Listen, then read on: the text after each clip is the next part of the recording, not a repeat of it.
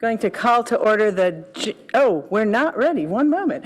I caught you by surprise. Recording in progress. Thank you, Madam Clerk. Good evening. I'm going to call to order the June 1st, 2026 meeting of the Palo Alto City Council. Madam Clerk, would you please call the roll? Of course. Vice Mayor Stone. Here. Councilmember Burt. Here. Mayor Vinker. Here. Councilmember Lithcott-Hames. Here. Councilmember Liu. Here. Councilmember Rechtel. Here. Councilmember Lowing. Here. For the record, all present. Thank you. It's hard to believe we're already in June, but that means that tonight is the first of our last 3 meetings before our council summer break. So our options for adding a meeting are very limited, so hopefully we can get through all the city's work in these 3 meetings. Assuming we do, our last meeting will be 2 weeks from tonight, and we will recess formally, although the work continues, just not on the dais. And we will reconvene on August 10th. Because of the unusual 2026 calendar, where there are 5 Mondays in August, which is somewhat rare, combined with the first Monday in September being Labor Day, we are moving our 3 August meetings to the 10th, 17th, and 24th, so that we avoid having a 3-week gap between the August 17th and September 14th meetings. So, speaking of it being June already, I am delighted that June 1st fell on a Monday, so that we can start the month with a very special proclamation. So with that, we will move to our first item, special order of the day. And I just want to briefly say that, all right, we are being joined by some people.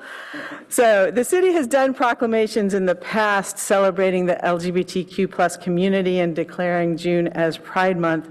But this year is very special because Palo Alto is holding its very first Pride celebration this Sunday here on King Plaza at City Hall. And we hope you all can join us from 3 to 6 p.m. because it's about time that we celebrated this community and committed to keeping them safe and creating a sense of belonging. So I would like to first thank the youth who spearheaded this event and the adults who supported them from YCS and other organizations. It has been an absolute joy and a privilege working with all of you and with Councilmember Lithcott-Hames in the planning meetings that I could manage to get to. So would any of you on the planning committee who are present please stand so that we can thank you? I see a few. All right, thank you so much.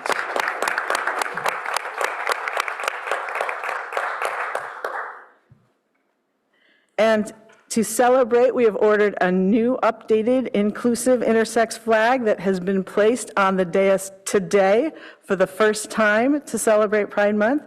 And we will be raising the new flag at the celebration on Sunday.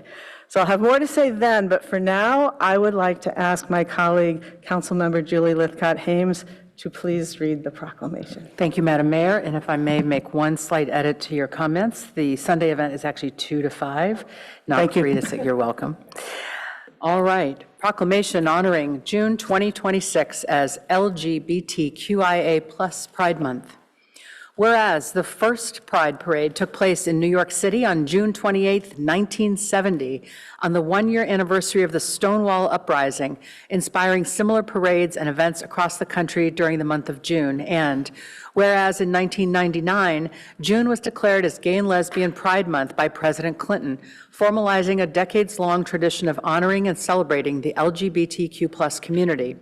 And whereas the City Council of the City of Palo Alto recognizes and proclaims the month of June 2026 as Pride Month to affirm that people who identify as LGBTQ+ are welcome in Palo Alto to live, work, and play, and to commit to supporting visibility, dignity, and equality for LGBTQ+ people in our diverse community. And whereas Palo Alto will observe Pride Month with its first Pride event on June 7th, 2026, to honor the history of the LGBTQ+ movement and to support the rights of LGBTQ+ citizens to experience equality and freedom from discrimination. And whereas the intersex inclusive Progress Pride flag builds on previous designs to maximize intersectional representation and is currently the most accepted standard as a symbol of pride, inclusion, and support for LGBTQ+ people. And Whereas all people are born equal in dignity, rights, and worth, and the City of Palo Alto calls upon the people of this community to embrace this principle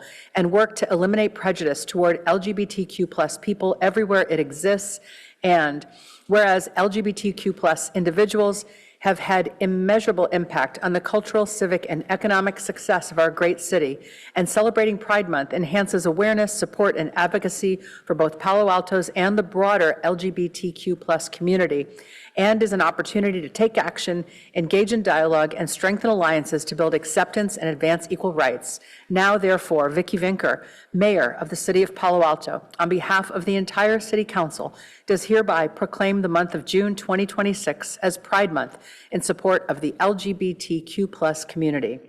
Be it further resolved that the intersex inclusive progress pride flag will be raised in the council chambers on this day, June 1, 2026, and in King Plaza on June 7, 2026, to celebrate Palo Alto's LGBTQ+ community and to affirm Palo Alto's commitment to ensuring that all LGBTQ+ persons feel safe and welcome here, whether they live in, work in, or are visiting Palo Alto. Thank you, Council Member.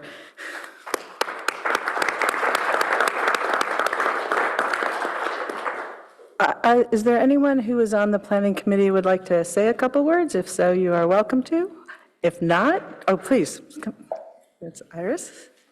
Yeah, if you can come up to the podium, and thank you.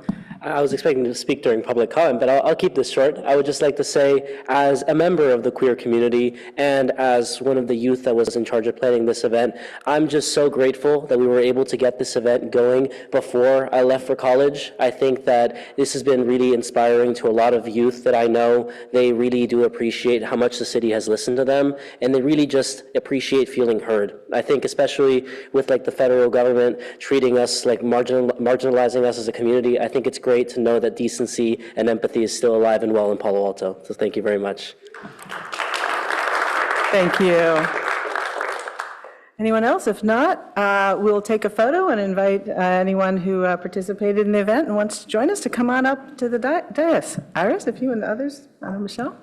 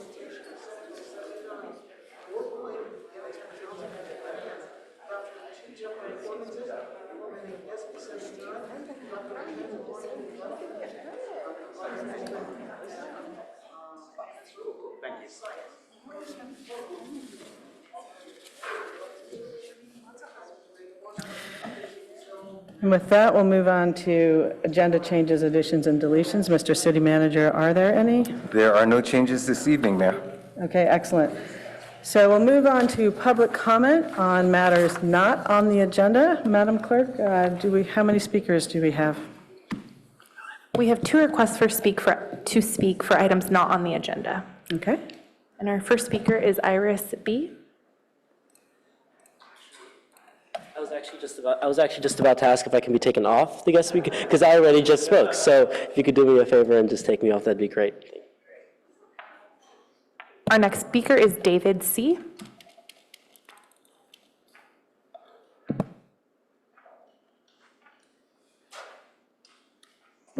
Hello, Mayor and City Council. My name's David Cole. I'm with Carbon Free Palo Alto. I'm following up on a letter I recently sent to the Council and the UAC regarding the Buena Vista utility upgrade. In the initial project for Buena Vista, it was to be all new and all electric.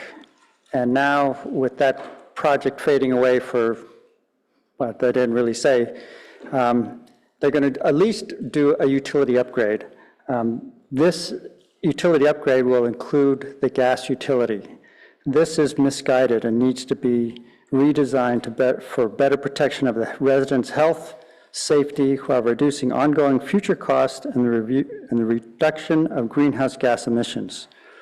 The project should be fully electric as originally planned, while the current dual fuel approach may seem practical on the surface. It will ultimately increase long-term cost for both residents and the city. Furthermore, it places undue financial burden on the community members who can least afford it, perpetuating historical inequities of lower-income folks.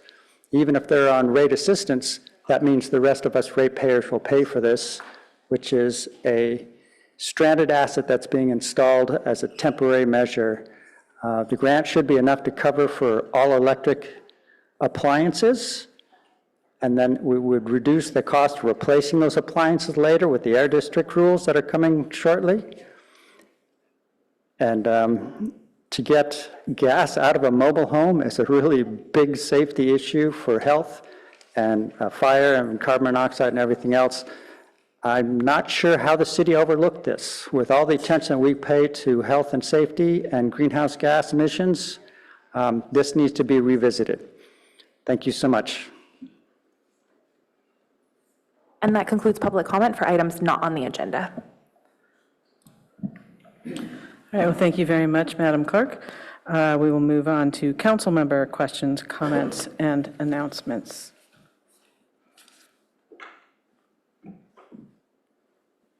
Who came on first? Councilmember Lowing? I just want to say one more time, congratulations to Chief Reifschneider, our new chief, where he was sworn in on Thursday afternoon with a huge crowd of uniformed police folks from all over the place. It went very well, and now he can make all the decisions he wants because he's official. So it's a great event. Thanks, and congratulations. Councilmember Burt? So thank you. I'd just like to recognize a really outstanding event that the Palo Alto Community Foundation put on last week, which was really focused on youth mental health and well-being. There was an outstanding panel of members of, primarily youth members of our community, chaired by Dr. Shashank Joshi, and it really had just wonderful insights. And the Community Foundation announced a matching grant toward funding of the Alcove Center, $25,000 matching grant on top of the $100,000 contribution that they're making as an organization. So community members hopefully will step forward and exceed that goal. And then lastly, I want to recognize and ask that we can adjourn the meeting in the memory of Clarence B. Jones, who was one of, we were fortunate to have him as a member of our community for a long while, but he really was the last living member of Dr. Martin Luther King's strategic advisors. He was his personal attorney for many, many years, and his principal speechwriter. There was a recent documentary calling him the baddest speechwriter in the world, and it was really a blessing to have him in our community to inspire our youth over a good number of years, and it's a great loss.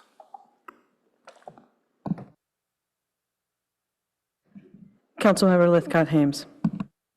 Thank you, Madam Mayor. Just to continue our conversation about it being Pride Month, wonderful proclamation issued today. I just want to thank everybody who's played a role from city staff who've worked tirelessly, to our youth who have really led the way, to a number of volunteers from community organizations or representing themselves in the effort. It has truly been an all-hands-on-deck approach.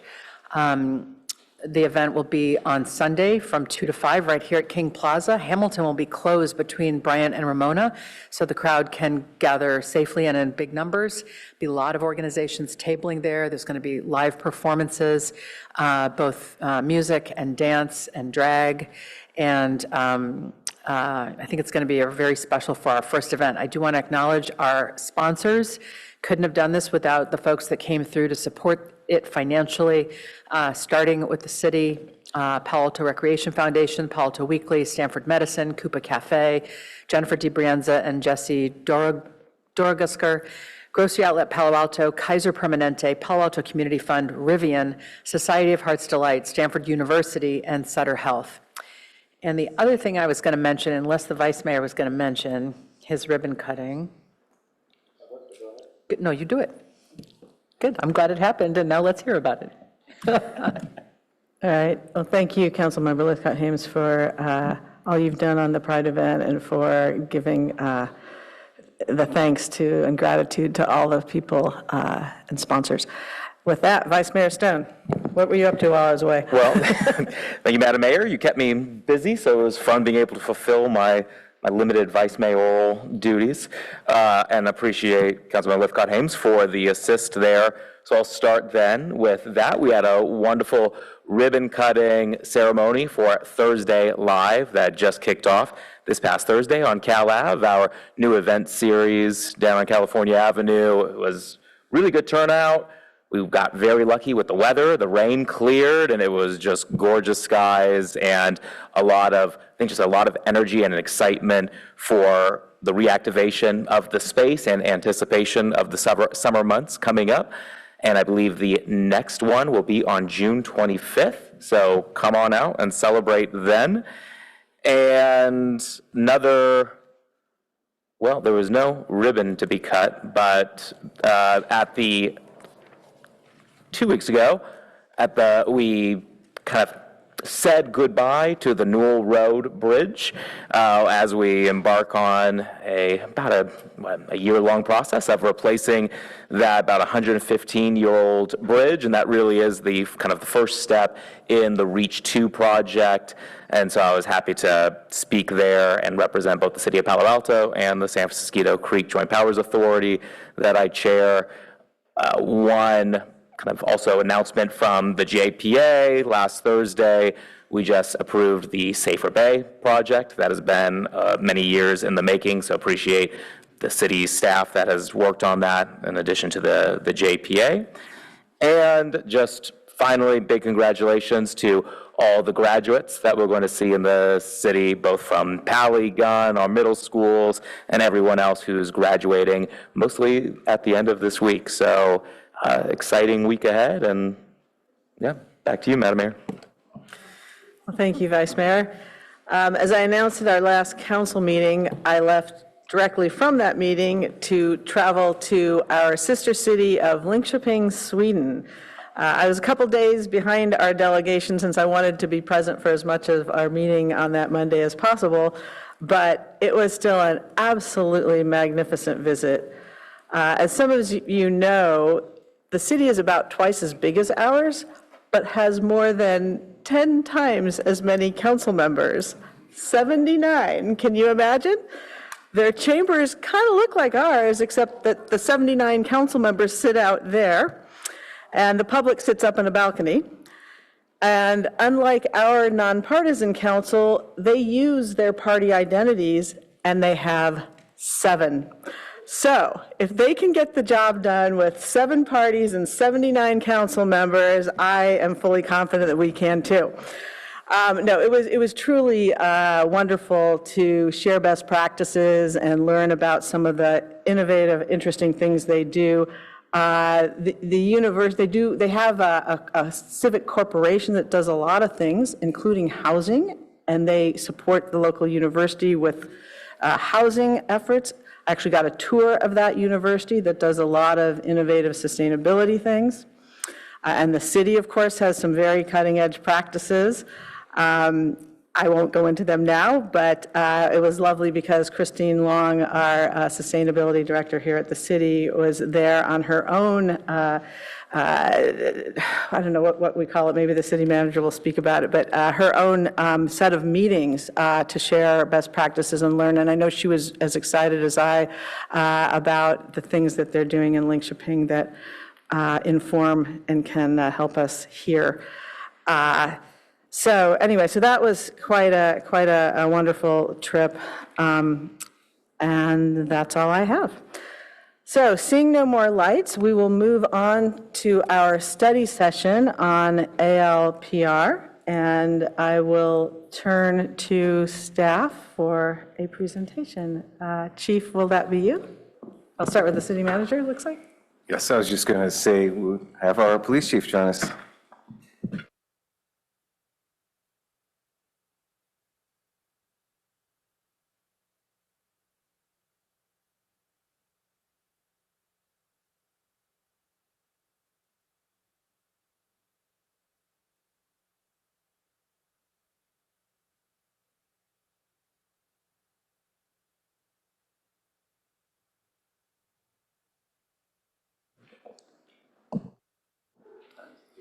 Okay.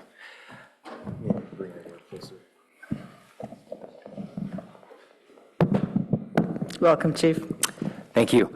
Good evening, Madam Mayor, Mr. Vice Mayor, Council, James Reifschneider, Police Chief, and I'm here to present the study session on Flock Automated License Plate Recognition Technology.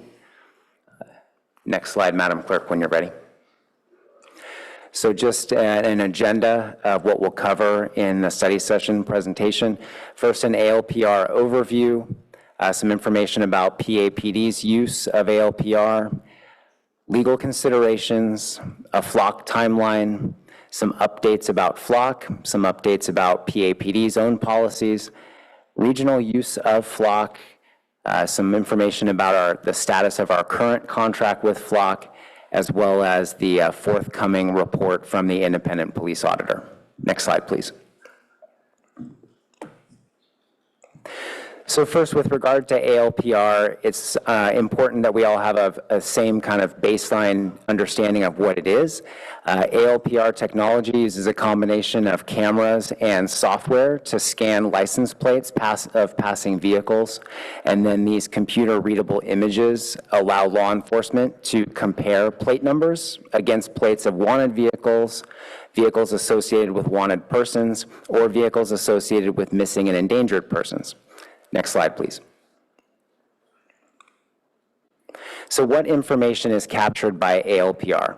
So a sample ALPR image from Flock is depicted on the right side of the presentation there.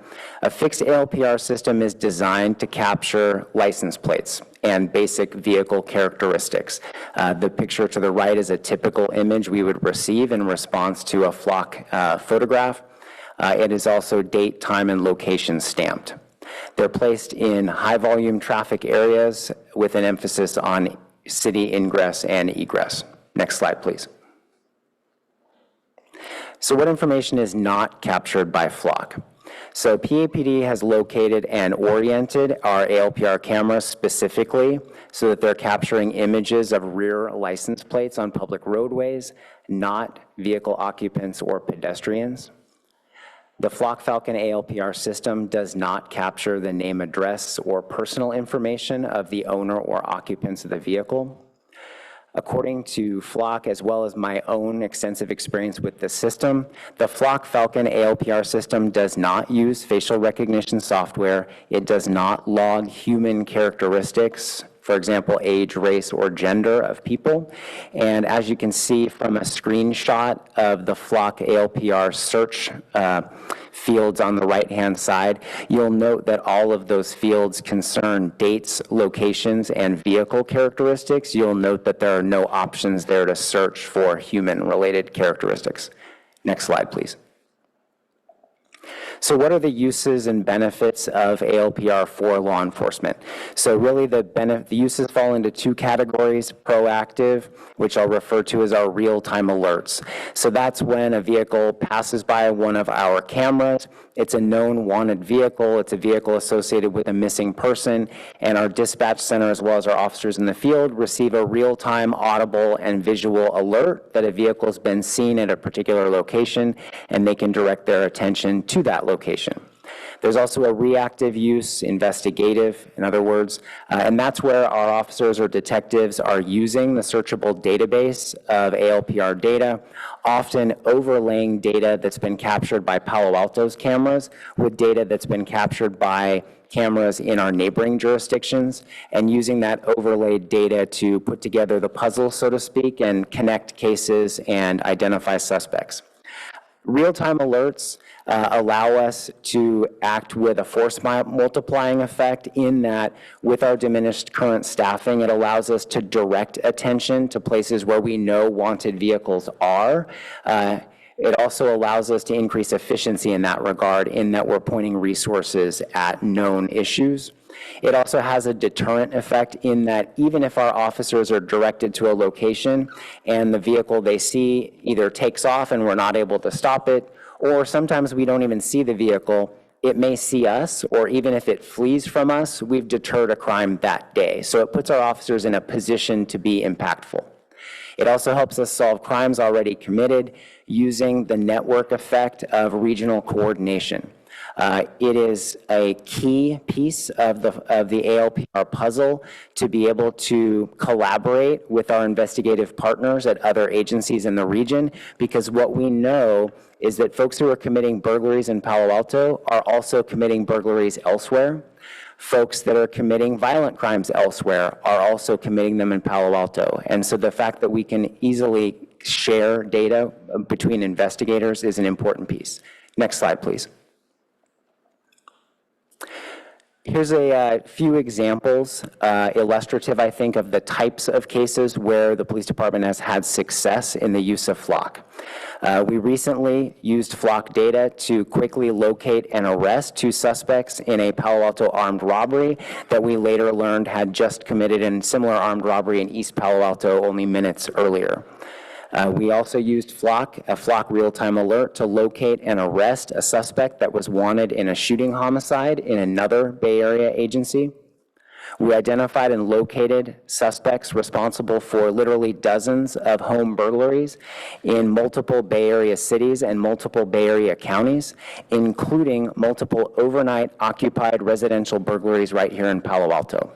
Similarly, we used Flock data in collaboration with other agencies to identify commercial burglars that were responsible for a series of downtown restaurant burglaries.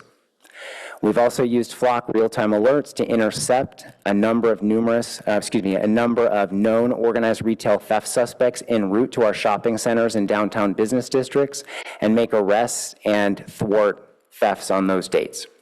One thing I want to point out that I think many don't necessarily associate with Flock is the use of Flock in non-criminal cases. So we have multiple instances where we've been able to use Flock data to track the movements and ultimately safely locate an elder who was an endangered missing person, had cognitive impairment, had taken a vehicle without their family's permission, and was a danger to themselves and others on the road and were in fact lost. That's happened more than once. And just recently, we used Flock data to locate a teenager who'd been reported missing by their parents after making threats of suicide. A few stats for you with a caveat I'll add at the end. Since 2024, we've identified at least 130 cases where Flock data has played an important evidentiary role in identifying and arresting suspects. There are more cases where Flock has certainly been used, but those are cases where I can point to Flock being a key piece of evidence that got us off on the right foot, or in fact, in some cases was really the only evidence we had to start with, and absent Flock, we would not have been able to solve some of those cases. Year to date in 2026 versus the same period in 2025, residential burglaries are down 13%, auto burgs are down 24%. We've seen a 27% reduction in total thefts measured in dollars since 2024. Now, I recognize that some of these reductions have multiple factors that are contributing to these, but I can tell you with confidence that I do believe Flock is a contributing factor and a significant one. Next slide, please. So there are obviously legal considerations and legal concerns about Flock. Here in Palo Alto, we have a municipal code that governs the use of surveillance technology, of which ALPR is one. As a result, we have a council-approved surveillance use policy that's specific to the department's use of Flock ALPR. Then at the state level, there are state laws that in part prohibit out-of-state sharing of ALPR data and prescribe criminal penalties for staff or officers who improperly authorize, or in an unauthorized manner access or use ALPR data. Next slide, please.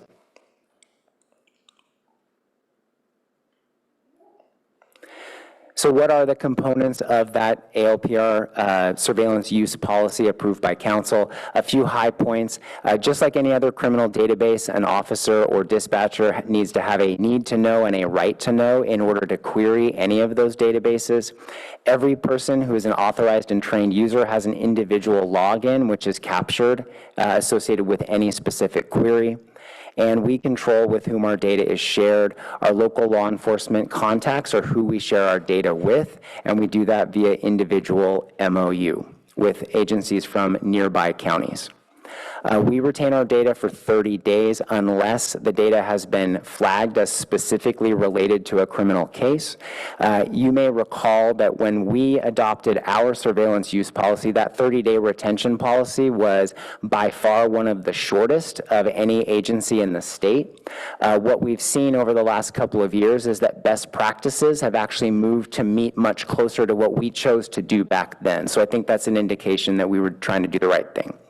As far as auditing, all queries are logged and auditable, and we have a compliance officer responsible for doing those audits. We'll talk more about that. Next slide, please. Here's a brief timeline of Flock in Palo Alto. Between April and November of 2023 is when our first PAPD Flock cameras were installed. In mid-2023 is when Flock activated a nationwide lookup feature for all of its law enforcement customers. That feature allowed users to search a combined data set of all agency users nationwide, which accounted for more than 6,000 cameras. That particular type of search was only permissible with a full 7-digit license plate. So in other words, you could not search that database with partial plates, vehicle descriptions, etc. You also could not perform a targeted search of any specific agency. In October of 24, Flock disabled that feature for Palo Alto PD, and by early 2025, it had been disabled for all California users. Between January and March of 25, 10 additional Flock cameras were installed here in town for a total of 30. In December of 2025, Palo Alto PD first learned of the activation of nationwide lookup. Next slide, please. So what did we learn about nationwide lookup since then? So we did learn that Palo Alto PD had been included along with those other 6,000 others in the overall nationwide data set.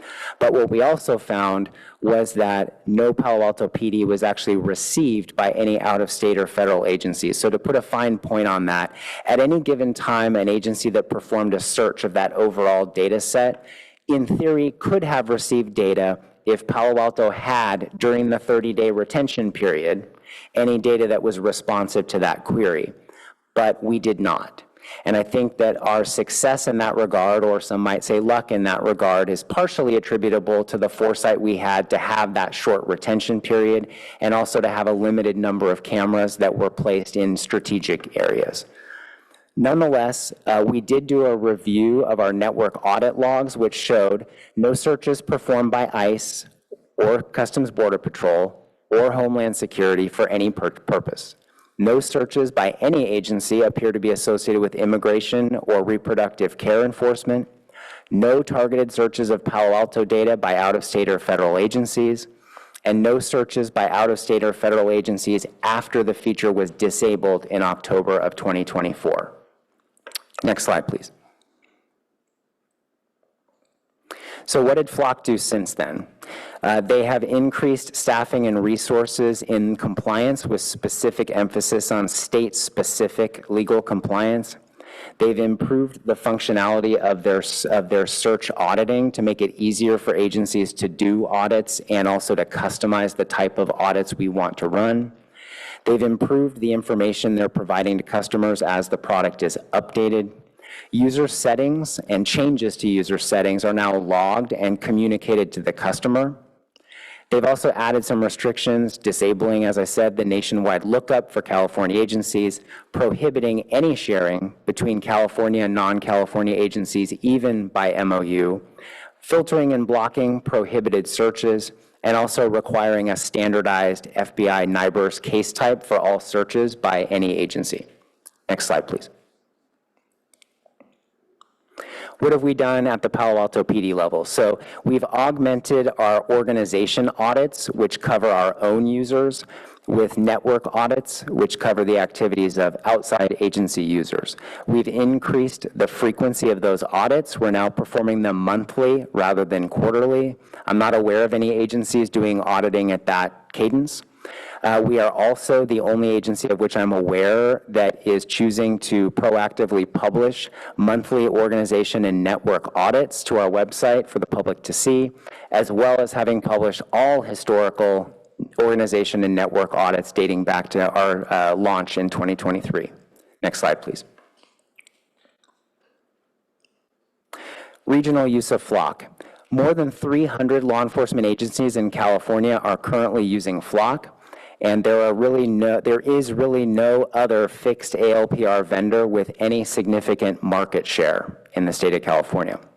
Since 2025, there have been 9 California agencies, 3% of California agency users, that have discontinued their use of Flock. Nearly every Santa Clara County and Bay Area law enforcement agency currently uses Flock ALPR cameras. Numerous Bay Area cities have recently re-examined their use of Flock for the same reason we're conducting this study session tonight. With that, councils in San Jose, Sunnyvale, Los Altos, East Palo Alto, San Francisco, Oakland, Richmond, and Berkeley have voted to continue their use of Flock ALPR, recognizing its value. Santa Clara, Los Gatos, Montecito, Campbell, Milpitas, Gilroy, Morgan Hill, Menlo Park, Atherton, and Redwood City have also continued their use without disruption. Mountain View, Los Altos Hills, and Santa Cruz have discontinued their use of Flock, and the Santa Clara County Sheriff's Office halted a planned Flock rollout. Next slide, please. So here's a visual depiction of use here within Santa Clara County, just to illustrate the ubiquity of Flock ALPR among our neighbors. You'll see here that the only 2 law enforcement agencies in the county not presently using Flock are Mountain View Police Department and the Santa Clara County Sheriff's Office. As I mentioned, the Santa Clara County Sheriff's Office actually never had Flock cameras. They'd been approved for the installation of Flock cameras, and in the interim, concerns were raised, and so they opted to halt that deployment and entertain other vendors. Next slide, please. So, questions about the current status of our contract. When we added 10 cameras in late 2024, we consolidated all 30 cameras into one 5-year contract, which has a term through December of 2029. On an annual basis for the next 3 fiscal years, it costs $93,500, with 1/3 of that cost in the next 2 fiscal years covered by grant funding from state DOJ. Our contract, as currently constructed, includes both a clause for termination for convenience and a clause for termination for cause. Next slide. And lastly, I want to address and provide a slight update on the work of the IPA. So Flock has repeatedly engaged with staff and has assured us they will fully cooperate with any information sharing needed for any audit, and has consistently inquired about the status of this audit since we first discussed it in January and February of this year. As you may recall, the city auditor is unable to perform the audit due to a perception of conflict. So as a result, we've turned to the independent police auditor, OIR Group, who has agreed to take this on and produce a report, which will contain an operational assessment of FLOC's policies and procedures around a variety of topics, as well as an assessment of PAPD's own internal policies and procedures. We anticipate being able to return to council with that report shortly after the summer break. With that, I will move on to the next slide, which I think is the conclusion. Thank you. All right, thank you very much, Chief. We appreciate it. I think I'm going to go first to public comment so that we can hear that and have that inform our discussion tonight. Madam Clerk, how many speakers do we have?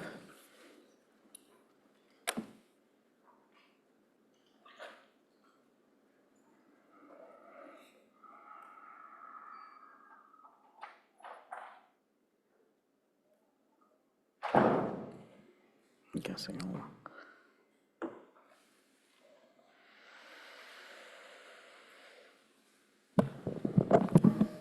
We have 4 groups, and that's a total of 49, with a total of 49 speakers, including the groups. How many speakers not in a group?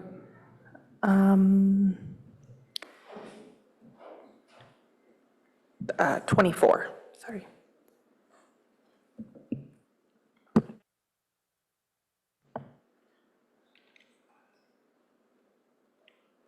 Actually, 25 now. There's another hand that was raised in Zoom.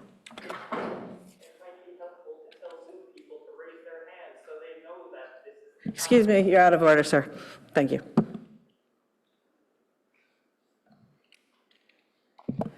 All right, well, given that, the 4 groups, we will give 6 minutes to each group and 1 minute to each individual. And so, Madam Clerk, if you could organize that for us, I would appreciate it.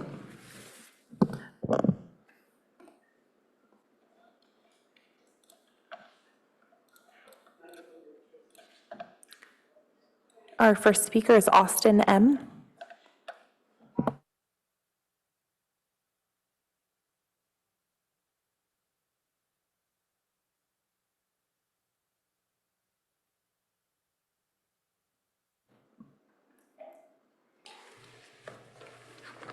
Welcome.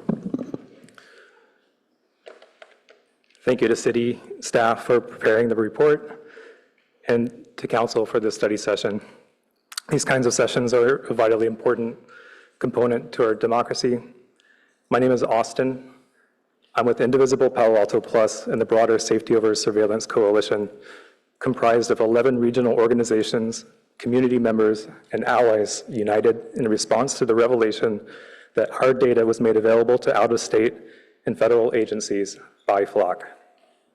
First, I want to extend an invitation to council, staff, and everyone to an Indivisible Palo Alto Plus Democracy Forum event on Sunday, June 28. It's called Who's Watching? Safeguarding Our Privacy. It will feature speakers with deep expertise on digital privacy and democracy, including Cindy Cohn, recently the Executive Director of Electronic Frontier Foundation. We would love to have you come learn with us. Now for FLOC. I've talked with many city council members and members of the public over the last year about the company. One question I hear often is about what our expectations can be about privacy in public places. The answer is complex and nuanced because when we drive, there's a difference between being visible to people passing by and being systematically tracked everywhere you go. Anyone on the street who sees me in one instance probably didn't see and record where I was a few minutes prior. But that's what FLOC does. It observes, aggregates, and indexes my time in public. FLOC knows where I live, work, shop, receive healthcare, worship, and with whom I associate, all of which would be considered sensitive, personally identifiable information in any other setting. I'm not suspected of a crime. Why does my trip to the supermarket earn me a spot in a government database controlled by a company that so recklessly disregards state law and indeed your own robust policies. My phone is different from ALPR cameras too. I can choose to leave my phone at home or turn it off. I can run a VPN, maintain fine-grained privacy settings, and delete data. I have no such controls with Flock. I can't consent to being tracked or opt to stay home. Social media and credit cards are both also under my own control. In all these cases, my phone, social media, credit cards, any information that is collected about me is not available to the government or law enforcement without a signed warrant from a judge. Finally, I want to address Flock's business model. Despite assurances by the company that it does not sell aggregated data, Flock is fundamentally an AI mass surveillance company whose long-term value depends on monetizing our data. One way it does this is by curating a nationwide proprietary data set to train machine learning models which serve as a competitive moat. Investors like Peter Thiel have poured hundreds of millions of dollars into this company, which will never be able to justify its absurd $8.4 billion valuation at the rate Palo Alto and every other customer pays for the cameras. You may have heard the recent news that the FBI is seeking a single vendor for a nationwide ALPR network of its own. The data, our data, which the city owns, will have been used to position Flock as the front runner, at which point the city's policies and safeguards will be powerless to protect Palo Alto and indeed the broader region from federal overreach. Flock will finally have a customer with pockets deep enough to sustain it, and Peter Thiel will get his payday. For these reasons and more, we call upon the city of Palo Alto to put its values above corporate profits, choose safety over surveillance, and reconsider its relationship with Flock. Thank you. Our next speaker. Yeah, I should have announced at the beginning. Thank you. Sure. No, we during substantive matters, we don't allow audible responses so that all the different people of all different viewpoints feel safe. So you can do this if you like it, we'll see it, but we don't clap or boo or comment. So thank you. Our next speaker is Kara S.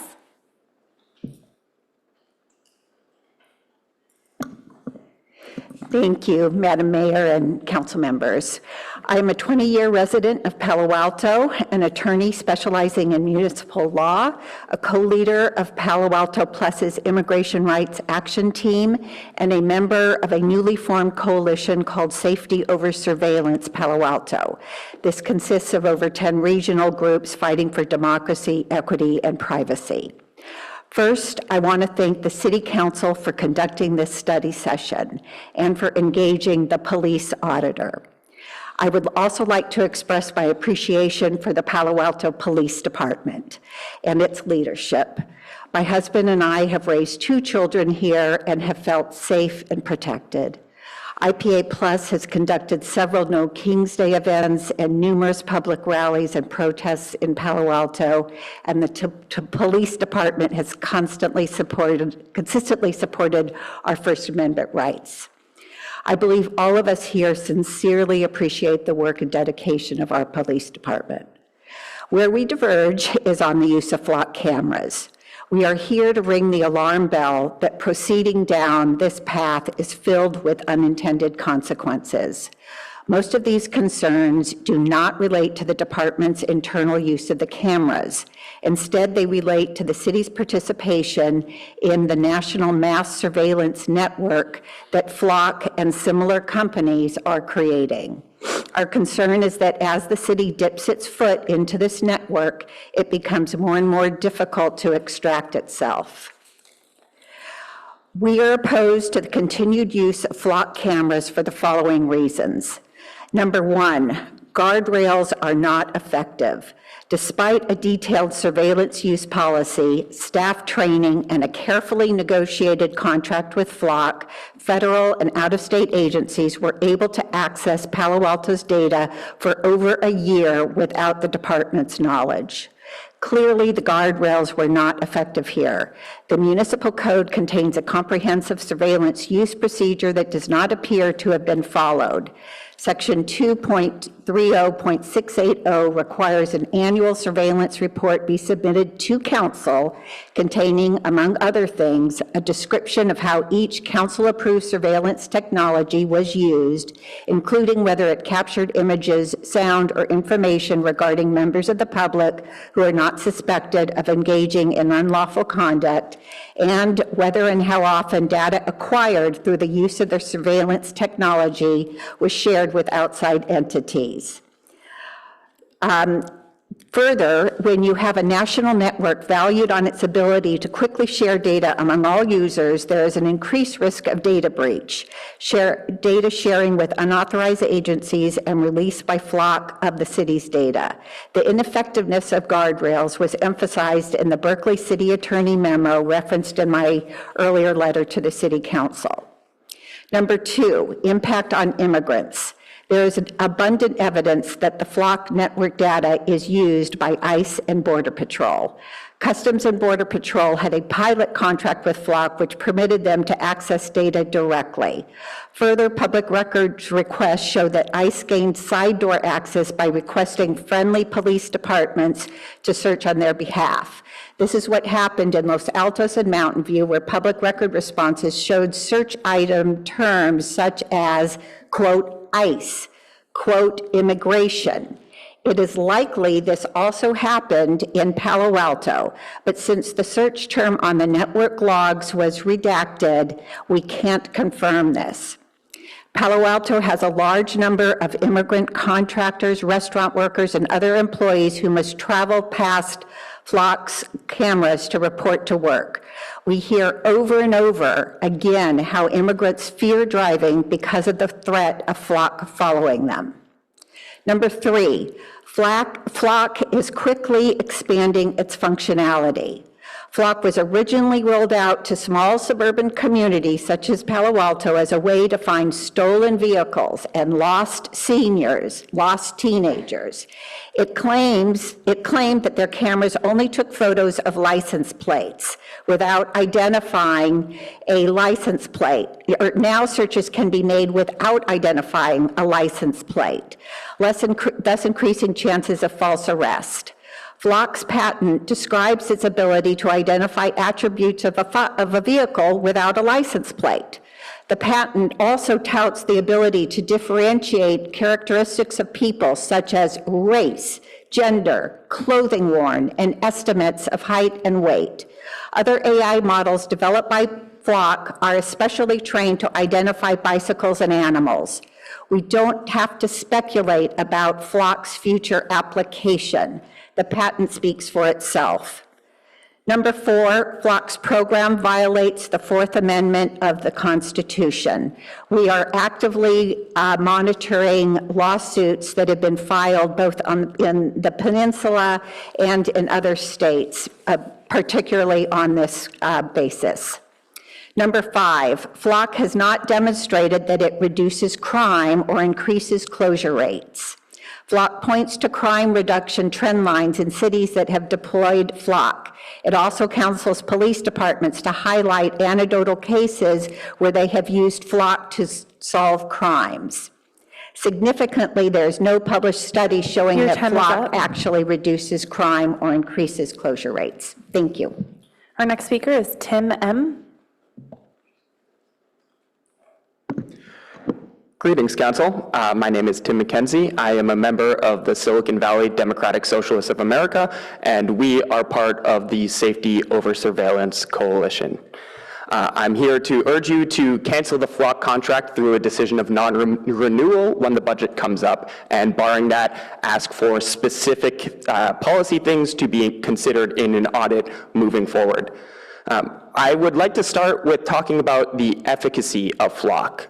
We just heard some examples of how Flock has been used. I actually have a little bit more faith in local police than it seems that the proponents of Flock do, that good old-fashioned investigative work could solve the problems and the crimes that were talked about.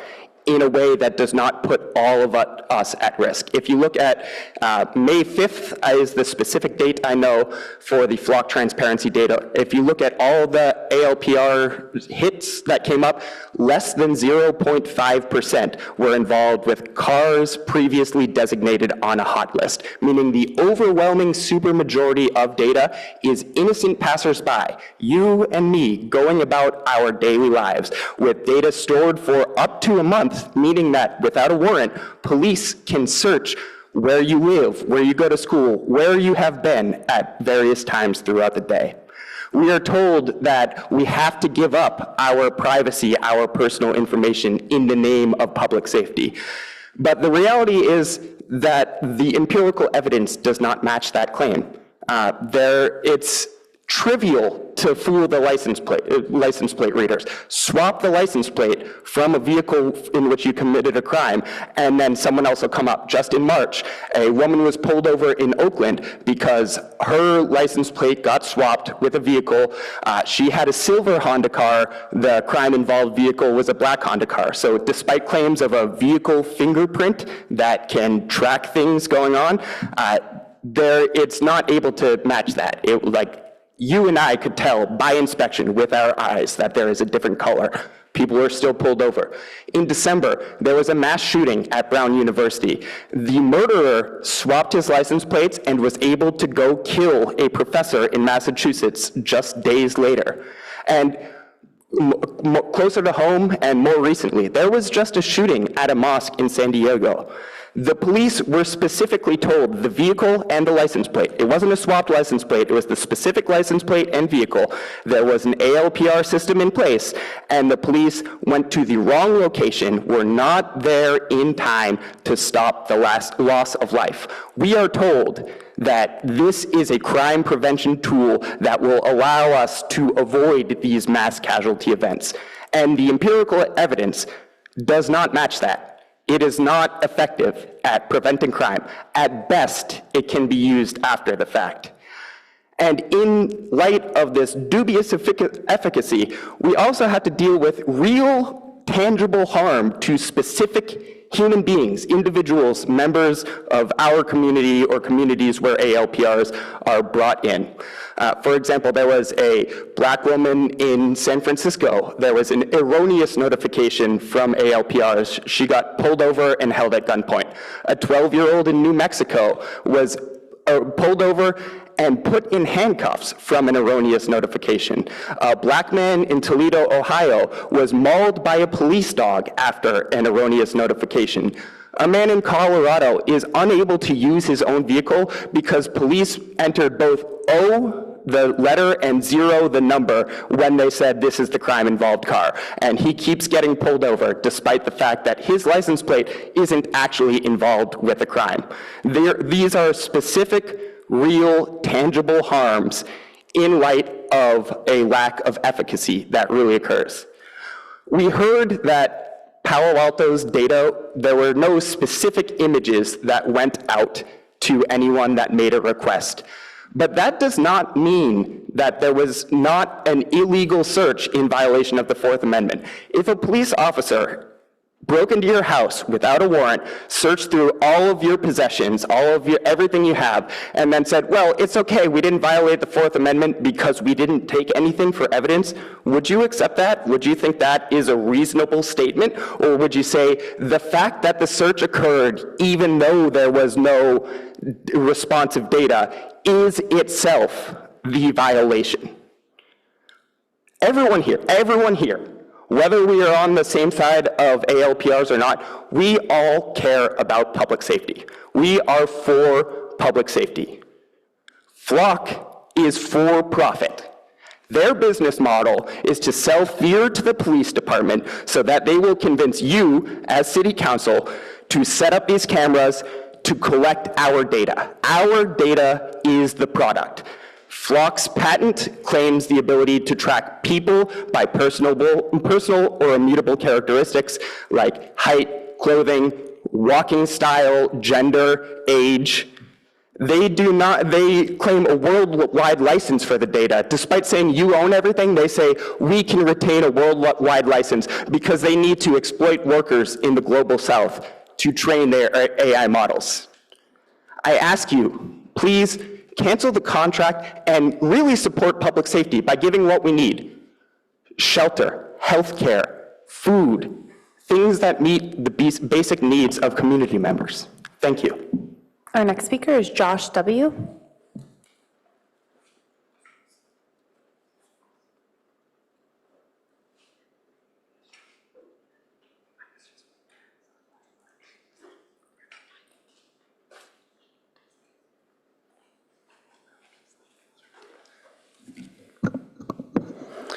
Good evening. My name is Josh Waldorf, and I'm speaking on behalf of the Palo Alto Police Officers Association as Vice President. We are here to support the continued use of Flock ALPR technology in Palo Alto.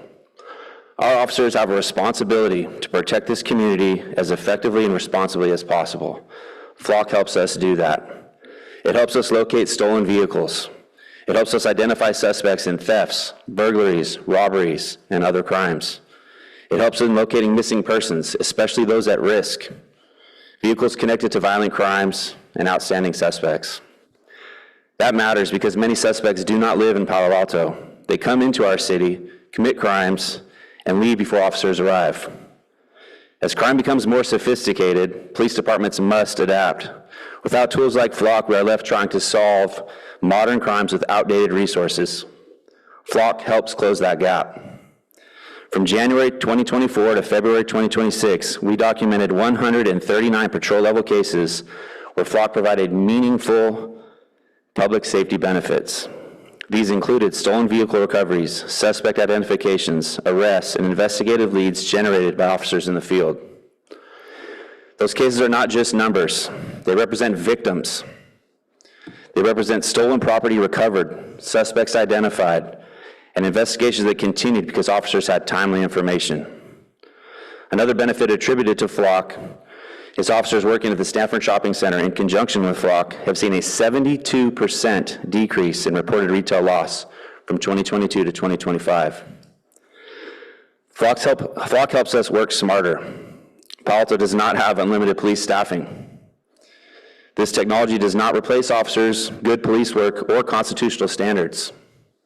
It helps officers focus their efforts, respond faster, and follow evidence-based leads instead of relying on mere chance.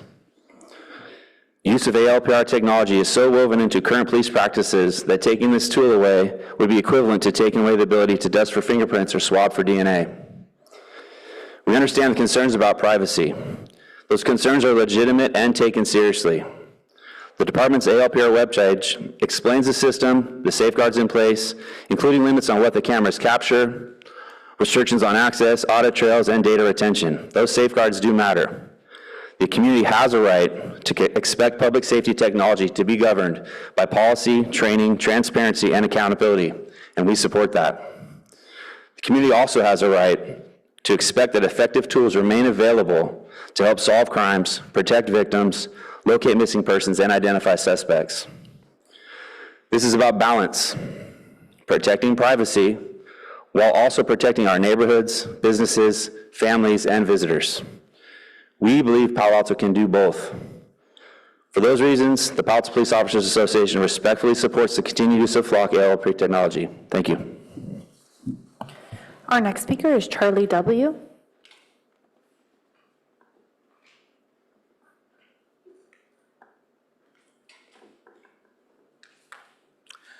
Good evening, Mayor, Vice Mayor, Council, and staff. Charlie Wydans, Palo Alto Chamber of Commerce. In April of 2023, the Chamber spoke in favor of the Automated License Plate Reader Initiative, and today we are back to support the continuation because the data shows it works exactly as intended. The safety and enforcement impact is clear. At the Stanford Shopping Center, shortly after implementation, a Flock alert flagged a stolen vehicle tied to armed carjacking. Palo Alto Police safely intercepted the suspects, preventing a potentially violent crime on site. For the organized retail theft, Flock data paired with the organized retail theft grant-funded patrols helped dismantle crews executing high-profile smash-and-grab robberies at major retailers, and those takeover-style incidents have since ceased. Downtown restaurant burglaries. Following a string of nighttime commercial break-ins, investigators used flock data to track suspect vehicles, halting this burglary series. In 2025 alone, flock contributed to 64 incidents, resulting in 24 arrests. Your time is up. Thank you. Our next speaker is Charles S. As a longtime Palo Alto resident, I'm quite distressed that our city has chosen to build a camera surveillance system that can track me as I go around town and share the data with the whole state and in principle through sharing anywhere in the country or beyond. And what this means for me personally is that, for example, if I go to an anti-ICE protest, I have to worry that my presence there is being shared with ICE, and I could be added to a list, harassed as a result of that, and potentially with the direction our national politics is headed, maybe imprisoned for political dissent down the road. So I respectfully ask that you consider ending the flock contract and immediately covering or removing the cameras. Thank you. Our next speaker is Fritz K.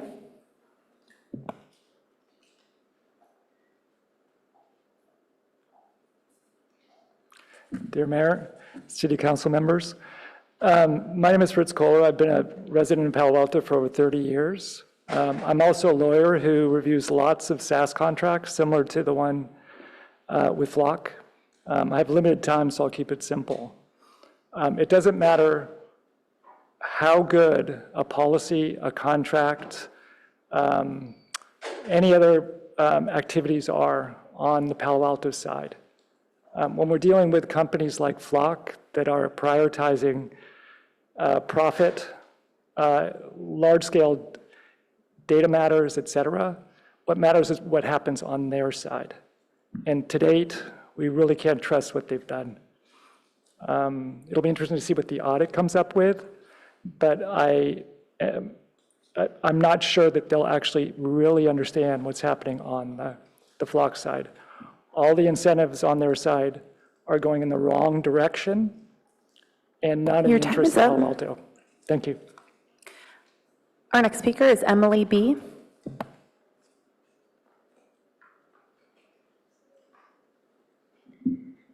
Hi, I'm a 4-year resident of Palo Alto. Love it here with my husband and soon-to-be resident, baby Isabella, who I have with me today. So I think the best form of the argument for why Flock would exist, as many have articulated, would be it keeps our community safer. I think anecdotes are great. We're scientific minds here in the Bay Area. Evidence is better. There's only a handful of studies on ALPR readers, but if you review them, they almost all show little to no net effect. When you take out the multiple, all the correlation is not causation stuff, I think those independent studies show not a lot. And where there is some impact is not really problems Palo Alto has. It's not particularly effective for property crimes and the type that we have, like petty thefts, smash and grabs. Yeah, that's just not what the studies show outside of ones that Flock has funded themselves. So I'm not sure that premise is true. Thanks. Our next speaker is Jim.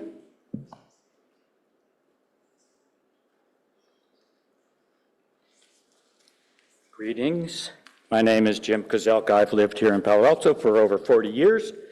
I'm here tonight to oppose the use of ALPR surveillance in Palo Alto because at its core, it's a violation of our Fourth Amendment rights. Some argue that ALPR's violation of these constitutional rights is moot because by just owning and using a cell phone, one essentially forfeits those rights. This is a specious argument at best. We choose to have a cell phone. We can use apps that don't track us, we can select privacy settings, deny cookies, et cetera. Also, as California residents, we have a right to know which data a company has on us and request that it be deleted. If law enforcement wants data from our cell phone carrier, they need a signed warrant from a judge. We have none of the above control or protections with ALPR technology. It's imposed on us without our consent. Please choose our safety over their surveillance. Our next speaker is Maria.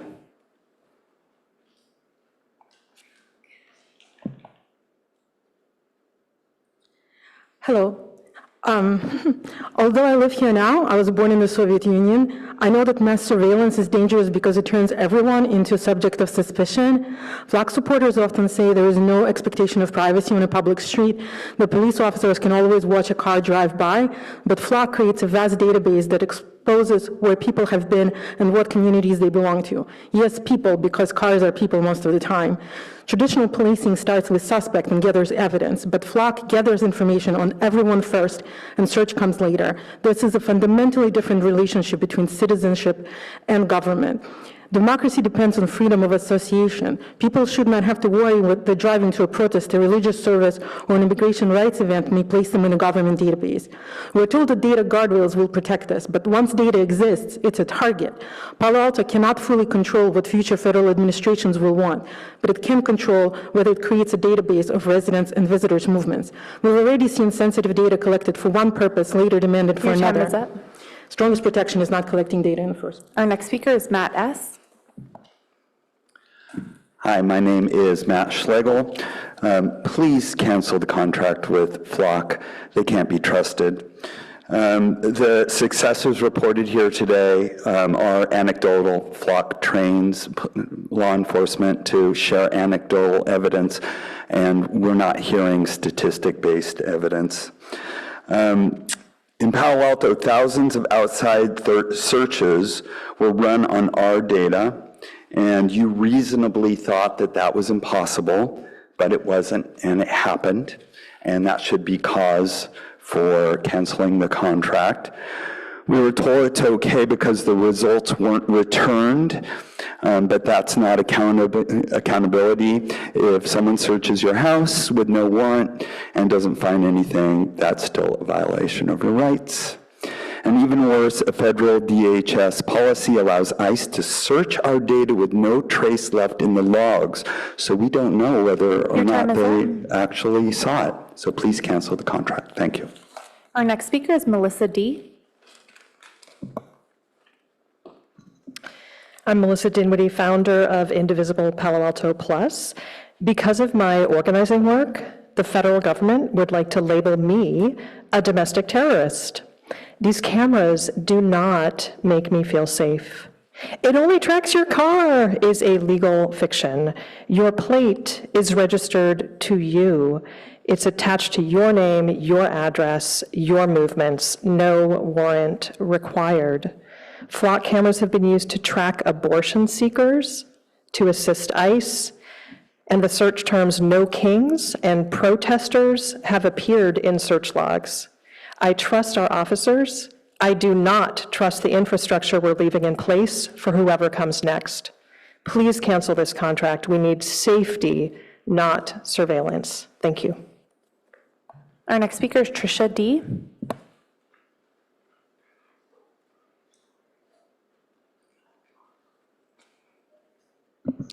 Hello, council members.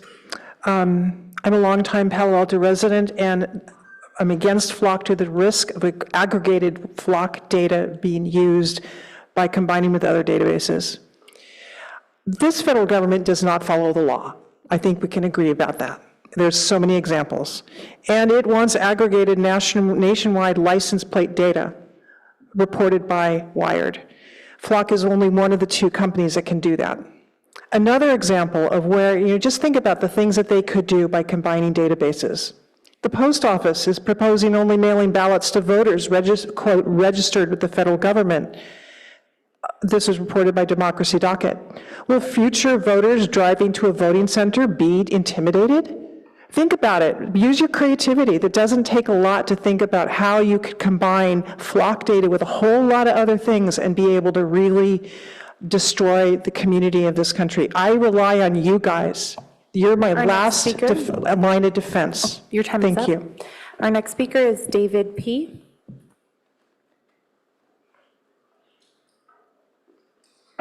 Hello, everyone. I first want to say a big thank you to this chief and his very best buddies over here in uniform. I appreciate all the diligent work you do every day. And I want to say I worked in San Francisco in the Mission District in a mental health clinic for 30 years. Since Donald Trump has taken office, the number of people that have come to the clinic, predominantly Latino, has dropped off dramatically. And so even if all the rules and regulations that would prevent the local police department from sharing information with ICE were accurate, which I'm not sure they are, but let's say even if that was accurate, there's still a reputation within the community that is that the federal government is not trustworthy, and because of that, our community suffers. Thank you. Our next speaker is Lenore D.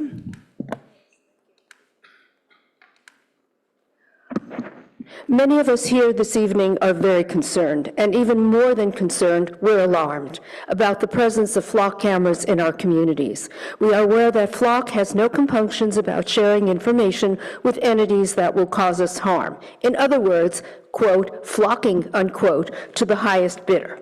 And thanks to the person who mentioned the intervention of Peter Thiel. Flock has been known to pass on data to federal departments such as Homeland Security, Homeland to ICE.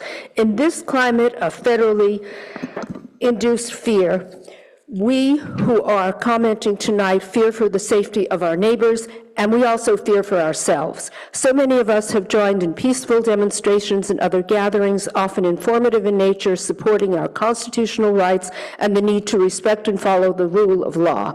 Sharing our information without our consents violates these rights as well as negates the rule of law. We recognize that city council members and other city officials have time and again supported us at these demonstrations, and you who have spoken out are also in danger because of Flock. It's a common danger for all of us. Please disassociate from Flock. Thank you. Our next speaker is Hillary S.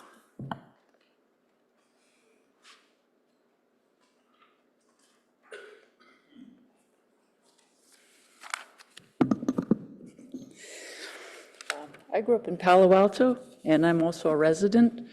Sorry. I think we need to rebuild our civic space, and I'm leading small groups of people onto the sidewalk to protest some of the obvious things that are wrong right now.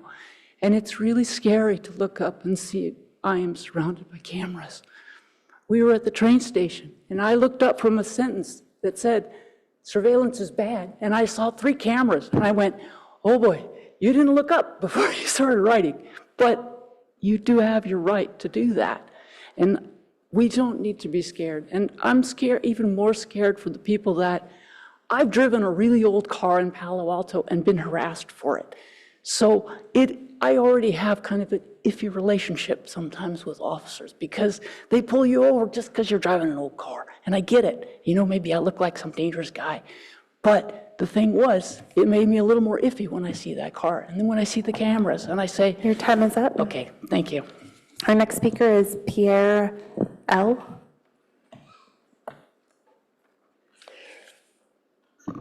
Hi, I'm here on support of a lot of the things that have been said, and I just want to help you follow the money. So Flock is a company that's valued at about $8 billion out of the last round of financing, which was last month, April 16th. The revenue are estimated, not public, but the revenue are estimated at $300 million. They have 90,000 cameras, so that gives you a revenue per camera of about $3,000 per year, and the valuation per camera of about $83K, based on an estimated 3-year contract. What they have to grow into the valuation, right? And what can they do? They can have new users, and that's, for instance, a contract with the FBI would be a new user, and that would give them an additional 10% on the revenues. They can have new usage, and new usage is basically using all the patents that you've heard about, and all the other thing they can do with the camera, because essentially they invented mass surveillance as a service. And the last thing they can do is to go into monopoly pricing. Our next speaker is Emma B.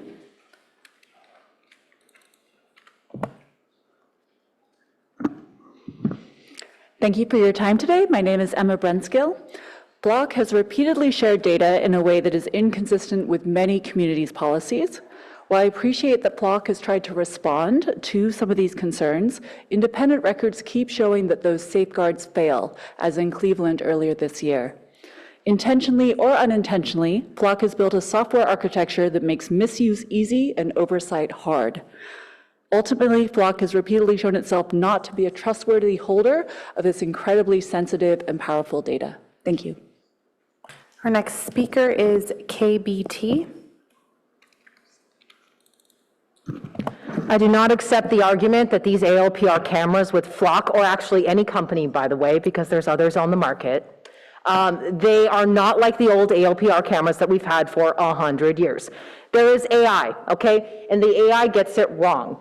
So we have lots of problems with that because they are then relying on something that is coded, and there are tons of examples where AI has screwed things up. It can't even spell strawberry, okay? And they have mistaken numbers. There was a case in Denver where a man was pulled over and he was attacked by their police dog because they screwed up in the ALPR AI alert, a 2 and a 7, okay? And they didn't even bother waiting to check his registration in his car to make sure that that was actually his car that he owned, because the number they had, they thought it was stolen, okay? So these things are dangerous, and they're trusting AI instead of trained human detectives who are much better than a stupid amount of code. Thank you. Cancel the contract. Our next speaker is Ariel. So a common argument I hear is that Flock is really no different than a cop standing on a street corner with a notepad taking notes, but how many cops would you need to equal all of the ALPRs? Probably like 20 of them per street corner at all times, and buildings full of analysts to even get close to what Flock does. And I don't think anybody would feel safe under that level of surveillance. And this is at a time when the federal government, the president has tried to designate journalists and protesters as terrorists. I am a protester with a journalism degree, so I don't like that very much. And once this infrastructure, the physical cameras exists, it is there. It can be misused at the click of a button. So it doesn't really matter if you guys are doing a good job now of using it ethically, or if anyone is, it can be misused at any time as long as the physical cameras are up. I used to think, thank God we would never be like China or North Korea. Thank God that wouldn't happen in America. I am disappointed, to say the very least. Thank you. Our next speaker is Hansel A. Good evening, Mayor and council members. My name is Hansel Aguilar. I am a Santa Clara resident. I am a sociologist, a migrant from Honduras, a former law enforcement officer, and I am spent over 10 years in civilian oversight of law enforcement. The letter I submitted to you provides a full analytical case. Tonight, I want to leave you with one point. The independent research literature, including the most current review published in the Cambridge Journal of Evidence-Based Policing, finds that the ALPR's effect on crime is equivocal. In the better evidence alternatives, problem-oriented policing, hotspots policing, and crime and prevention through environmental design did not require mass data collection. Last week, the Associated Press reported that at least 10 people in ICE detention have died by suicide since January 2025. I'm not claiming any specific tool has caused any specific death. I'm asking whether the infrastructure the council is being asked to govern is one that earns the community's continued participation, knowing what the system it feeds is now producing. This is a question of conscience as much as policy. Thank you. Our next speaker is Hamilton H. The biggest privacy risk is not the real-time hot list alert, which only stores wanted vehicles. It is the historical database of where ordinary residents drive and who can search it. Here are some policy options. You could disable sharing of Flock data with outside agencies except through written request. This will likely reduce searches of Palo Alto data by roughly 100x. 2, you could disable storing Flock historical data by purging data within minutes of uploading it, as New Hampshire requires by law. 3, you could request an evaluation of potential Flock replacements to find a preferred, reputable vendor in collaboration with Mountain View and Santa Clara County and other agencies displeased with Flock privacy. including switching to a secure architecture. In conclusion, the real policy question to debate tonight is how important is PAPD collaboration with other police departments in crime fighting versus significant improvements to citizen privacy? Thank you. Our next speaker is Herb B.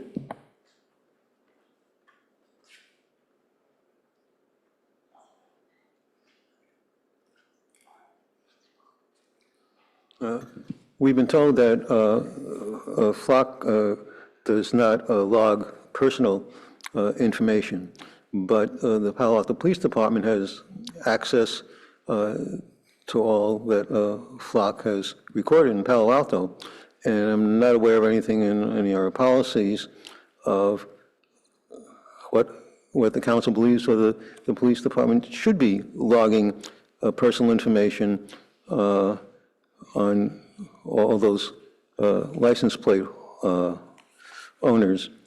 And that, even though you don't keep the license plates pictures, you can still keep all that data over time.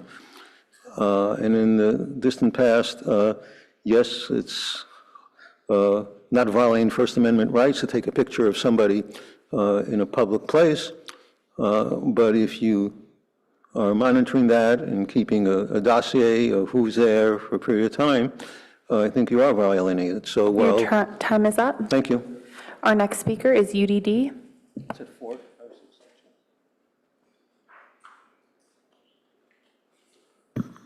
Good evening, Mayor, Vice Mayor, Council members, and staff.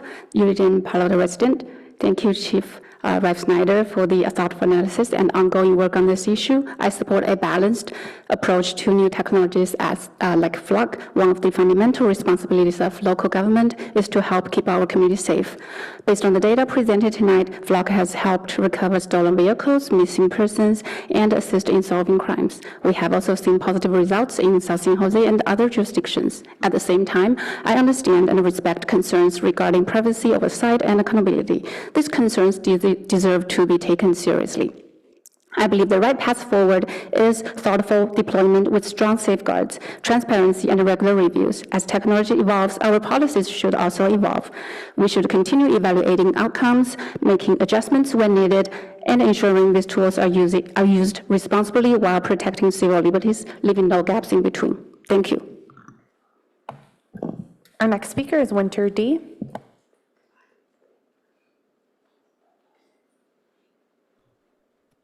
Yes. Surveillance by its very nature is wide open to abuse, as seen over the last 65 years in our country as whistleblower after whistleblower reveals it. I was illegally surveilled on a grand scale for years for exercising my nonviolent protected constitutional rights and have a fat FBI file to prove it. Just as our former city manager, Jim Keene, announced that he too was subject to illegal surveillance and he had his file.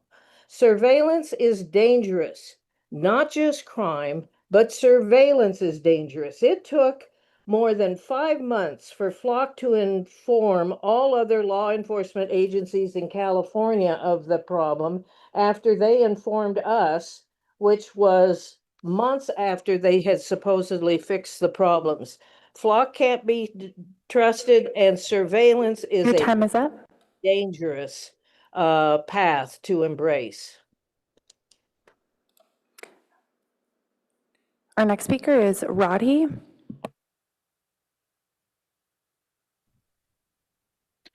Hi, my name is Roddy, and I am a citizen of Bay Area and also frequent to Palo Alto. I urge the leaders of this community to please listen to your constituents. Please cancel the Flock contract. There is one thing that we can be sure of is that at any point in time, Flock systems or any ALPR systems can be subpoenaed for their data without having to inform anyone. This was confirmed to us by a Flock representative in the El Cerrito hearing. I urge you to not believe what Flock says at face value. They are a sales company. They're going to do and say whatever that sells the technology. Please do your due diligence. If you're looking at statistics in a scientific way and you're not looking at correlation rather than causation, you'll see that Flock is not doing anything meaningful for communities. Please do not prioritize property. Time is up. Thank you. Our next speaker is Batman.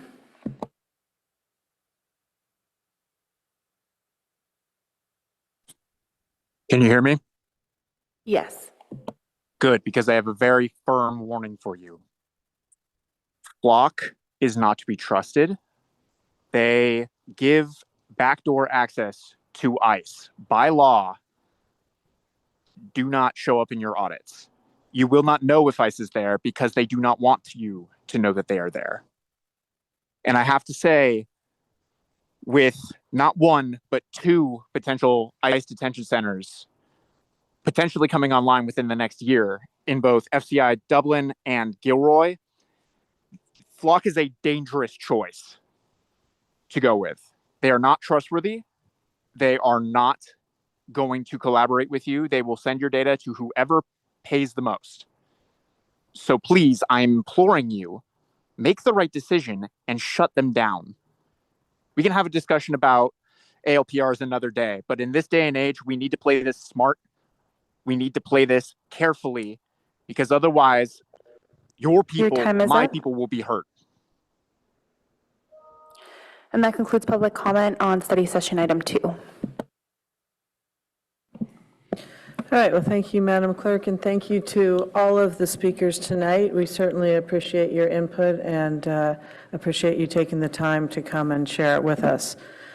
So with that, I'll bring it back to the dais. This is a study session where we can ask questions and share direction. There won't be motion practice tonight, but we can certainly provide feedback. And I believe this is likely to come back to council again in a couple of months. I can't remember the exact date. All right, so with that, colleagues, who would like to kick us off?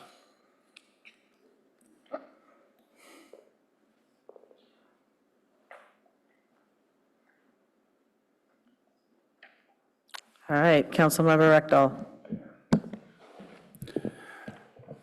So, Chief, okay, when the council originally approved Flock, we went through and did a lot of work and got this MOU designed and all these restrictions on it. And then nationwide search came and they kind of bypassed that. And so how do we know that down the road they're not going to bypass our constraints again? So I think the best way I can answer that question is, I think that we took for granted that we understood the universe of features that were available. And so we took for granted, Palo Alto PD that is, that we could focus our auditing in a certain way. We now realize that there was more to the universe, and so we've expanded the nature and frequency of our audits.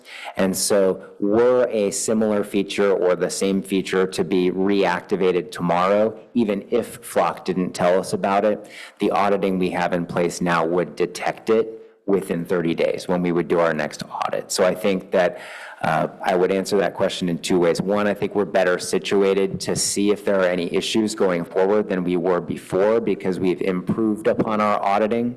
I think in addition to that, based on the conversations I've had with Flock up into including multiple conversations with their CEO and chief legal officer, I do think that they understand the gravity of the issue, and at least my take at this point is that the admittedly very frustrating situation that we encountered here was the result of, I'll say, poor oversight as opposed to malice or any nefarious intent. Okay. So we share our camera data with other communities, and for that, they fill out a form and send it in. Can they give physical descriptions? Do you have to need a full 7-digit license plate? What do other communities need to get our information? If those other local law enforcement agencies have signed the sharing MOU with us, then they have the same search access that our officers do. So in other words, if they're looking for, if a crime happens in Menlo Park and a victim describes a green panel van with a partial license plate, Menlo Park is able to search Palo Alto data amongst any other data they have access to for a green panel van with a partial plate. Okay. There's concerns about false detections. How accurate are the license plate readers? I believe that the number that's reported is better than 99% accurate, but I think actually, if I may, there's a really important piece that goes along with that I think is actually more important than the statistical accuracy of the cameras, which is to say that the instances that were described by some of the speakers were all induced not by camera error alone, but by camera error compounded by human error. And what I mean by that is our policy expressly says that if you are going to contact or stop a vehicle as a result of an ALPR notification, the officer must make a hand verification that the plate that is displayed on the vehicle is in fact the plate associated with the hit. So even if the camera does misread an O for a 0 or a 7 for an L, then the officer should detect that before making that stop. So in those instances described, the officers did not make that hand verification. So California's had this law in the books, SB 34, for quite a while, but yet the nationwide search was rolled out, even though that violated California law. And how did that happen? How did Flock institute something that was against California law? So I can only relay what's been relayed to me and what my understanding is, since I wasn't part of Flock then nor now. What I can say is I think Flock at the time, you have to understand Flock was still a relatively new company, and frankly still is a relatively new company in the whole scheme of things, and was growing dramatically, and candidly I think was growing too fast. I think that they were dedicating their resources, as many startups do, to product development and sales, and not enough resources to legal compliance and the other stuff that doesn't generate revenue. So I think that they probably were not dedicating, and in fact will admit that they weren't dedicating enough time and resources to individual state-by-state legal compliance, and I think that's one of the changes they've since made. Okay. We've heard news reports of police officers using Flock to track their girlfriend and things like that. Does Palo Alto prevent that, and if so, how do we do that? Well, I can say we have an audit system in place to track and to look at the searches that are being done by our officers on a monthly basis. I'll also point out that there are substantial both administrative and criminal penalties for exactly the behavior you're describing. So were an officer to do that, it would be no different than using an existing DMV database or county criminal justice database to search up an ex-girlfriend or the like. And in that case, it would not only be likely grounds for termination from an administrative perspective, but it would also subject them to criminal prosecution under state law. Okay, thank you. Councilmember Lithcott-Hames.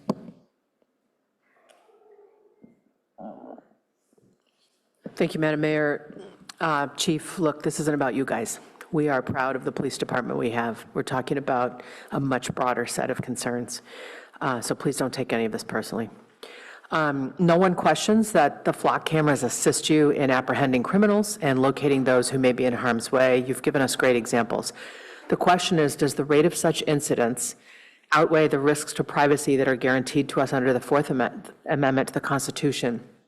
Also, is there a potential for misuse of these data on the part of Flock or by law enforcement officials at any level of our government, from the federal all the way down to the most local? We know from the news that the answer elsewhere has been yes. I would have had a concern about the balance of privacy versus the ability to aid law enforcement at any time in my adult existence. But the current federal administration, unabashedly authoritarian, makes me deeply concerned about the safety of all humans who live in our country in the present moment, including those whose plates may be searchable by the federal government. It concerns me that we only learned about their problematic practice in December of 2025. Only after it had long been discontinued. It makes me fear that there's insufficient communication between us and this vendor. You're making it out like we didn't know the right search, we didn't know the full universe of possibilities in their database. But I think as we read the news, it's clear that they have had other intentions, and they've now gotten caught. So this is a vendor that has violated California law, violated their agreement with the city of Palo Alto and other cities, and it makes me very wary about going forward with them as a result.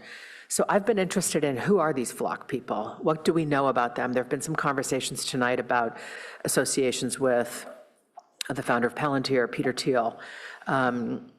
I've been reading up on Flock. I've been watching interviews between their co-founder and CEO, Garrett Langley, to try to get where he's coming from. Because a startup making some mistakes, being understaffed, sort of recklessly growing without making sure that everything was buckled up is one thing. But it's also possible that they've put this company in place for the very purpose of offering mass surveillance to an authoritarian federal government.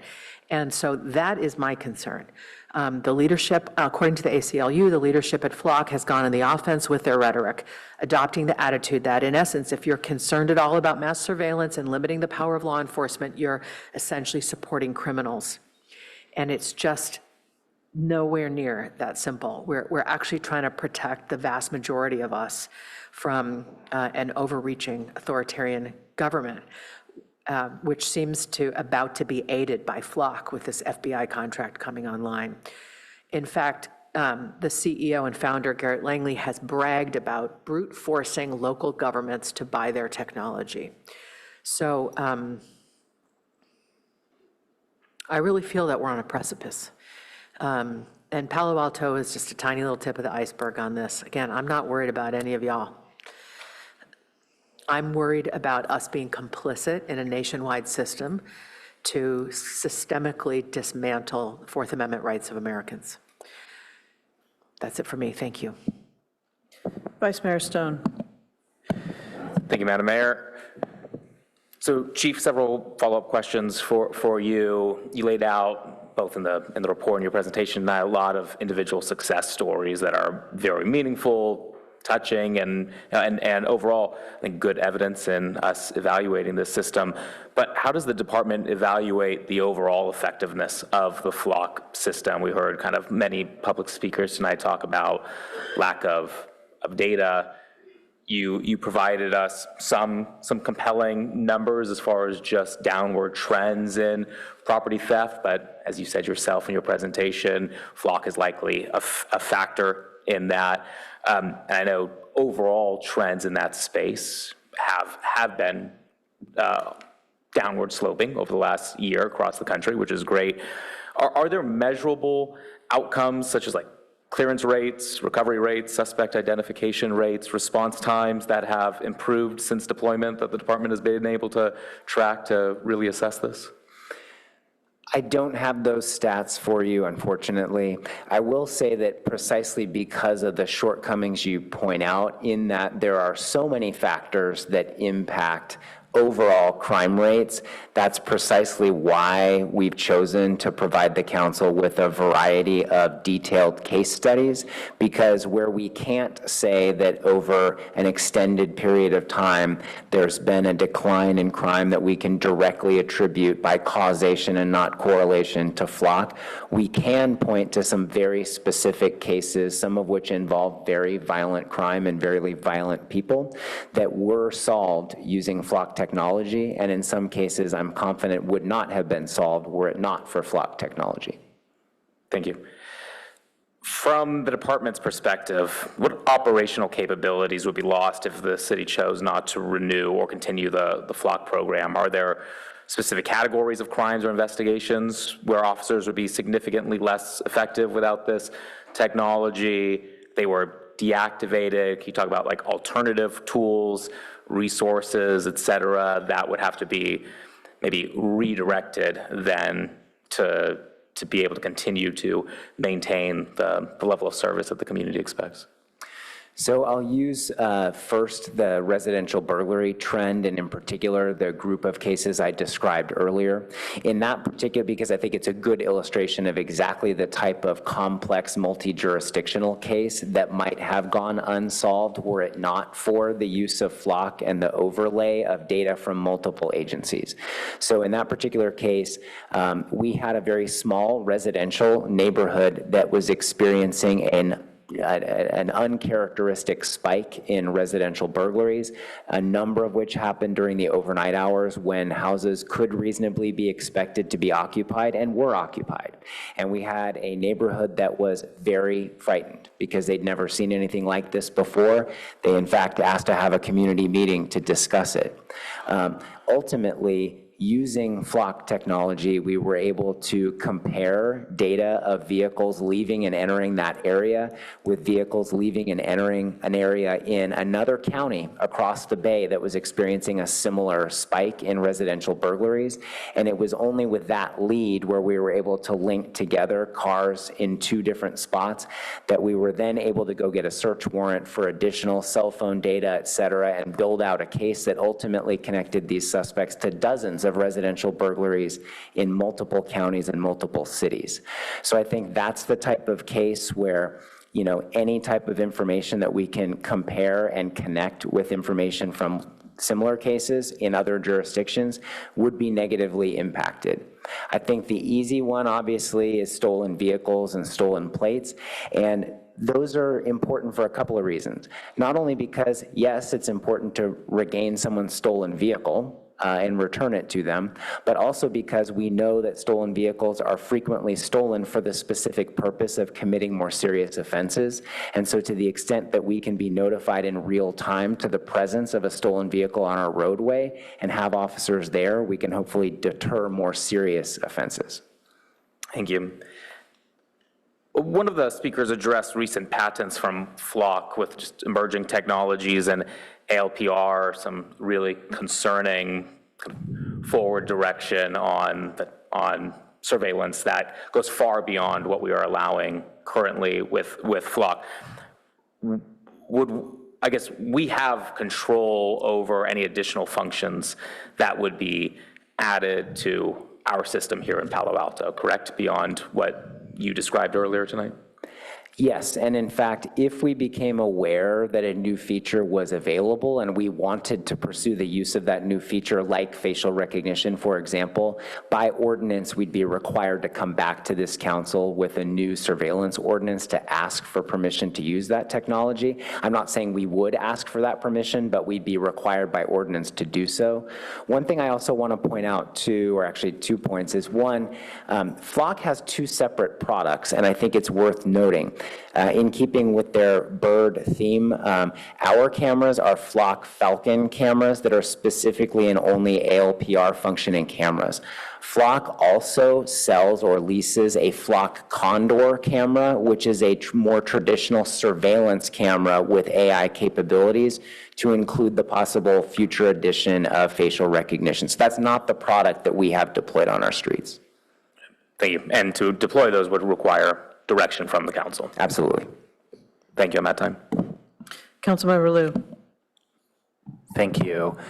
Just a few questions. I'm curious if there are preliminary actions or if there's any scope for the independent police auditor to think about some of the concepts that were mentioned by public commenter on restricting the agencies that could search our that can be part of the network that search our logs, and or reducing retention significantly further to anywhere from minutes to a week or something instead of 30 days. I think the answer is certainly yes. There's room to augment that scope or form that scope before that report's finalized. I also would firmly expect that the auditor's report would include an analysis of best practices around retention periods and some of the concepts you're talking about. Yeah, I think trying to do the math of whether that is feasible, whether we will still get useful data from our neighboring cities if we do such a move, or whether there would be downstream network effects would be useful, getting a sense of whether making any of those changes would change any of the positive stories or positive outcomes that we've talked about would be useful. And so I think this is really discrete and analyzable work that I think would be useful to do. I think it'd also be useful to get a clear read on some of the metrics. I realize that there aren't clean, neatly buttoned up academic studies that can show X% crime reduction or X% clearance rate change, that nothing like that will be available for several years just because of how studies work. But I think there are reasonable metrics that we can gauge from ourselves. We can look at the cases that Flock was involved in, and to your point, we can sort of confidently judge whether, or we can judge with a confidence level of whether Flock definitely aided this positive outcome or was sort of useful in a tertiary sense. We can get a metric. I think it will be useful to have a story of here are the X crimes that were cleared in part due to Flock.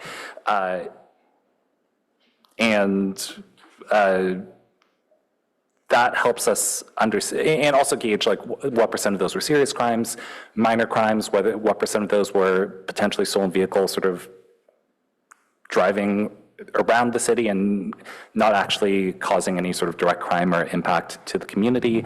Getting that and getting something that we can actually weigh so we can understand what the trade-off of public safety and privacy actually looks like, I think is useful. Overall, I'm really grateful that we have advanced good policies and good retention and are publishing our audits, but obviously I'm still concerned and want to see how much further we can go. There's a larger conversation to be had regionally about what buying power and a Santa Clara County or San Mateo County style network could actually get us. I hope that is something that we can talk about in the next conversation, or that our colleagues in the City Association or a representative on the City Association can take up.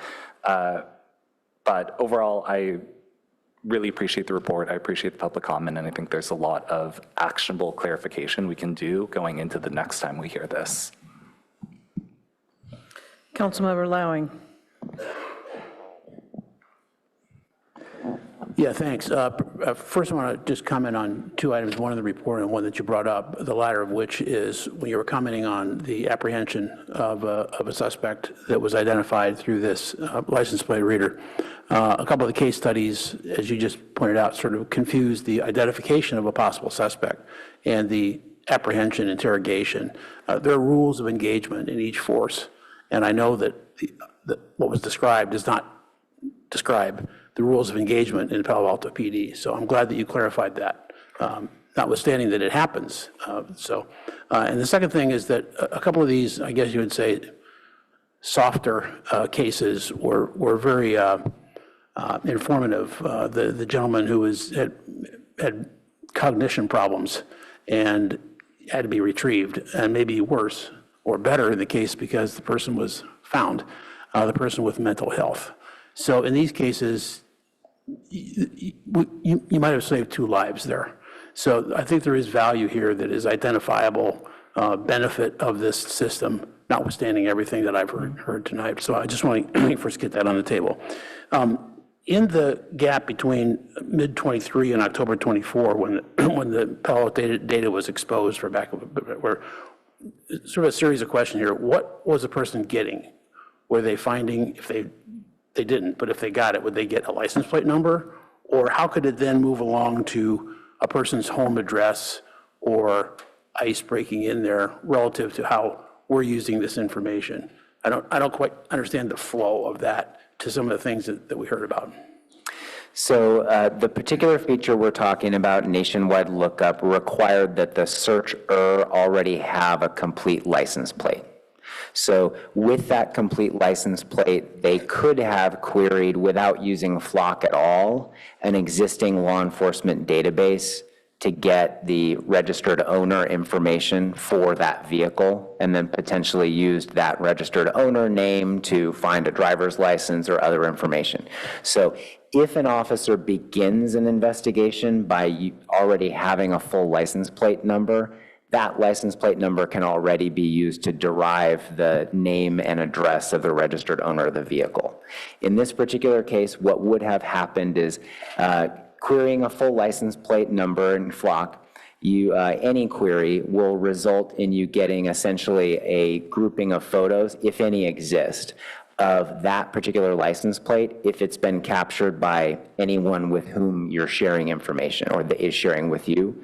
And then you would click on individual images, and it would provide you with that thumbnail photo, as well as a date and time stamp and a location for where that vehicle was when the photo was taken. The Flock database itself does not include any additional personal or person information beyond that. The officer would then have to pivot to already existing law enforcement databases to go any further. Okay, good. That's very helpful. I still don't know how that could possibly get to ICE, but I understand the problems that we're seeing in America today, so I'm not disrespecting those comments. I guess what it comes down to, and sort of in empathy to what my colleagues are saying, is that my question at this point is, what's changed? Because you have a company that apparently has broken the law. They fell asleep at the switch of the software. They didn't notify their client, and because it's been a long, and they didn't do anything with the CEO or the management team. You know, usually when something like this happens, the first one to go is the CEO, and that might have been the thing to do here. I don't know, but it doesn't seem like there's a lot of changes. So how can we have a comfort level going forward with this from the same CEO? And under the circumstances of, bad ethics and breaking the law? That seems like what it's going to come down to here with this organization.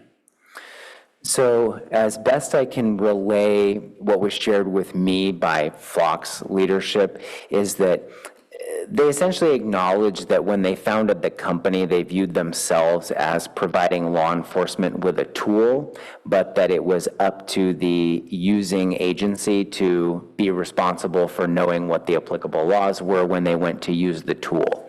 The clumsy analogy that they presented was if they were making a battering ram instead of an ALPR system, that they would not go with you every time you took the battering ram out and make sure you were only using it when you could lawfully do so.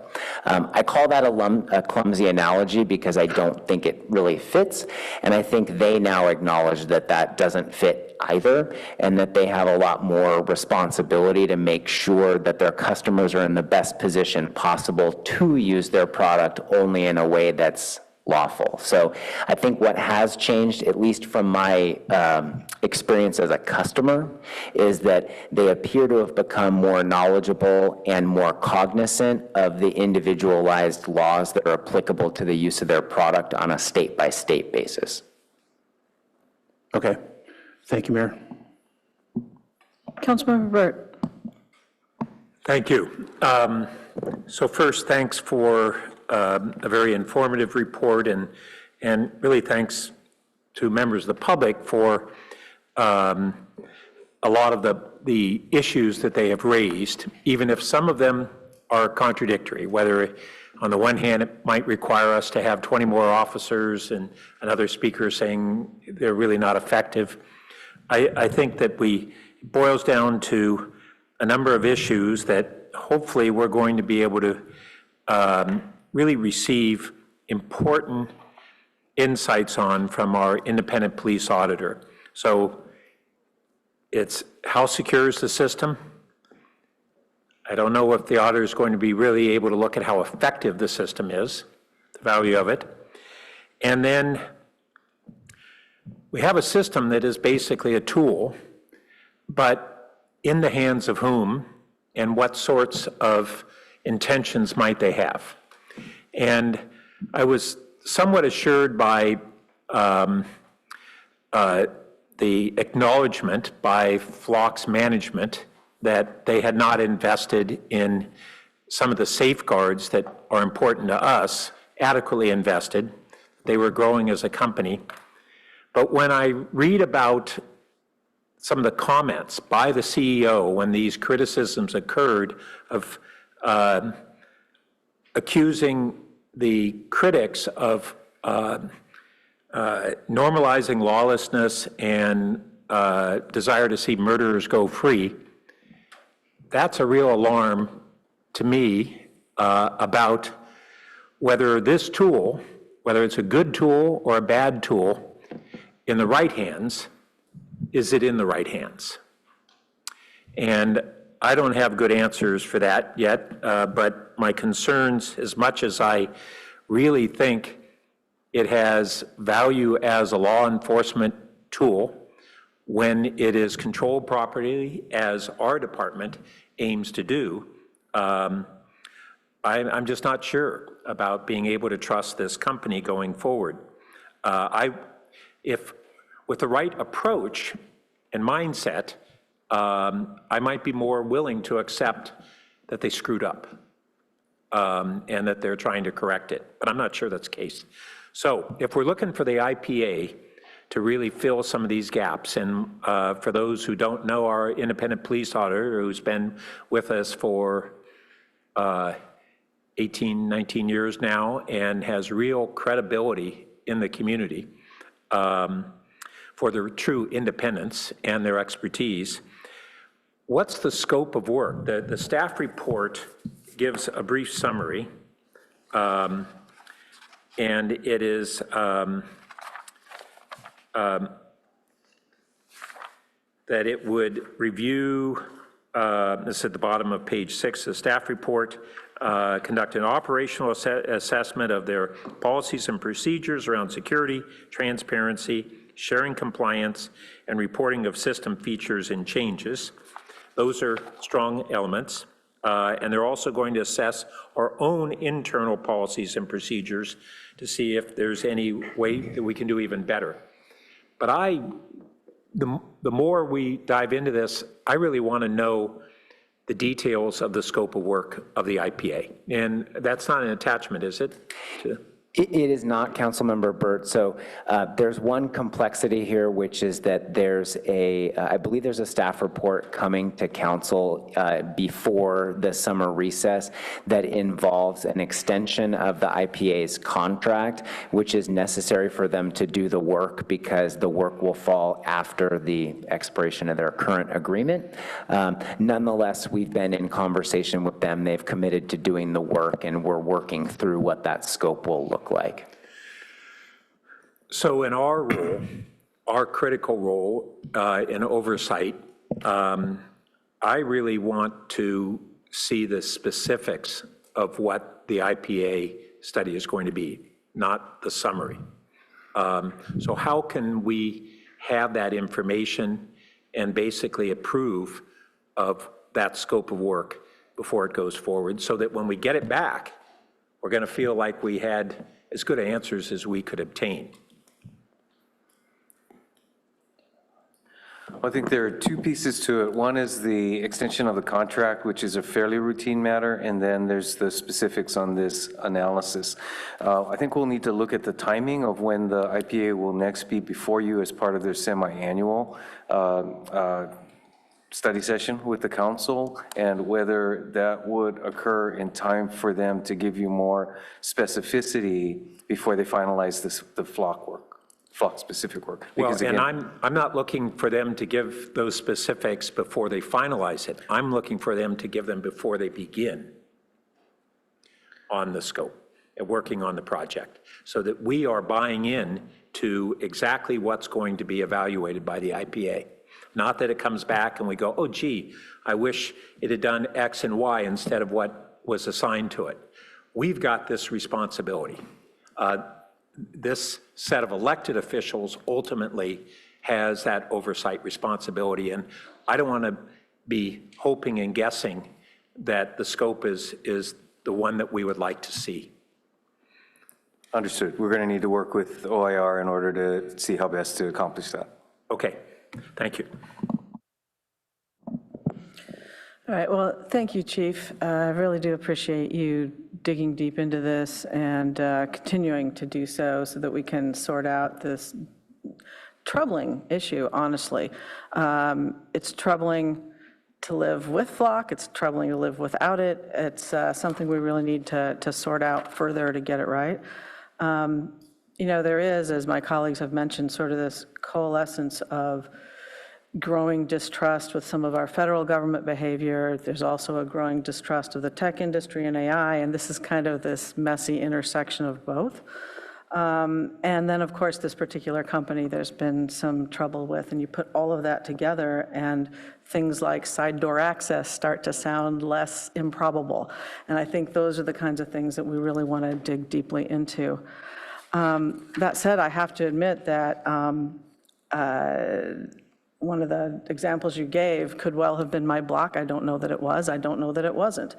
But we had a rash of burglaries like I'd never seen in the 35 years I'd lived there. There's one down the block, and there was one right next door, one a few houses on up, all within a period of days. The scary thing was that when the parents were out, the son was home when the break-in happened, like an 11-year-old kid. But he was playing video games, so he had the headphones on, had no idea that this person had come in and out, and the parents came home and saw the broken stuff and were terrified. And I can tell you the terror amongst my neighbors was profound. The emails that were flying around, and so I did ask, you know, some of the officers to come to our block and meet with us and talk about the different tools and techniques they would use to try to quell this rash where people are breaking into our homes. And they used various tools. I don't know if it was this one. I have reason to believe it might have been, and stopped. So, you know, I don't know, but these are the things we have to balance. These are real world implications in Palo Alto, good and bad, from this technology. So I have a couple of questions that would at least help me understand things a little bit better. If we can go back to just some of the basic use of this technology. So we had on one of the slides, slide 5, a picture of the form that gets filled out. And, you know, it talks about, at the top, it's a little hard to read on the paper, so let me go to my computer here. So it has offense type, case number, and reason up at the top. And you know, it shows that the case number and the reason are required, but the offense type is not a required entry. And I'm trying to square that. I'm just not knowledgeable enough. Later on, it talks about requiring a documented FBI, NIBRS, or NIBRS, I don't know how you say that, case type for all searches. I don't know which of those that is, and I don't know why the offense type is not requisite. Could you just explain a little bit more about those fields? It is. So if you look, I don't know why the parenthetical required is not in that box, but if you look in the upper right-hand corner, the key, it shows the asterisk refers to required fields, and you'll see that all 3 of those fields have the red asterisk next to it. I can also tell you as a practical matter, as a user, if you don't complete all 3 of those boxes, it will not affect a search. Okay, so I want to try to link up those 3 boxes then to the legitimate law enforcement purpose that was talked about in the staff report. Because when we do an audit and we audit the legitimate law enforcement purpose, what do we look at? Do we look at those 3 boxes, or do we look at, for example, the supporting documents in a case file? Do we, and I'm thinking particularly of, you know, outside of PAPD, because I think that that's where a lot of the concern is, that we don't want some rogue officer elsewhere to, you know, put in some offense and maybe it doesn't quite match the underlying police report or whatever the other stuff is. So could you just describe that process a little bit of auditing the legitimate law enforcement purpose? Sure. So just so we can follow what would appear in each of those 3 boxes, so each of those you'll note, or excuse me, the offense type and reason you'll notice are both drop-down fields. So Those are pre-selected options that the officer must choose as opposed to a free-form entry. The offense type refers to, which you referred to earlier, there's a standardized set of FBI offense types that are used for stat keeping nationwide that we routinely use for all kinds of reporting. That is what's now required in that box by all users, regardless of Palo Alto or otherwise. And there's a finite list of those. There's probably about 100 different offense types that are FBI compliant. The case number box is whatever your agency case number format would be. The reason box is required by us, but is not inherently required by Flock. So in other words, if anyone, our own users or another user is doing a search that would hit Palo Alto data, we require that they make that entry, but other agencies can have different rules reciprocally, if that makes sense.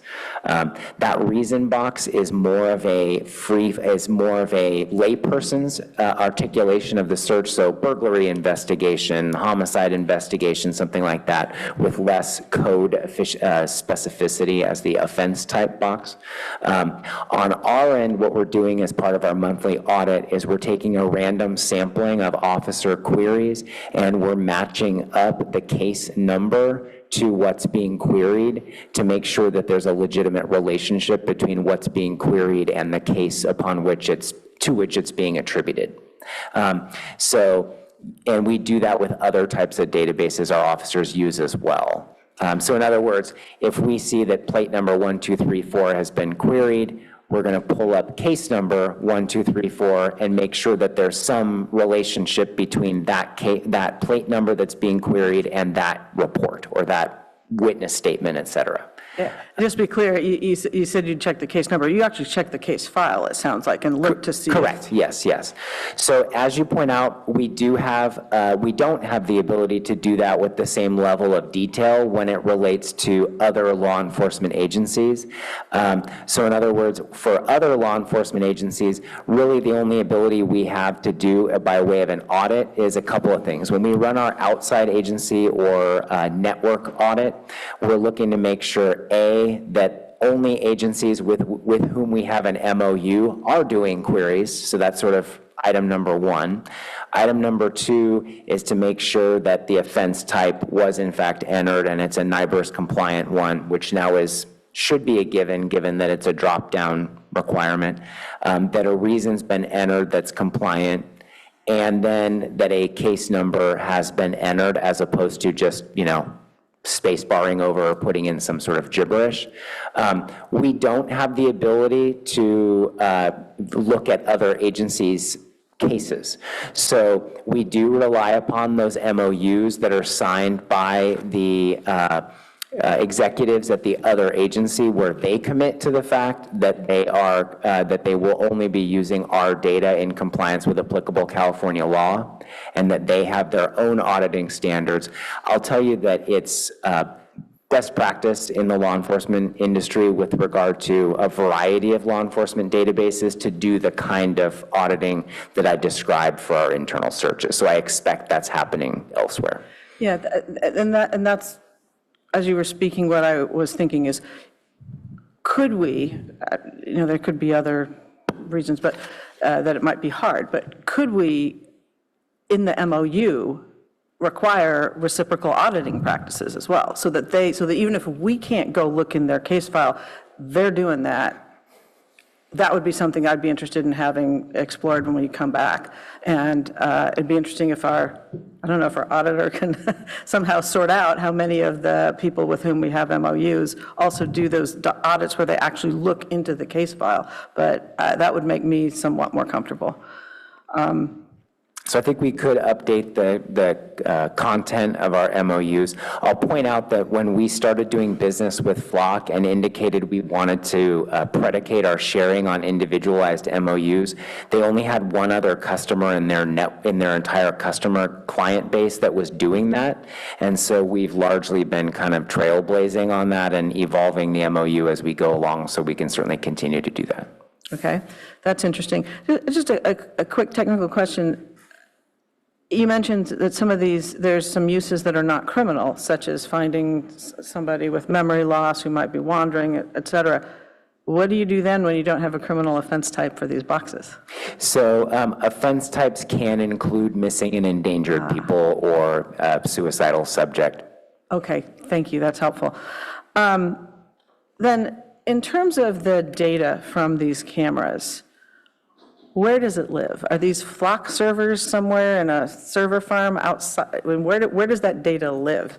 Yes, so part of what we pay Flock for is encrypted cloud storage of the data. So we don't have on-site servers for the data. So that 30-day deletion practice, do we audit that it's actually deleted? So I'd have to defer to our IT professionals on the particulars of that. I know that issue was raised at the time we initiated the contract, so I don't have a ready answer to what process exists for that. Sure. Well, that could be something else the IPA could look into, because that would also be helpful. So now I want to just talk a little bit about the past and what I'm going to call Flock's breach, because as far as I can tell, that was a contractual term that they breached. So, you know, we've been looking at the damages to us, but I'm interested in a penalty for them. You know, if it was a criminal, I don't know if that state law was in effect at the time that they didn't tell us about and that they had this nationwide sharing, but I don't know what the statute of limitations is, but boy, if I was an executive at that company, I'd be a little nervous. So I'm not necessarily asking you for your opinion on that, but I think that's something else that I'd be curious to understand more about, because we do have some concerns about the particular executives. So that is an interesting thing. But something we could do something about is to talk about both the damages to us in terms of all the time we're putting into even this hearing tonight, you know, based on some of their practices, the money we've expended on auditors and will expend on auditors, they should pay for all of that, I think, or at least we should explore that in a contract renegotiation. In addition, something that I would like to discuss when this comes back is some sort of penalty or liquidated damages or whatever one wants to call it for any future breach that could be, you know, at a high enough amount that it could serve as a deterrent, because these folks were hearing a lot about how this is a profit-driven company. Well, you pull out the profits and, you know, that could be as much of a deterrent as anything. So I think that those kinds of things would help us in our evaluation. Were we to continue, I think if we felt better about audits, you know, basically all the things I've talked about, the deletion of data, any penalty for past acts so that they know we're serious, that this is not okay, and any agreed upon penalties that are enforceable for future bad acts would at least help the conversation. So those are my thoughts about what I'd like to discuss more when we come back. And Mr. Rickdahl, one more time. One last question. You mentioned how valuable it was to overlay data from other jurisdictions. So if we went the Campbell route and just did it ourselves, we wouldn't be able to do that. But if we went, let's say, Santa Clara County, how valuable would be Santa Clara County? Would that give you enough jurisdictions, or do you need East Bay, do you need San Mateo County to join in to make it useful? So I would say any sharing would be better than operating in a vacuum. With that, I would say to flesh out the example I used earlier with the dozens of residential burglaries, the majority of those happened over in Newark, Fremont, and Union City, so in a whole other county. So we know that frequently our offenders are coming from even outside the county and are offending in a variety of cities throughout multiple Bay Area counties. So I certainly would think there would be a loss of value if we were to only be in a network that was joined with the sheriff's office. I will say to your question, though, I'm not personally, nor is the department, wedded to Flock as a vendor. I do see the value in the tool that they are providing us now. if another vendor presented itself either through our proactive collaboration and driving that or simply by market forces, and there were another vendor in this space with good market penetration, I would certainly be open to entertaining another vendor. Okay, thank you. All right. Well, I see no further lights, so I think we're ready to close up this item with certainly our thanks for answering all our questions and being here, and we look forward to taking up again next time. Thank you. Okay, so we will now move on to the consent calendar, items 3 through 14. Madam Clerk, do we have any public comment on the consent calendar?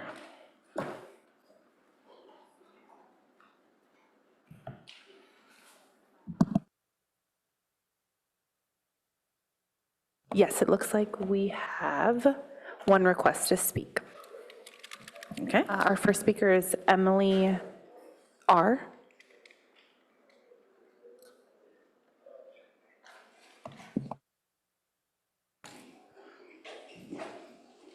Ready? Thank you. I didn't think I was going to get 5 minutes. That would have been cool. But good evening, Council. I won't take too long. I'm actually here to speak on item 4, the recommendations regarding the rent registry expansion and the further consideration of a possible rent stabilization ordinance on behalf of SB at Home. We actually sent in a joint letter with SB at Home and Palo Alto Forward. We urged the council to limit the delay of the expansion of the rent registry program and establish a threshold to trigger council consideration of a local rent stabilization ordinance. We appreciate the work that staff has done toward this item and toward a lot of the work on tenant protections, which we have worked in partnership with the city. We're very happy that we've used a lot of that work to bring to other cities that are still building their tenant protection programs, and it's a constant build. There's no finish line really until we solve this housing crisis, which we're working on that. But we ask that council take a look at, now that you have great data, starting to look at those trend lines to establish some kind of threshold that would lead you to study rent stabilization and move forward on an ordinance for your city. We understand what staff has mentioned before, but in your own data that approximately 11% of households experience a rent increase above 5%.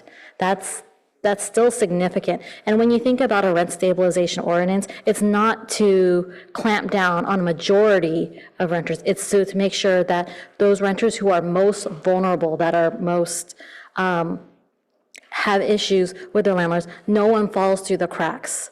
It doesn't affect landlords who don't raise their rents higher than a certain amount if you establish a kind of rent stabilization. So we ask that Palo Alto continue taking the lead that they have been taking with their renter protections. We appreciate the work that came out of the rent registry, and we look forward to hopefully pulling this item from consent calendar and not delaying these things indefinitely, but having a threshold so that it comes back to council. Thank you. Our next speaker is Anil B.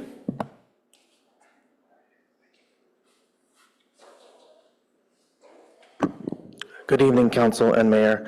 Anil Babar with the California Apartment Association. I wanted to, first of all, thank staff for the work they've done on the report that was submitted to you, and also for the recognition that that there isn't a need to continue working on an ordinance when there isn't a problem. I want to just issue our concern generally for rent stabilization, rent control ordinances. As you deal with properties that are older, and as you have in not only in Palo Alto but the surrounding areas, you have properties that are more difficult to maintain, and the more restrictions you put on the ability for property owners to fund that maintenance, the more degraded those properties become over time.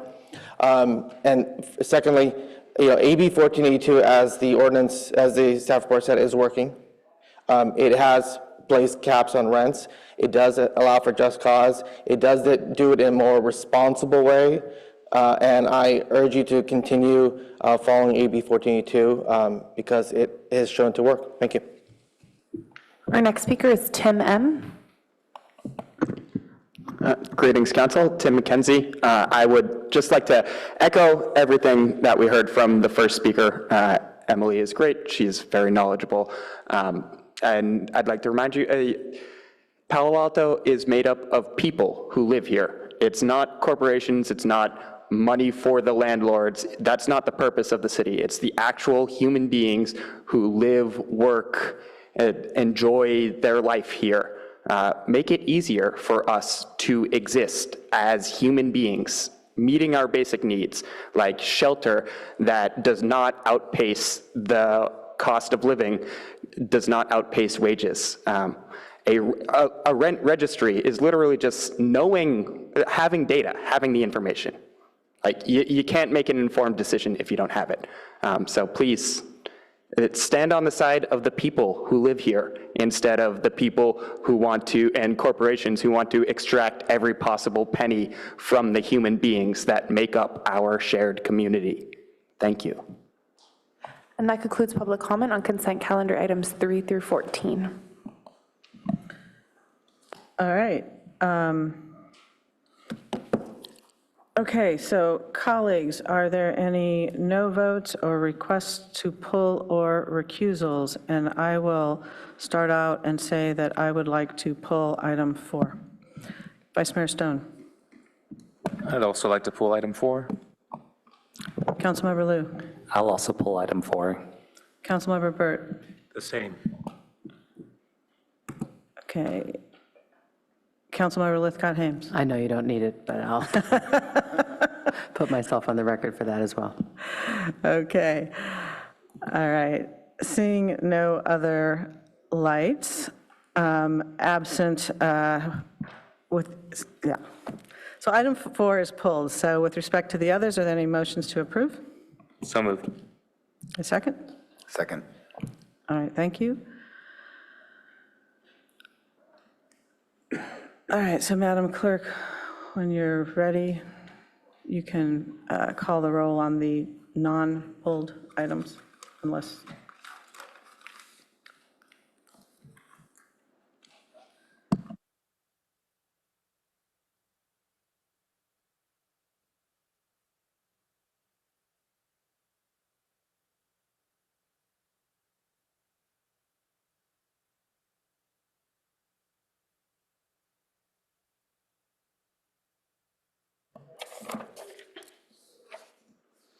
Councilmember Rectal?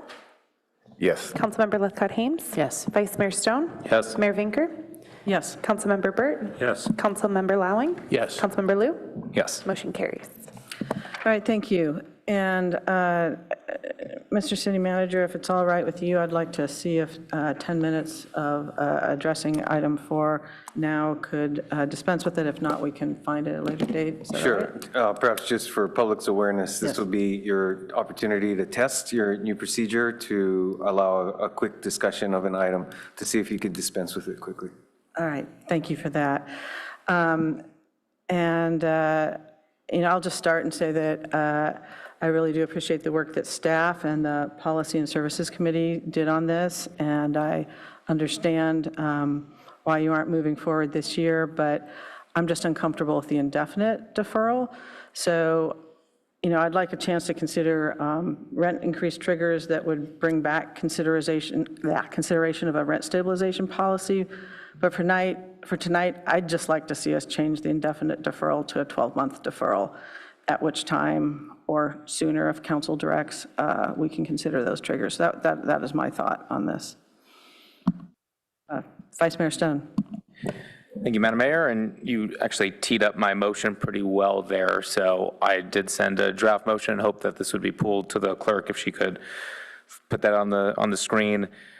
And it's essentially to remove the word indefinitely and replace it with a 1-year deferral, have it to return to Policy and Services for review and consideration at that time. as a member of the Policy and Services Committee, we did not actually discuss any type of language that could be included that would trigger a reexamination of this. That was an oversight on my part. I'm curious my other committee members feel the same way. So I wish we had thought of it at the time. Apologies that we did not, but hopefully we can remedy that now and add that language so it does come back to us next year. Councilmember Lithcott-Haynes. Agree with the Vice Mayor that this was an oversight on the part of PNS, not something we discussed. We overlooked it. We apologize, and I support the motion. So, and yeah, officially I'll move the motion on the screen. Second. I think that was allowing. Okay, Councilmember Liu. Thank you. I think, at this current stage, I'm not strongly opinionated about 1 to 2 units, but I think having a trigger or a framework to understand that data is useful. I am not a fan of rent stabilization at large. I think anti-rent gouging ordinances like AB 1482 could be considered for smaller unit sizes, unit counts, which I think aren't currently in scope of that law. I had a couple other thoughts as well, and this was more in the sort of policy and services referral or general discussion, where I think rent registry data should be available on a delayed basis or potentially on delayed basis around the actual costs that tenants are paying for different units. I think that's an important and useful piece of market transparency that when I was a renter in Santa Monica, really enjoyed how there was actually real-time listings of rents for everyone in my building and the building next door and things like that. It just gives consumer transparency at really no cost because it's data we already have.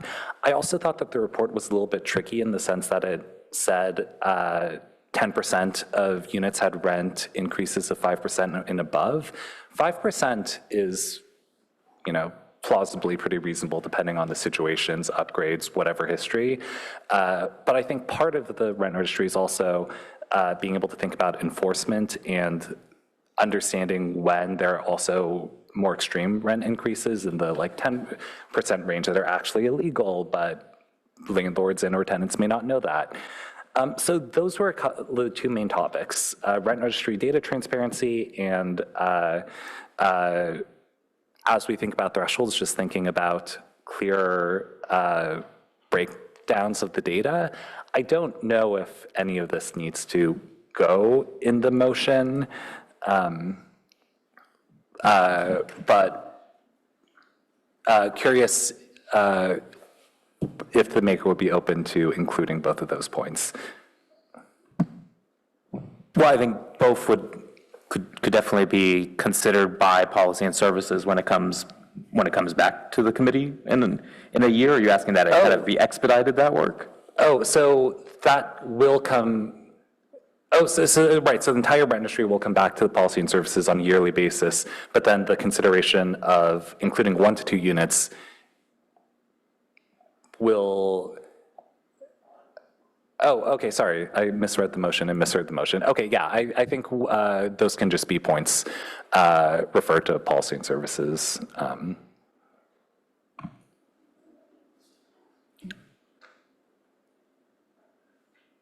Yeah, that's fine. Okay. I'd also point out that if we feel strongly about it in January, when we set council priorities, we could do something then. But I think this allows what you're looking for in a year. All right. Seeing no further lights, or Councilmember Burt. I'm just a little confused by the wording of the motion now that I read it more carefully, because under A, we're saying we're approving the recommendation to indefinitely defer 2 policy areas. And is that the intention that we would? No, I think it's got modified in ways what's not intended. Apologies.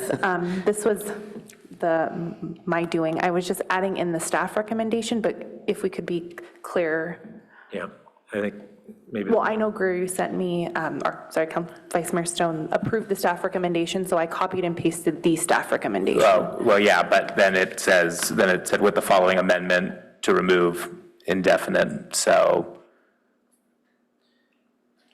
I just wanted to be clear for the record. So if we're approving the staff recommendation, is there certain parts of the staff recommendation that should be removed? Or should I just? Well, there was, let's see how to clean this up now. Yeah, it's not indefinite. Indefinitely is what we're trying to remove. That instead of indefinitely, it would be the language that it would be reviewed in the next year, correct? Yeah, now that indefinitely has been removed, that looks like it works. You want by PNS, right? Yeah, which is in part B. And under A, shouldn't it say staff recommendation to defer for up to 1 year or something to that effect? Isn't that the intent? Yeah, that'd be good. So approve the staff recommendation to defer up to 1 year the following two rental policy efforts and return to Policy and Services Committee for review and consideration at the appropriate time. And then you can remove part B because it's redundant at that point.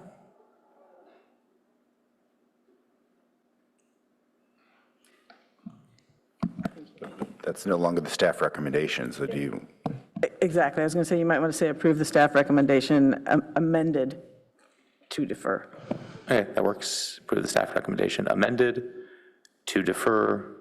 It's kind of not perfect, but it's close enough. We got to get that amended in there.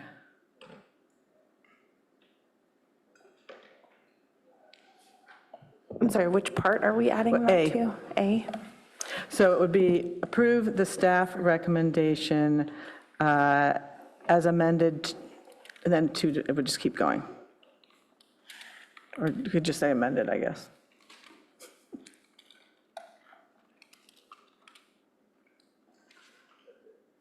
That's, I think, good enough if we get rid of that little A in front of amended.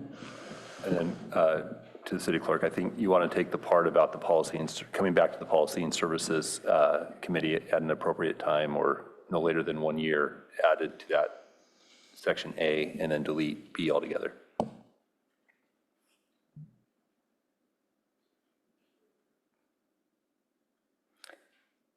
So you're going to delete the first part of B, right?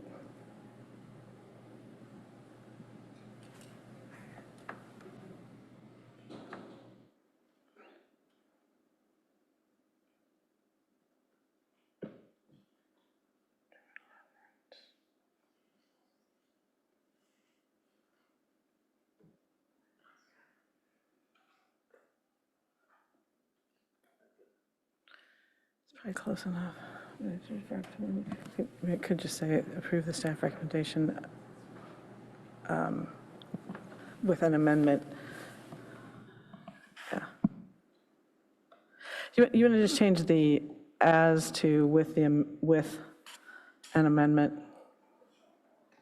That way it's just I can work on the language. If this captures it, I can work on it for the final minutes, but if this captures the intent. Yes. Clearly? It Okay. does. Mayor Vinker? Oh, Councilmember Burt, did you have more? I think we didn't get your light turned off, and I think Councilmember Liu, you're set. Well, I have one more thing.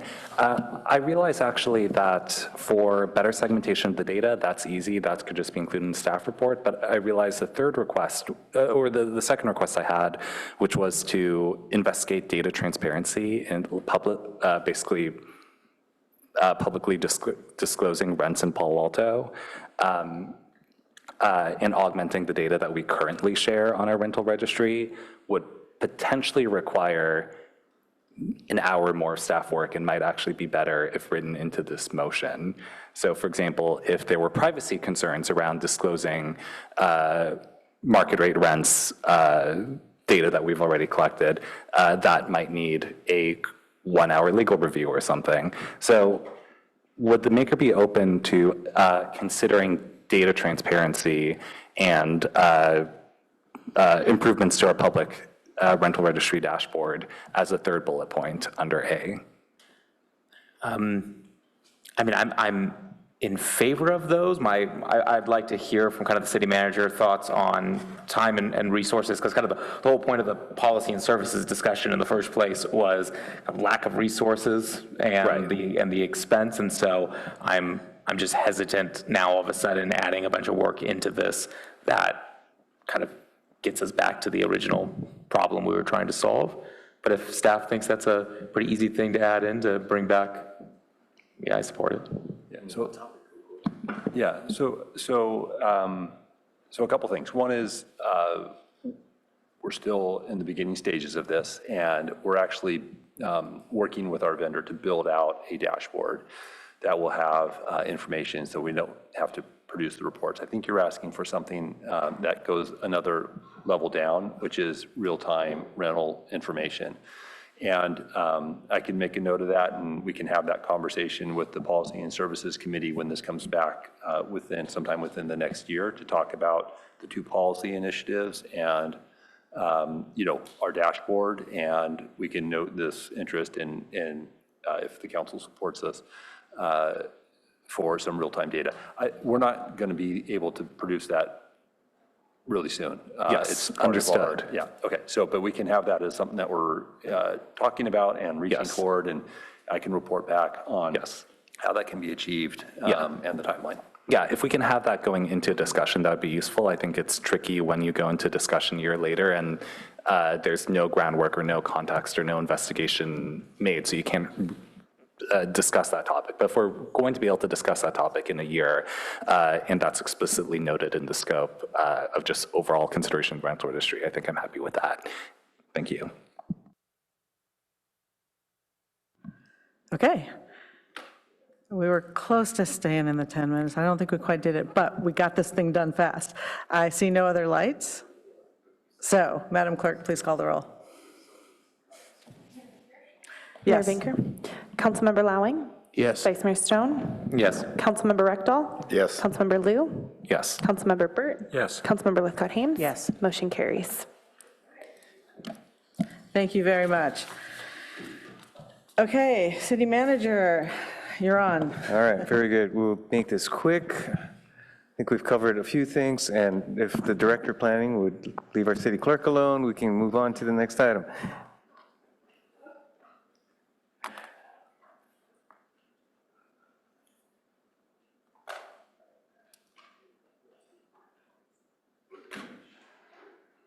All right, next slide, please.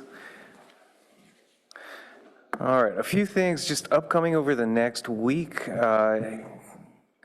Don't think this was mentioned under council member comments. So do want to note that this Wednesday, we will have the official ribbon cutting on our new downtown teen center and home of La Comida, 4 p.m. this Wednesday, June 3rd. Then this coming weekend, on Saturday, we have the annual citywide yard sale. And so for residents who might want to list their property on this yard sale, information is available here, paloalto.gov/yard sale. This is Saturday, 8 a.m. to 2 p.m. And then on Sunday, as was noted earlier, we have our first Palo Alto Pride event here at King Plaza, 2 to 5 p.m. Next slide, please. Then specific to the neighborhood, along Embarcadero Road, specifically Emerson and High Streets, and primarily on the north side of the street, we will have construction beginning this week. On June 8th through mid-August. This is pursuant to the council's action to accelerate that work. This will include some street reconfigurations at that intersection to improve traffic and particularly pedestrian and cyclist safety. Next slide, please.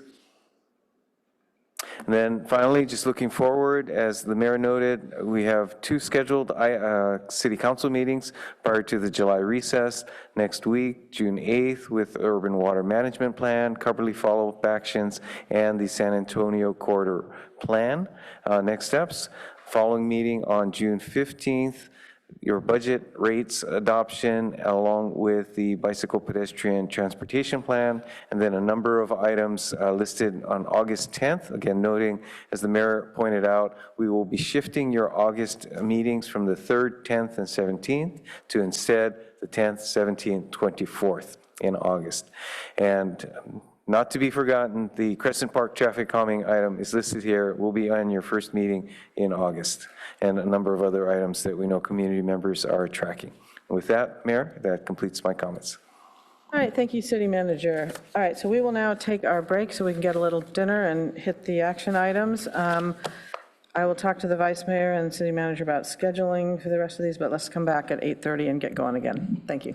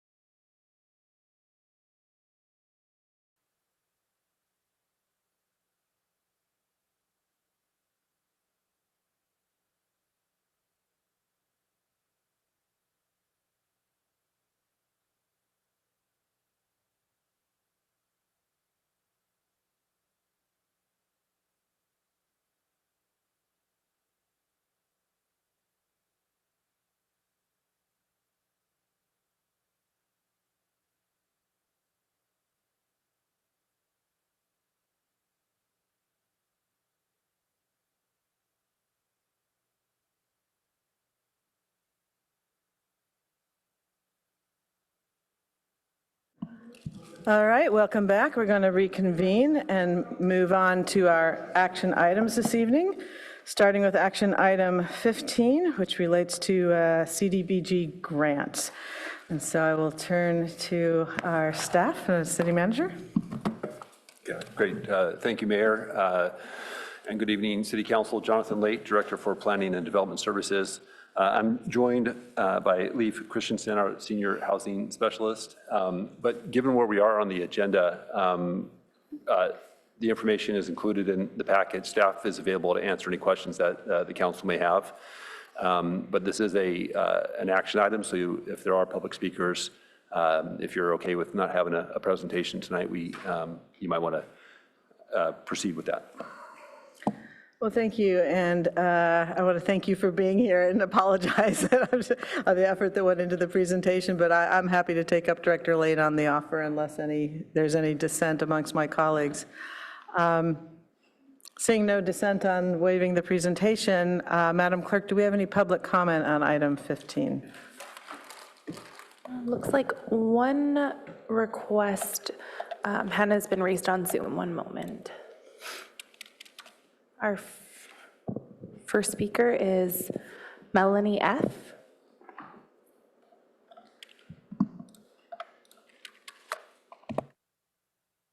Good evening, Mayor and City Council members. I'm Melanie Ford from Upwards. I just wanted to thank you for your investment in Palo Alto's in-home childcare providers and the Boost program, which I'm excited to share. We've recently expanded into Boost and Learn, which is an enhanced model that's designed to deepen the impact and strengthen the long-term sustainability of the program.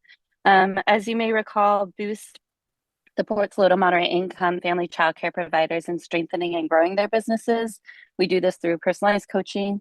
So providers are paired with an experienced bilingual care specialist to build a customized business action plan, which covers everything from marketing and enrollment and finances to staffing. They also receive free access to our childcare management system, so that's even beyond the program year. And then the new development is the learning management system, which is essentially an on-demand resource library that codifies 7 years of the Boost curriculum we've been developing, and that again, they retain free access to beyond the program year. So our participation with Palo Alto has been a big success. With the city's support and CDBG funding, we have partnered with 11 local providers, created 3 new teaching assistant positions. Past participants have increased their revenue by an impressive 40%, which was double what we projected. And we are grateful for the Commission's recommendation, which would allow us to support 9 family childcare providers, create 3 new teaching assistant jobs, and continue to help hundreds of Palo Alto families find care. There's still more work to do. Non-Boost providers in the city earn on average $18.35 an hour. 2025 has been the hardest year yet. A recent rapid poll found more than half of family child care providers struggle to afford food and over 40% struggle to afford housing. Meanwhile, 22% of the children under 6 in the city lack access to licensed care, with the gap for infants being far greater. This is conservative, as the daycares also help with before and after school care. So as I know, Council knows, TK expansion, high turnover, rising costs, administrative burdens, it all makes it difficult to sustain a childcare business. But these are the pain points that Boost and Learn was designed to address. So we help providers maximize enrollment, increase their revenue, and create teaching jobs, while also helping all Palo Alto families have access to dedicated care specialists, including emergency backup care.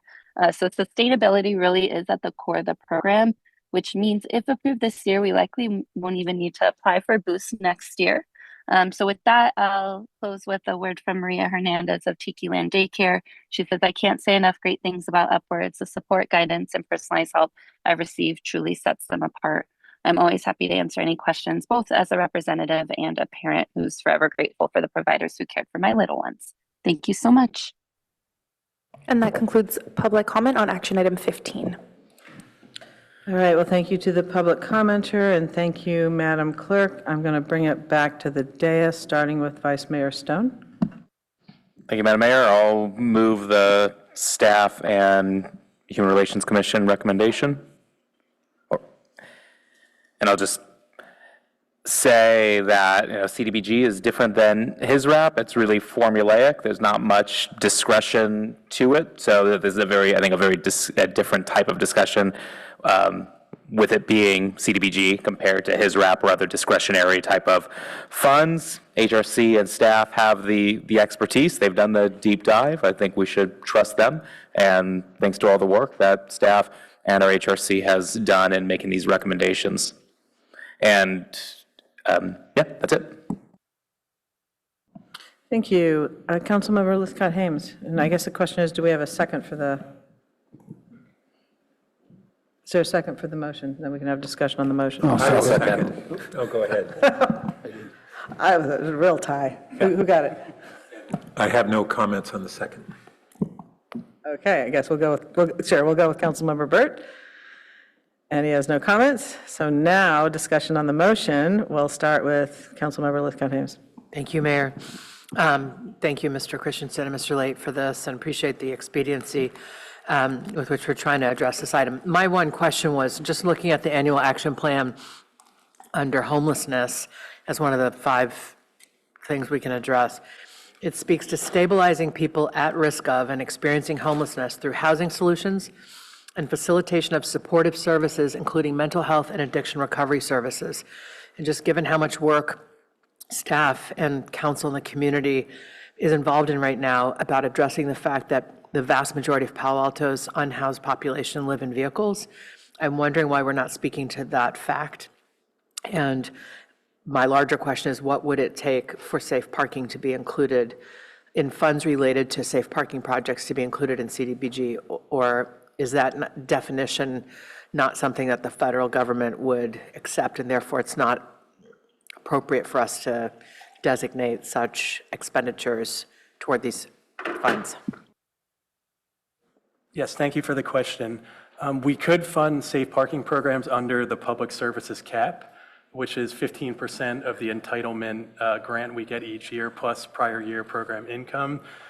This year, that was around $90,000 to $100,000, and we had public services are usually very competitive. So we would have a limited pool of funding that we could put into helping build capacity for a safe parking program, but it would be minimal. That would be part of the cap funding. Some other ways we try to support the unhoused population is with our contract with Life Moves, which is also a public services contract for the work that they do at the Opportunity Center. So I have had the opportunity to talk to households living in RVs and refer them to the Opportunity Center to receive services. So in some ways, the CDBG program is supporting those living in RVs. And if, say, a Move Mountain View program wanted to apply for CDBG funds, it would really be capped under that public services, because the majority of the CDBG funds would go more toward housing rehab infrastructure projects. HUD wants to see most of that money go toward that instead of the public services, and that's why it's capped. So there would be a limited pool of funds. It would depend on us getting an application too, so we could work on doing outreach and letting our safe parking programs know that CDBG funds would be available in a limited capacity. Thank you. I guess as I looked at the categories under which the funds fall, public facilities and improvements, which I think does not have a cap, was a category that looked attractive to me for safe parking. We could always assess an application, but typically the safe parking program model wouldn't fall under the public facility and infrastructure improvements. But depending on how these programs evolve and the application that we receive, we would assess the eligibility of any application that would come in. Okay, thank you very much. Thank you. Councilmember Rectal. Yeah, I was comparing what we gave last year to this year. And this year we have a few new charities, La Comida, Rotacare, and YWCA Services for Domestic Violence. So how does that work? Did we recruit them? Did they just apply and they didn't apply last year and that's why they got money this year? Or what's the backstory? Yeah, outreach was enhanced in some ways. La Comida directly engaged with, I talked to Deborah at La Comida a few times. We encouraged every nonprofit that reached out to submit an application. La Comida, YWCA, And Rotocare, I think, partners with Life Moves at the Opportunity Center as well. So I think word is spreading about our CDBG program. We have 3 new partners under the public services category, and we hope to grow those partnerships and also expand outreach in the other categories that we were talking about, like public facility, housing rehabilitation, our capital projects as well. Okay. And I also noticed that last year we had some money that was given down at the new San Antonio Development Home Key. And this year, instead, we're doing a development at the ADA curb improvements. So do we have these big projects kind of lined up and we say, what are we going to do next year? Or how much planning goes behind picking these big projects? Yeah, particularly for the projects that would fall under the Home Key Recreation Project or the ADA curb ramps, we're trying to do more outreach. This year, we were undersubscribed in capital applications, so we diverted some of the available funding to ADA curb ramps for safety and accessibility improvements. But we've been reaching out to partners like Mid-Penn Housing and other property management entities, to see if they'll be willing and interested in submitting an application moving forward. The Home Key Rec project we're hoping to get done this year was delayed because of some environmental review reasons, but we did set aside $185,000 for that. 25-26, we're going to be moving forward with that July 1, and Life Moves is one of our partners, so we let them know that if you wanted to do something like this recreation, this playground project, the new Home Key site, you could apply for CDBG funds that would be eligible. So we consistently have our partners, whether they're returning or new, coming to us with ideas, and we can assess the eligibility, and if it's eligible, ask them to move forward and submit an application. Okay, thank you. Thank you.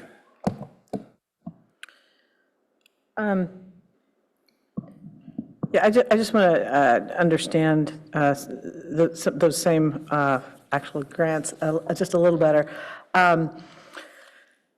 So I understand that La Comida and YWCA are new partners, but their grant amounts from what they sought and what they got were significantly smaller than many of the others, and I don't know if they didn't know what to ask for yet, or how we went from, in the case of La Comida, a request of $28,000 to an oddly specific $6,321. Can you just tell me a little bit about that process? That's the challenge with the public service cap, is we always get a lot of applications, a lot more money requested than we have available. So this year we took the approach with the Human Relations Commission on giving everybody a little bit of something. So Life Moves, Project Sentinel saw a little bit of a reduced grant amount than they did the year before, and then we gave new partners an opportunity to come in. The odd number that came with La Comida was during the motion with the HRC, was we had a little bit more money in the entitlement grant than we estimated. So they said, give them as much as you can within the cap. And that happened to be the amount that it came to. It is an odd number, but those are the decisions we have to make each year. Do we give a few organizations a lot, or do we try to give everybody something? And, we're going to have those discussions each year and are always open to new ideas and directions to go, but that was why, yes. Thank you, that's helpful. And it's always hard to answer that question that you just posed. Although sometimes people need a certain amount before they can do anything, and so I assume that you looked into that as well, as, Yeah, part of the application process will be, if you don't get this award amount, can you still operate this program? And a lot of our CDBG partners are taking small amounts of money from all of these different pots, and they make it work, but it's getting a little bit harder each year. Got it, understood. And the Public Works ADA curb improvements are for, I thought I heard, are they for a specific site, or? We're working with the Public Works team right now, so they're doing their capital improvement plan, is my understanding. We told them the amount of money that we have available for the ADA curb ramps, so they're going to be working on their bid process, and they can do these projects citywide. So they're going to give us a roster of where they're going to do the curb ramp or retrofits or make the curbs ADA compliant, and then we'll kind of move forward. They're in the planning process. At this point, we let them know how much is available, and then they'll soon let us know how many curb ramps they can add to their roster because of this funding, and give us the locations of those sites as well. Okay. I mean, I certainly support the, creation of ADA curb improvements. Kind of seems like something we ought to do anyway. I mean, is it mandatory, I assume? I was just surprised that wouldn't come out of our normal capital budget and that it would be grant supported, something like that. Yeah, we're usually supplementing with the CDBG funds, and I will say that next cycle, we want to do outreach to see if we can get more of our partners applying for multifamily rehab funds and other projects that we would maybe prioritize a little bit more. If we don't spend the HUD funds, they take them back. We can get into compliance issues. So when we're undersubscribed in certain categories, we have to figure out how to spend that money. In ADA curb ramps in Palo Alto and other jurisdiction I've been in, that's usually the default project if you have available funds. It does meet a need. I agree that, there may be other projects we could prioritize. We just have to do better and do the outreach to get the applications in. And there's some barriers the CDBG program puts up with the federal requirements that make it hard for some grantees to apply. So we're actively trying to get more applications in for next cycle. So you see maybe different projects in the next action plan. Okay, got it. Just want to, it just feels a little funny to be cutting food for seniors and doing it with these curb improvements, but I understand they're different categories, and so you have to put the money toward the right thing, so. Okay, all right, well, thank you. I have no further questions, and I see no further lights. So unless there's any more discussion, I think, Madam Clerk, you can call the roll. Councilmember Lowing? Yes. Councilmember Rectal? Yes. Councilmember Lou? Yes. Mayor Vinker? Yes. Councilmember Burt? Yes. Councilmember Lithcott-Haynes? Yes. Vice Mayor Stone? Yes. Motion carries unanimously. All right, thank you very much, and thank you for being here and explaining all that tonight. You're very welcome. Thank you. All right, and with that, we will move on to action item 16, which is the outdoor activation standards related to California Avenue. I'll wait for staff to switch over here.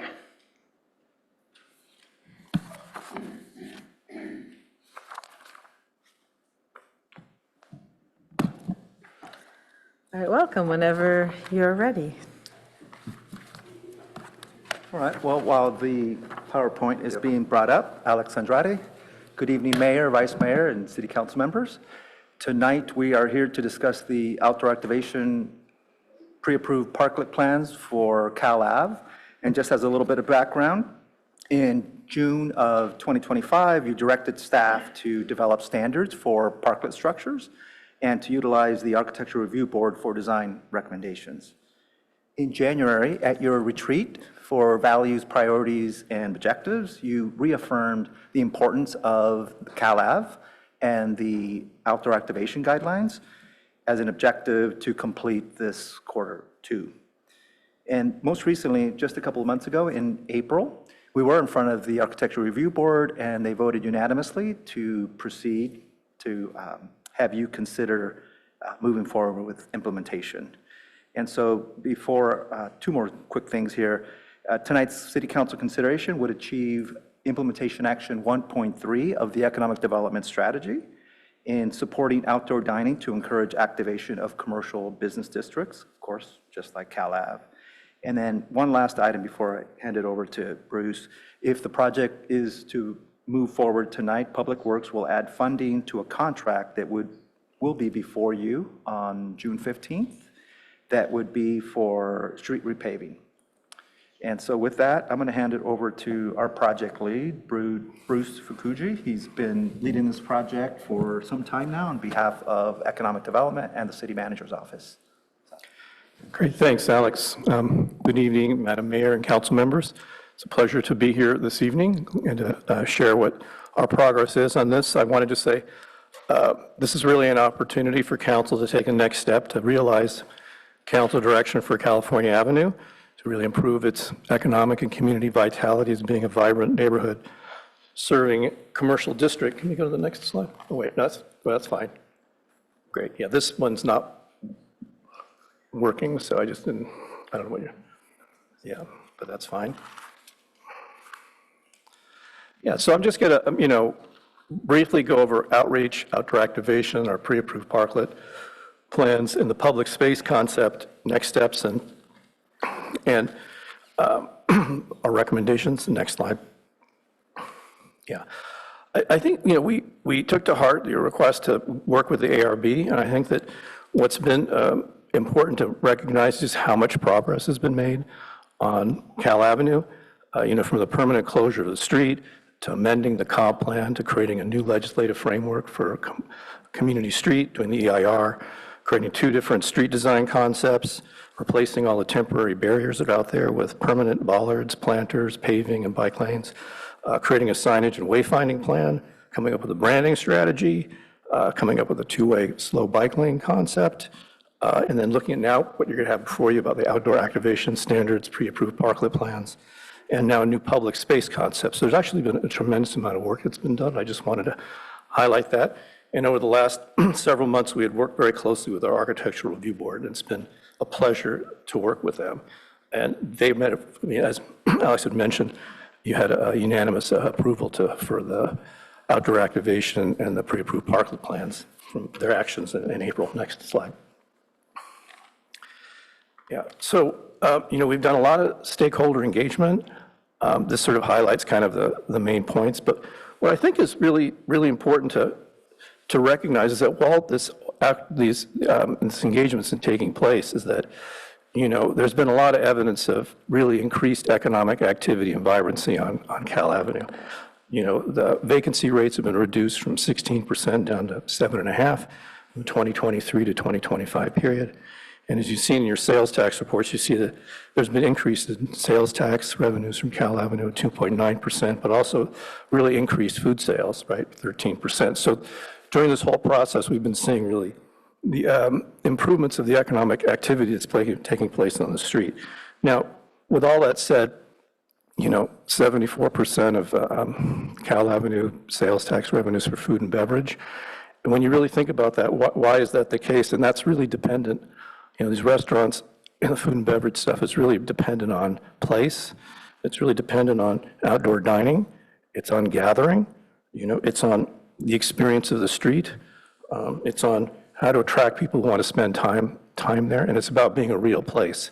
And I think what's important is that you look at that and you compare that to other parts of Palo Alto that are retail shopping centers, and you're seeing that real places actually are performing better.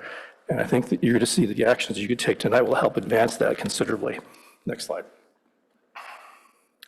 So for outdoor activation, just really briefly, we looked at precedents. We came up with really great design solutions. The ARB was fabulous with our discussions around that. You need to know that we met with that ad hoc committee twice a month for almost 6 months. It was a very detailed process in working with them. But I just want to highlight that this outdoor activation program is going to meet some very important economic vitality objectives. It's going to be able to expand options for commercial use of the public right-of-way, of sidewalks and roadway.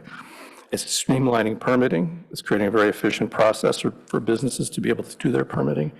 It's looking at how to do it in a way that creates a diversity of options that can be for the lowest amount of investment and the highest level of investment. We're very flexible in terms of what businesses are interested in wanting to spend and accommodating all of those choices. And it makes sure it focuses on improving the customer experience for all year-round dining and maintain storefront visibility. So I think we've, accomplished a lot with these activation standards. Next slide. Yeah, and one of the issues that came up when we met previously was just about making sure that the amount of outdoor dining area out on Cal Avenue is not going to decrease as a result of creating standards. And what we've been looking at is the trends that have taken place in outdoor seating. In 2024 was 12,620 square feet, and the blue is sidewalks and the red is roadway. And then it decreased in 2025, and that's just, you had 20 restaurants and then went to 19, but it's mainly because of kind of post-pandemic shrinking of the amount of space that actually is needed for dining, so they can actually balance out what they can do with their inside and outside dining based on their kitchen capacity and their server capacity. reduce it slightly. So this activation program is going to, basically enable equivalent or greater amount of current seating that there is now, and I think that's just a very important finding from the work that we've done. 19 to 20 restaurants can have pre-approved parklets in front of their storefront if they choose to do that of varying sizes. I just wanted to highlight those really important parts of this program. Next slide. Yeah. The pre-approved parklets, I think that this is probably the part of this whole effort that I'm most pleased about in terms of this and the public space design.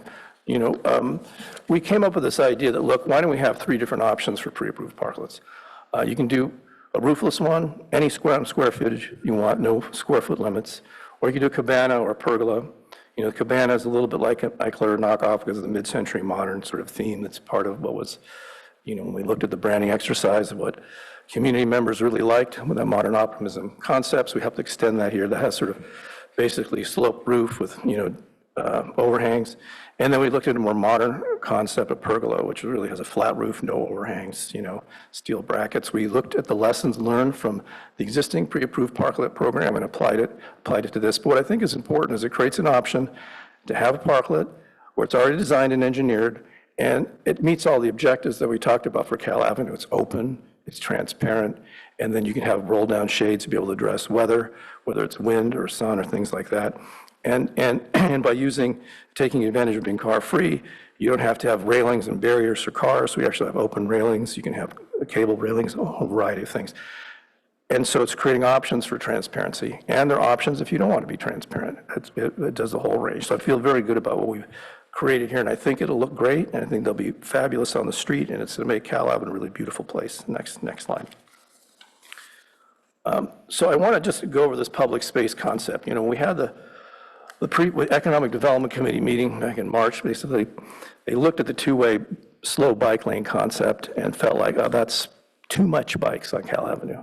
And I agreed with that assessment. I thought that was a really astute observation. So we looked at a different approach. Now, what this approach is it says no traffic markings, no standard traffic markings for bikes. Okay, it says, okay, how can we take the roadway now there's no more vehicle movement that's happening there, and create a flexible commercial space. It's an active space that allows for, businesses, for outdoor dining, allows for community activity, allows for events, has safe access for everybody, and allows bikes to be able to go through there. And so what we came up with as a strategy is what we found is that when you do these thermoplastic stripes, that's what you're seeing right here, and they're all colored differently. They're basically horizontal, extend from sidewalk to sidewalk. The thickness of it's just enough. So when you're riding your bike, and the faster you ride your bike, you're going to really notice this textural thing. So what we're trying to do is create behavioral cues for people to change their behavior. Now, obviously, it's more fun to ride your bike or easy to ride it on smooth pavement and not on bumpy pavement. Okay, so that's the main idea, is to use texture as a way to kind of control bike speeds. Natural separation. We're sort of assuming that people will learn how to behave on the street. Okay, and we're saying bikes here as a destination, and then looking at like Cambridge, when that can get improved for more through bike movements that would go from like Park all the way to El Camino. So this is sort of for destinations, but it's open for kids to be able to do safe routes to school. It's designed so that if you're like 10 years old, you can really easily understand how it works. It's got a dotted center line, which divides the way the smooth surface areas for bikes. Now, we met with the people at the Vista Center for the visually impaired and blind, and we talked about this and came up with some strategies to make sure that this is universally designed. So if you're disabled, if you have visually impaired, that this environment works for you. And they love this concept, and one of the things we added is a tactile directional indicator that goes from crosswalks to crosswalks, so it allows you're blind, to be able to walk in the street in the same pedestrian space as everybody else, on the side where most of the restaurants are, and have access to all that. They love that idea. They have a few other great ideas that we haven't implemented yet, but I think it's a strong direction. So, that's basically the idea here. And this drawing, just to help visualize things, shows if you did pre-approved parklets and you did outdoor dining and everyone did their thing, that how much would that, occupy of the public space, including the encroachments that are done. So it's helping you sort of visualize, like, what does the thing look like when it's built out. So it's an inexpensive, easy to implement, artistic, attractive, and functional thing that actually is trying to say that we believe that people can have the right behavior and then be able to do that. So I just wanted to highlight that. That's this concept. You can see the next slide. It's the same thing for the other half from Ash Street to Birch Street. And then we clustered bike parking at the entrances at El Camino, at Birch Street, on Ash Street, and over in front of Country Sun Market. So if you're coming out of Mimosa Lane, you can park your bike and then be able to walk through there. And any business that continues to want to have their bike parking in front, we said, great, we'll just keep it. So that's what this layout is next.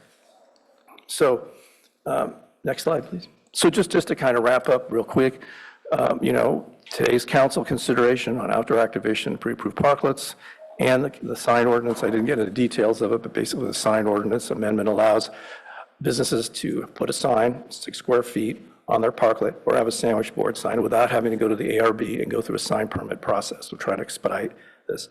Next thing is, Alex mentioned, quarter 3, 4, looking at what to do if you take your action on June 15th, which is the issue that's going to be before them around making an amendment to O'Grady paving contract so we can help expedite what to do to repave the street. Public Works says, look, if you're going to do it, just repave it, don't resurface it, do the right thing and make it look great. So we're looking at $300,000 being moved on June 15th, if you approve that. So that work can get expedited. We're trying to look at what to do to finalize that construction schedule, coordinate with merchants around the impact, but I'll do that. So that when that work's done, then anyone who wants to do a pre-approved parklet or a custom parklet can go ahead and do it before the end of the year. So that's what we're trying to do. And then we're looking at what to do next fiscal year, which is really refine that public design of that space. It's a concept, but it needs design work, specifications, and it's got to be bid and installed. And in doing that, we're also looking at what to do, remove some of the sidewalk barriers that are making it harder for people to really take advantage of the sidewalk for outdoor dining. So that's it. That's my presentation. I think I kept it to 10 minutes, which was the request. I'm getting better at that. Anyway, so thank you. It's just the recommendations. It's in the staff report. I didn't think I needed to go through that. All right, thank you. Well, thank you. That was quite a report, and amazing to put it in the 10 minutes, so we really appreciate that. Council members, I'm going to ask and see if there's any initial clarifying comments or questions, and I'll start with Councilmember Burt. Thank you. So first, thanks for all the progress on this, and I want to thank the Economic Development Committee for their review on, and particularly this one issue of the biking. And 3 to 4 years ago, when we were looking at this and on whether we should have biking down Cal Ave, one of the things we recognize, it's been in our bicycle and pedestrian plan as a bike route, but that's when it was a street in Cheros. And what has just increasingly occurred is that the proliferation of especially throttle e-bikes. And hearing from merchants, hearing from residents, witnessing it, I've come to the conclusion that our circumstances have just changed in what biking means and the constraints that we have by state law on not being able to regulate those vehicles, which are many of them essentially electric motorcycles, low-powered electric motorcycles, and we can't regulate just allowing pedal-powered conventional bikes, which could have historically been, I think, modulated and have a slow bike route. I continue to really want to make sure that Cal Ave is a biking destination, but I've come around to that there's not a good way for us to be able to have the slow biking and then the safety of bikes and pedestrians there together in a circumstance where we have this just growing proliferation of fast electric bikes. And so I'm going to be real interested in diving deeper into if colleagues are interested in that, how do we make it so that we still have Cal Ave as a bike destination, but not a through route? How do we get Cambridge to be safer than it is today, because it's not good enough at some areas, and the alleyways and all those things. So that's going to be something I'm very interested in. I did have a question on the repaving, because I haven't really noticed the pavement being in bad condition there. So there's the issue of removing the plastic surface markings, but is the pavement in bad shape, and is there that need for repavement versus using those dollars for other purposes on our plan here? Yeah, just briefly, the initial proposal was just to scrape off all those traffic markings and just sort of slurry seal the road. We went through and talked with Public Works staff, and they felt like that would not be a good long-term solution, and that the pavement was actually going to be in need of to be replaced. So it was a better decision to actually do that. It's a better permanent condition for investment, to attract investment. Well, I heard that, but I'm still not hearing, is the pavement in a condition that really needs to be replaced versus the markings removed? Right. I was just going to add, not necessarily, it's really more aesthetic, and also would allow the existing parklets or outdoor dining to be disassembled and kind of start fresh. But allow it or require it? I mean, require it. Yeah. Okay, so Holly's not here on this, but it would be scheduled to be repaved in a very short period of time. So would it? Yeah, that was part of the thing. She said, look, it's going to be ready to be repaved in the period where you're going to be doing this work. So based on that, I know it was done in 2016, and I think it's 10 years ago, right? So, I still question whether it's in a condition that needs repaving, and whether we should use those dollars for better purposes. It may be that it does, but I'm a little surprised by that. I think certainly if we get the direction tonight to proceed with the plan, then we will work out the specifics on the most cost-effective approach. Okay. Just one last thought, though, is that the slurry seal and clearing off the thing costs more than doing the repaving. So it's not like there's another option that's less expensive. So I think that's the other thing. Okay, thank you. Councilmember Lithcott-Hames. Thank you, Mayor. I want to echo Councilmember Burt's concern about bikes. The cycling climate, as he knows better than most of us because he is an avid cyclist, but even those of us who aren't can see the whole climate has changed with these throttle e-bikes. And until that situation gets kind of corralled, I think we're really putting CalAv at risk of becoming what it can be as a pedestrian thoroughfare by allowing the bikes to come through. I was actually surprised to see, I was glad to see you consulted with the Center for the Blind and Visually Impaired, but then surprised to hear that they thought the plan was really nifty and neat. So perhaps you could speak a little bit more to why they seem sanguine about visually impaired people on a road with fast-moving bikes that really aren't even going in a straight line, but are meandering some. And also if you could speak to the question of whether Cambridge could be the more suitable route. There are people who will use their bike to get to a restaurant or a shop on Cal Ave, and that's their destination. But there are plenty that are using it as a thoroughfare from the train to the Research Park or El Camino. And I think this street is no longer for that. That's not the purpose of the closed-off section of Cal Ave. And so we really do need to make it safe for them to go down Cambridge. But could you just say a little bit more about why the bendy bike lane seemed attractive to the folks at the Center for the Blind and Visually Impaired? Yeah, it's a great question. I really enjoyed chatting with them about this. They really like that it's a car-free area. They felt like they wanted to be in the same space as other pedestrians, so there's not a separation between them and others, so that they can enjoy that with their able-bodied friends. And then for those that are on their own, they like that there was the tactile directional indicator so that they can actually be able to have a route. That's a channel. It would be like on the road, but they can follow doing that.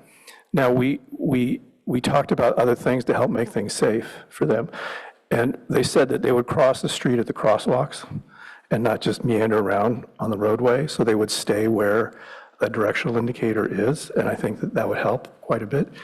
And then they asked about ways to make it easier acoustically for them to understand that where bikes are. So they thought there should be some changes in the texture on the bike route before you get to a crosswalk so they can actually hear bikes, so they can understand what's going on in that environment before they make a decision to cross the bike area. So I think they felt like if there's an area designated for them, that would really help. Plus, they can use the sidewalks. So that was the feedback we got on that. Thank you for that. I should have opened with gratitude for all the work, so much work, and I can see it all coalescing here. Really glad to hear that the process with the ARB has really been productive and fruitful. How has the work taken into account the potential new housing projects that are coming at 414 and 156 California, the ingress and egress for those sites? Yeah, well, 414 California is on the car-free portion. We've met with Jason and others on that. The outdoor activation standards would apply to any development that happens there also, so it creates opportunities for outdoor dining on the sidewalk or the roadway.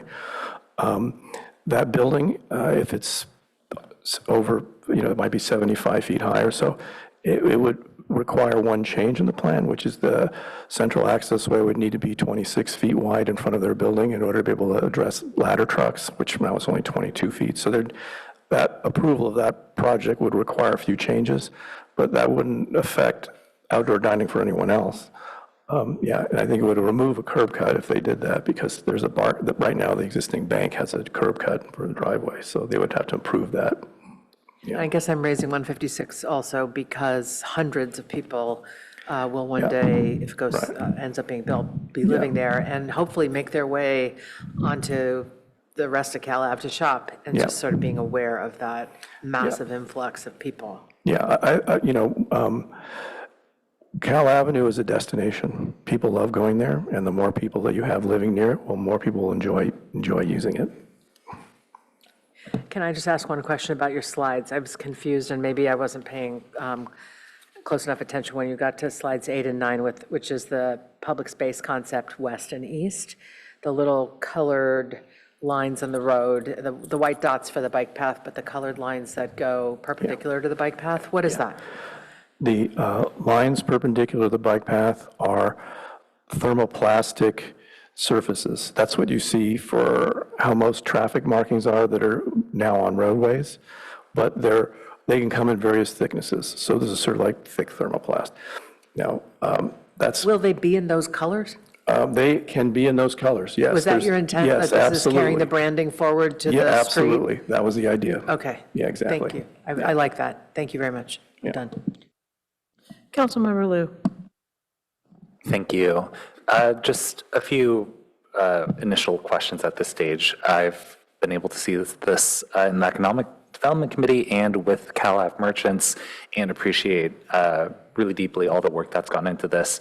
To understand the timelines, the intent is to do potential repaving in June, and there's a weather window mentioned of October 2026. So would the idea be all the painting and other markers be complete by October 2026? Or would just the repaving be done in summer-ish and then the rest of the work done the next spring, like April 27? Yeah, the latter. So it's just doing the paving. The other public space work needs to have funding allocated for it. I've heard some concerns from business owner that the bollards and emergency vehicle circulation may have issues. And as we, consider redesigning the street, I think it's the right time to talk about those. Can you, or I see our fire chief is here probably for this purpose, speak to whether there were any operational issues so far with the bollards and sort of access paths we've carved out, whether we think those are actually substantive delays or operational issues going forward?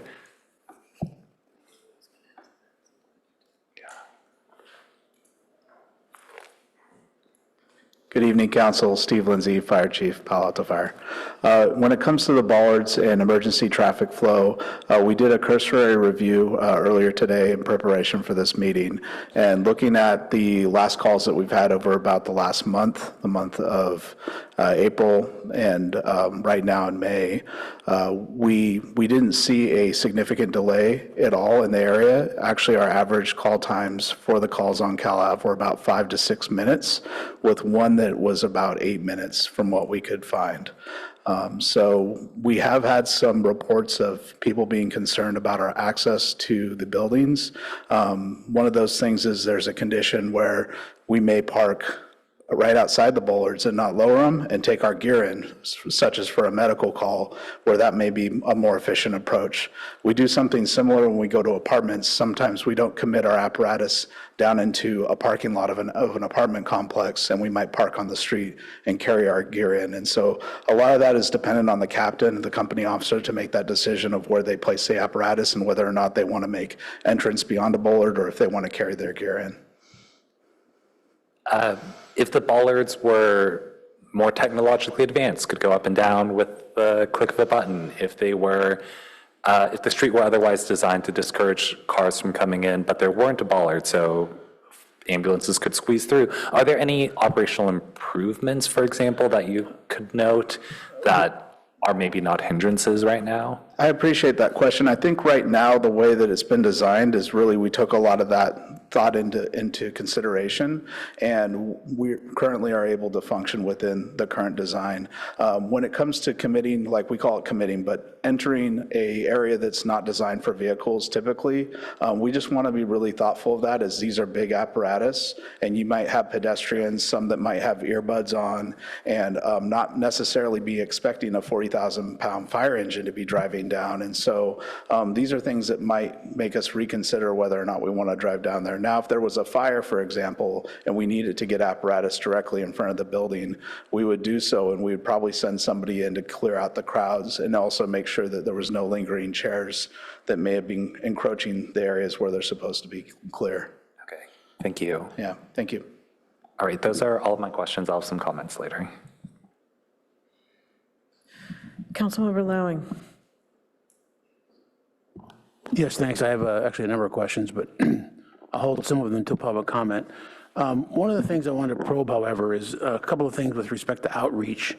You say initially on page 339, you've done a lot of outreach with California Avenue merchants, community members, and you say it in a couple of other places, but there's no quantitative information there. So I don't know if that's 5 retailers or 25 retailers or what. And I particularly want to hone in on the cost of the project in terms of when you put the encroachment permit in and so on.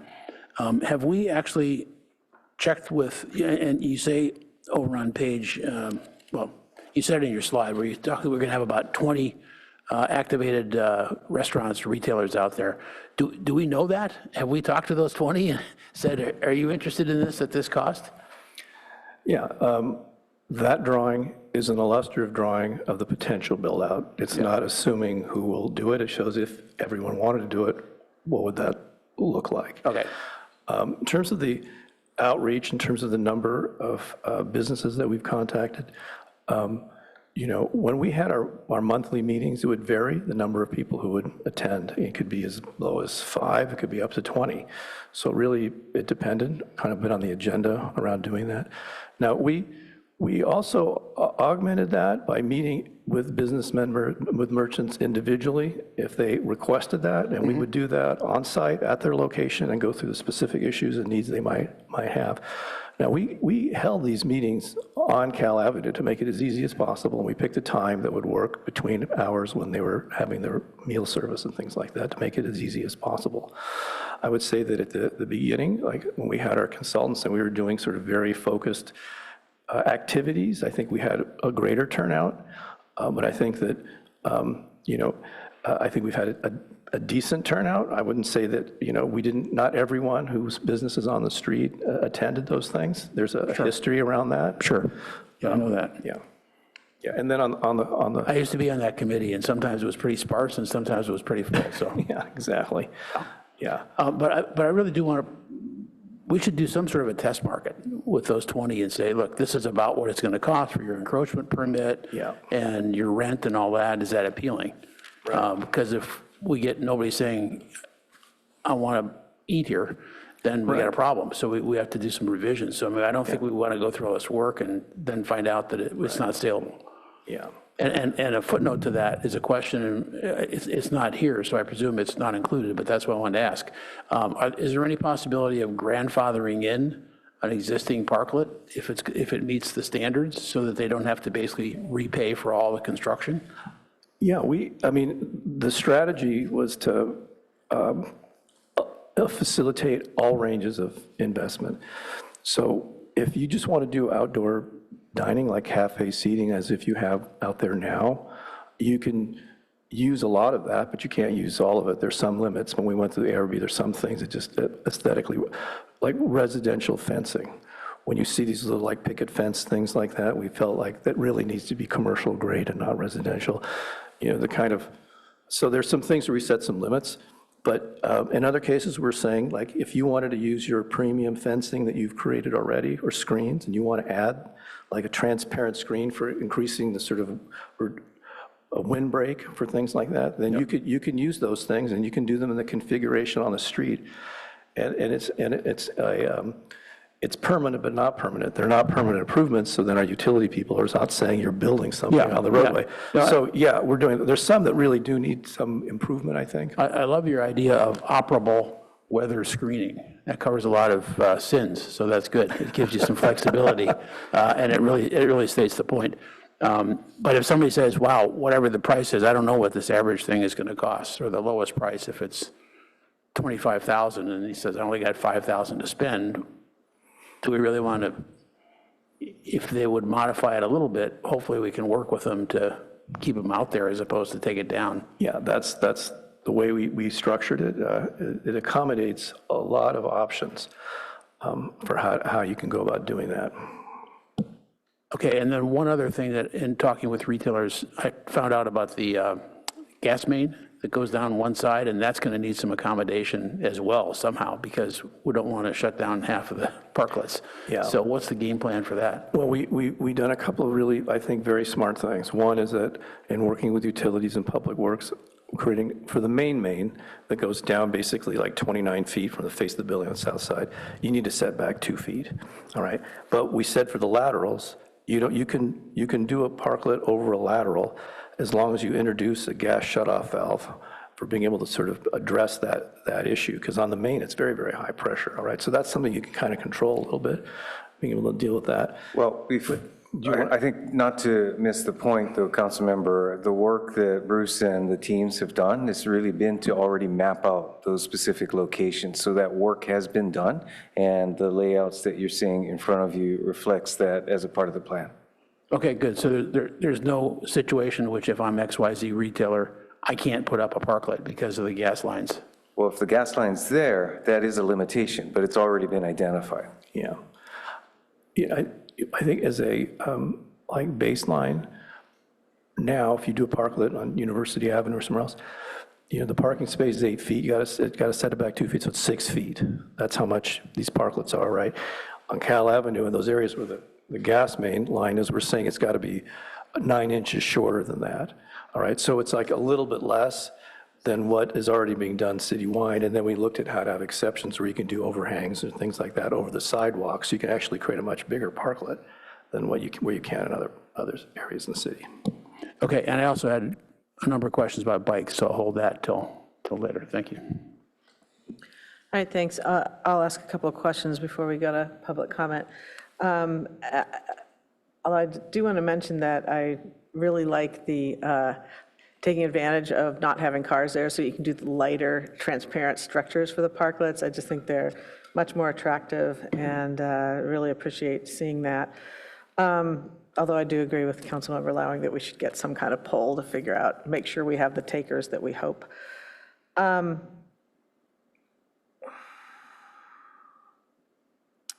gonna just very briefly, because the council members Lithcott, Hames, and Lou asked most of the questions I was curious about on the public safety front, but we do have the mechanical operable bollards now. I think this is, maybe Chief Lindsay, just to indulge me just a little more detail, not a lot, but I guess I just want to make sure that we really can get to the places we need in a timely way. And so do you like carry the keys with you? Like, how does this work to make sure that there's just really, like, if you decide not to park and carry in, you know, because this whole closed street has introduced some, you know, greater degree of risk, even if you have to clear the people out before you get there. And I just want to make sure that we really do feel comfortable we can get in there when you need to. Certainly, and I'd like to just touch on that a little bit. Chief Jassa worked on the project, and I want to thank her for all the work that she did. But what we ended up doing is having our rigs drive through there with markings on the ground to make sure that we had both egress and ingress into that area, both with turning angles from different directions to make sure not only that our fire engine and ambulance can get in there, but also our ladder truck, which is much larger. It does articulate off the back, so it actually gives a swing with the operator. And we did a series of different entries and exits in that area, and also looked at apparatus placement. One of the biggest things that has kind of been our sticking point with this whole thing is making sure that we have the proper setbacks with the parklets, and also that there's not encroachment into the safety right of way, because with that, you know, with that lane in the middle, that gives us access within all the different businesses there. But if we start getting furniture or things that maybe, because we're not, you know, watching it as closely or policing it, that could create obstacles that even plastic chairs could slow us down. We'd have to move them. But that was one of the considerations that we took into place. As far as the keys go, yes, we do carry key sets. We have a lot of keys on our fire engines and ambulances. But we made sure that we had a copy made for every rig and every apparatus, and then our battalion chiefs carry spare keys in case somebody's breaks or they lose them. And then we have alternative entry pathways as well. So those were all part of our kind of our research and condition that we wanted to accept it in. Okay. Well, I'm of course not surprised that you would have redundancies and things. That's your pros and that's your job. But I just wanted to understand it a little better, so I appreciate that. But, you know, so this is what you're describing now is sort of the design piece. And so I don't know that this is the right time for it, but you also mentioned like the operations, like, you know, in terms of policing the furniture and all of that, I don't know if Mr. Andrade is the right person or who's to ask, but like somebody needs to do that to some degree. How do we expect that to work to make sure that the ways are clear? I mean, do we plan on once a day someone goes through, or how would we work that?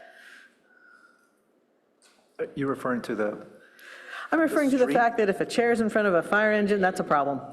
Well, in large measure, that is why, again, we've got these outdoor activation guidelines. Much of it will rely on the merchants that have their furniture in the street, and that's requiring parameters on where they can be placed, the types of furniture that are used, and again, how that entire level of responsibility is established.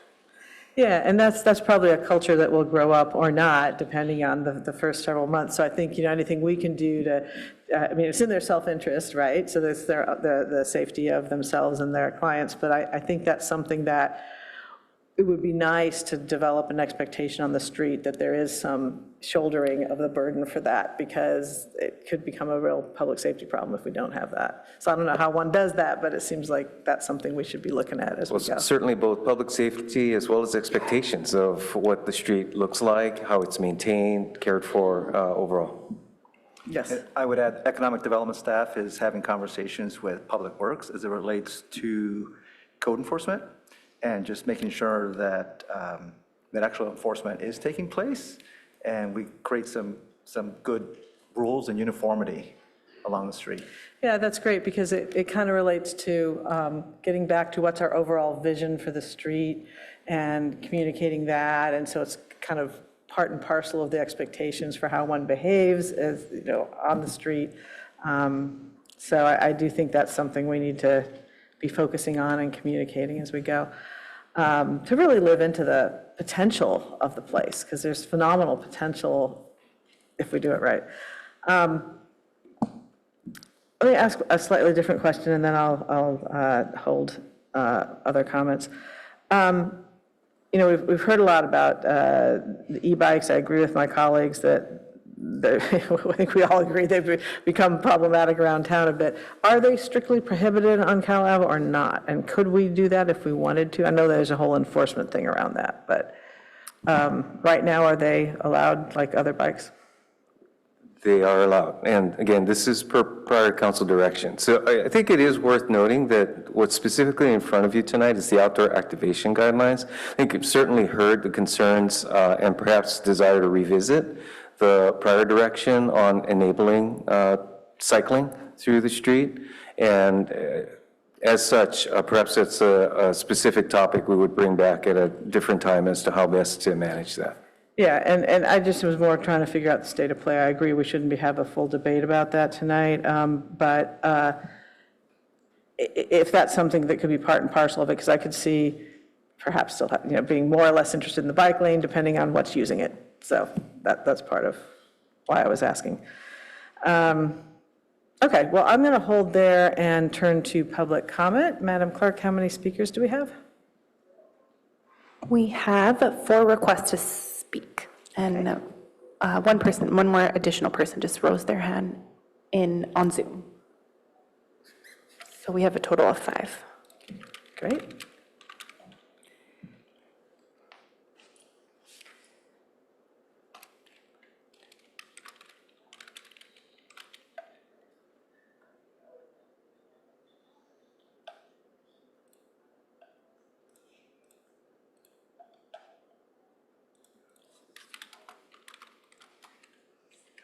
An additional person rose their hand in Zoom, so we have 6. Our first speaker is Charlie W.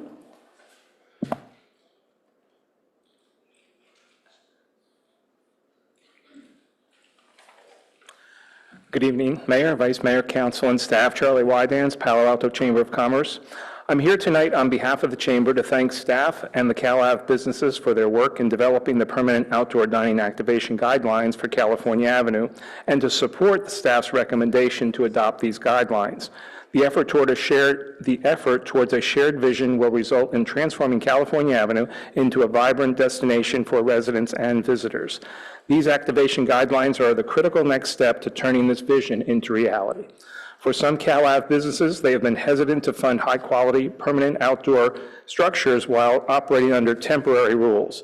These guidelines, especially the pre-approved parklet designs, provide clear framework, streamlined permitting, and the certainty our restaurateurs need to confidently invest their own capital into long-term outdoor spaces. For customers, these guidelines ensure a safer, more unified, and accessible experience.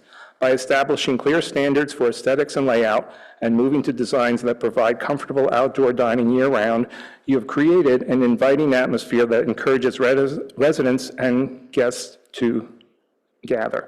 A vibrant outdoor dining culture is no longer just a temporary trend, it is a permanent cornerstone of Palo Alto's economic vibrancy and community health.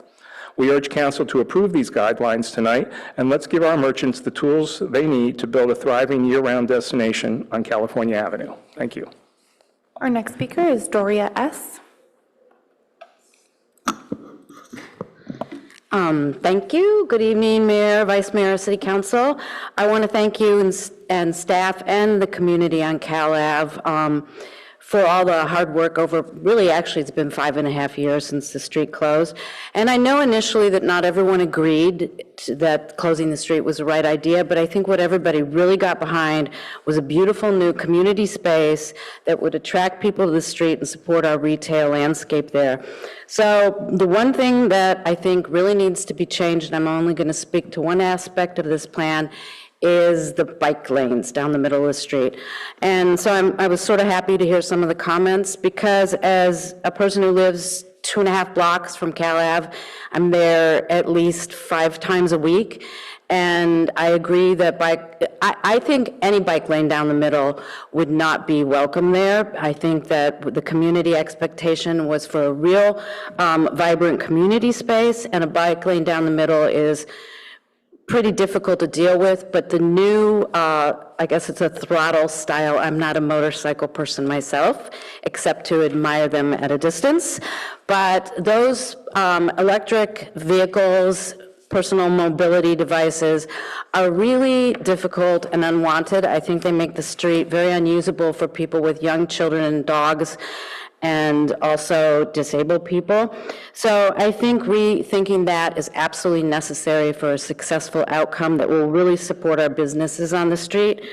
As to the actual design, it's very hard to picture this thermoplastic rainbow and how it will really work. I cannot imagine something that's equally rough to encourage the bikes to stay on the smooth area that isn't so rough that it would be unpleasant or unattractive to some pedestrians, maybe some older people, disabled people, children with tricycles.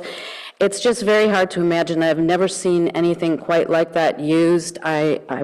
And I don't think there were examples that I found in the staff report, so it might be useful to have a better handle on how exactly that would function and aesthetically look and how appealing it would be. So I'm very happy to hear the conversation so far this evening, moving away from bike lanes at all in the street. And I also would like to note that Cambridge Avenue is already slated for a buffered bike lane in the bike ped master plan update. There's not a lot of information, so I don't know if it's two-way or if it removes parking from that area, but it does in that plan say that they would have to have it for days when there were events on Cal Ave that prohibited biking at all, which would indicate that sometimes there's going to be no biking signs at all. I think it gets pretty confusing, and I even think that the continuation of the green regular bike lane would be less confusing too. Thank you. Our next speaker is Barry H.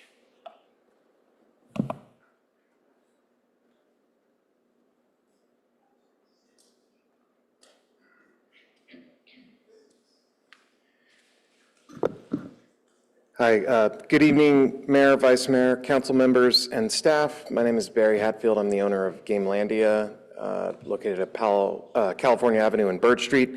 I'm speaking tonight as a business owner on California Avenue whose business would not directly benefit from the outdoor dining guidelines. We do not sell food or alcohol, and we are adjacent to rather than within the closure itself. Even so, I strongly support these guidelines because I believe it benefits the California Avenue Business District as a whole. The street closure has already proven to be a major success.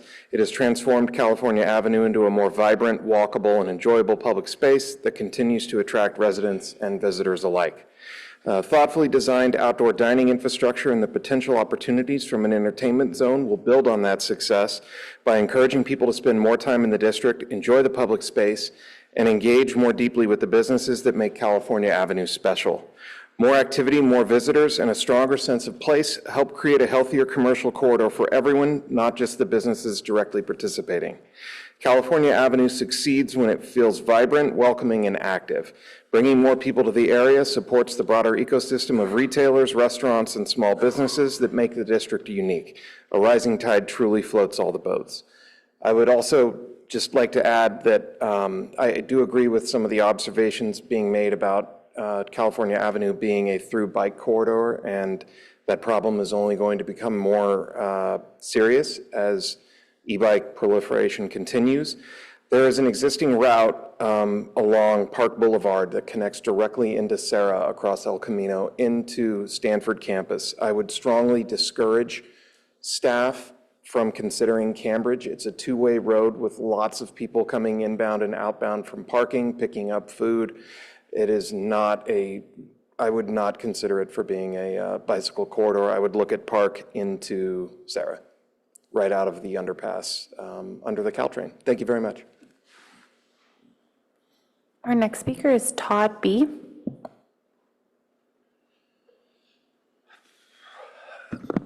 Thank you, Council, Mayor. city manager and staff, fire chief, everyone. I'm Todd Burke. I actually live on California Avenue. I overlook the park at the end of the street. A couple of different things I wanted to point out. Given how much time I spend on California Avenue, I probably constitute furniture at this point, but nevertheless, I'm not proposing renovations to street furniture. But I am here to offer support for item 16, the outdoor activation standards for the businesses and the restaurants. I think the parklets have been a great success, and they've really helped transform California Avenue, and I think adopting the measures tonight will help even further. And I support giving the businesses the certainty they need to make the investments to really drive a high-quality, permanent outdoor set of spaces. But as we take this forward, I want to offer just a couple of things.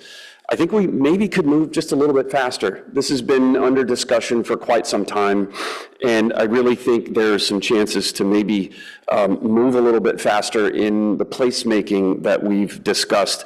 We've studied it, we've tested it, we've debated it, we've refined it, we've put it through the grinder, and I think it's time to really get this closer to completion as soon as possible. Also, we really need to put pedestrians first. Pedestrians, not cyclists, pedestrians. I'm a pedestrian on California Avenue, and I've seen my life nearly vanish before my eyes because of these. I didn't know they were called throttled e-bikes. They are motorcycles to me. They're fast, they're obnoxiously fast and super dangerous. I'm a fan of removing them entirely from that portion of California Avenue. Thank you, Councilmember Burt and Lifcott Haynes, for mentioning that and noticing it. I know the bike community is very vociferous here in Palo Alto, but it's a safety matter for pedestrians. And then I think it's very important to make sure that residents are also involved. I know that we've done a really good job with outreach for the businesses. I lived through the street tree debacle in, when was it, 2009? And then all of the meetings we had about which trees and how the sidewalks were going to be partially glass and 2 lanes from 4. Residents got involved, I think, a little bit later in the process. It feels like they might be just a little bit later in the process here, so definitely would like to see residents involved. So those are my comments, but thank you all for the opportunity, and this is a great project, so very excited to walk down the street and become further furniture in the street. Thank you. Our next speaker is Leland W.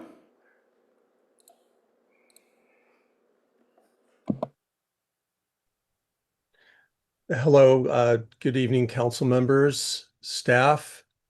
My name is Leland Wiesner. I've worked in leased offices on Cambridge Avenue for approximately 25 years. I'm speaking this evening, although it seems a bit out of place, but in support of reopening California Avenue, as we've had 6 long years of closure and we've got no positive fiscal or community results. We've had no follow through on promises made. And as the mayor and others have pointed out, no safety studies providing certain access for emergency fire and police. Every time the topic is brought up, it's a question mark. I've seen and read about alleged decrease in tax revenue in Palo Alto. I would like to think that by now council would realize they are doing something wrong and simply open California Avenue. Indeed, vacancy is down because of the AI supercycle boom. I have leased almost all our office space to AI companies, and they're booming. That has nothing to do with the street closure. There is no correlation. This boom in AI technology has saved almost the entirety of San Francisco and many cities up and down the peninsula. Yet Palo Alto remains adamant to keep closed one of the most vibrant city centers they have, California Avenue. Palo Alto has spent millions of dollars in consultants, hundreds of hours on community meetings, but the only thing we have to show for this is a few potted plants, red safety cones, circus tents, random illegal encroachments by restaurants, and signs urging people to walk their bikes that they regularly ignore. And that's the truth. I've almost hit them. They've almost hit me. I would also like to mention that other places in the world allow cars, bikes, and people and dining to work together without any street closures or special bike lanes. I personally experienced the beautiful and ancient city of Como, near Lake Como, Italy. I experienced cars, bikes, e-bikes, people mingling together, as it is all good for business and vibrancy. Bicyclists naturally get off their bikes and walk them when there's cars and other people around. There's no signs asking the people to get off their bikes, and they just do it. There's no policing. As a result, no business in Como suffers at the expense of others due to road closures as people roam while cars, scooters, and bikes all interact carefully around each other. Como is a 2,200-year-old city. They seem to have figured it out, and I hope that we don't spend 2,200 years trying to figure it out here in Palo Alto. 6 years is enough. Please open the streets and stop trying to change something that was never broken in the first place. Thank you very much. Our next speaker is Michael. Good evening, Mayor, council members, staff. This is Michael Ekwall from La Bodeguita over in, well, California Avenue. Sure you already knew that. Anyway, I want to thank you all and apologize in advance when I ruffle your feathers or cause offense. I'm asking you to vote no on this issue tonight. If you read my letter, which may have been a little too long, you already understand why, but quickly, here's a 2-minute and 32-second summary statement. California Avenue deserves to be safe, accessible, clean, and attractive. In my opinion, safety is paramount. How many times must emergency services be delayed by the street closure before we take this issue seriously? I think the city obviously is aware of these ongoing problems, but just think, if 911 is called for your child, your spouse, your parent, and you're watching firefighters or paramedics struggle to gain access when every second matters and it could mean the difference between life and death, I'm sure you'd have a different perspective. So before investing more money in this project, where are the safety studies? What do our first responders have to say? Although I did hear the fire chief and I appreciate that, but what about access and emergency response times? How have the response times and routes changed since the street closure? And if they're longer, how do we accept that? So tonight, you're also being asked to approve an expensive parklet program, yet the city, as they admit, does not know how many businesses will actually participate. And if only a handful of these 19 restaurants build parklets, do we consider that a success? So most of the businesses on our side of the street actually can't even participate fully to have a weatherproof parklet because of the issue that was brought up about the gas main. So the reality is that we are not simply a restaurant district. California Avenue is a business district, and any long-term plan must work for everyone in the district. So after 6 years as a closed street, we still don't have a final vision. We don't have a final design. We don't even have, if we did have those, we don't have the budget. So how can we move forward continuously without any of those things in place? So tonight you're also asked to make a decision on the bike lane. And years ago, we were promised a vibrant European-style promenade, but instead what we have today is a handful of planters, some temporary infrastructure, and now we're presented with a Fisher-Price bike path running through the middle of our downtown. So respectfully, it's an embarrassment. And hopefully you vote against that. We go back to basics and figure out a plan to move forward. But if we don't have a budget, how do we continue to waste money on consultants with these plans that aren't effective, and we don't have a master plan? Your time is up. Thank you so much, and have a good evening. And that concludes public comment on action item 16. All right, well, thank you to our commenters, and thank you, Madam Clerk. Bring it back to the dais for comments, motion, et cetera.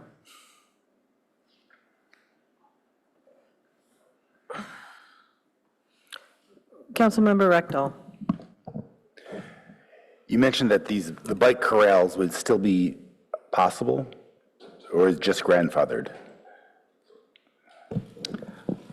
I'm sorry, the chair corrals, the fences with the chairs in it without a parklet. Oh, yeah. I mean, you can get approved a parklet, or you can do cafe seating. If you want to just do cafe seating and not do a parklet, because a parklet would have a platform at a minimum, or it could also have a roof. But if you don't want to do that, and you just want to do cafe seating, then you can have a barrier or not. If you want to have a barrier, it could be railing, or it could be a low wall, or it could be a plexiglass screen. There's a variety of options for what you want to do to accommodate weather if you don't want to have a parklet. Okay, and that could be either against the building or where the parklet would have in the road itself? Yes, that's correct. Yeah, okay. Yeah, one of my concerns is how many people are we really going to get? The same that Councilmember Lowen had. But if you have a variety of costs, then I think you'll get takings. The question is how many people really want to spend $40,000, $50,000 for it? But if you have options, then I think that's good. I really like the pre-approved parklets. I thought you did a nice job of, they look sharp. ARB worked on that, I assume? Yeah. Yes. Very nice, very attractive, I think very functional. So I think that's a really good thing. I've been pestering Alex about, we have this 350 square foot limit and for the pre-approved parklets, I'm happy with that. But if someone wants to do a custom and spend $100K on a parklet, the 350 seems somewhat arbitrary. I don't quite understand what's the origin of the 350 limit. Can you talk to that?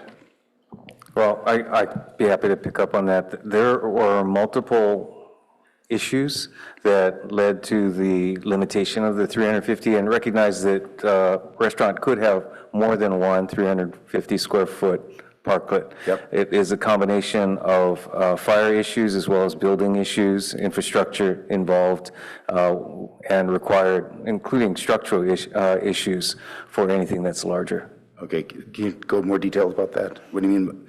So fire issues, your word that the existing limit. There were issues, again, in our citywide municipal code, limiting the size of parklets or any structure without requiring sprinklers. That's one.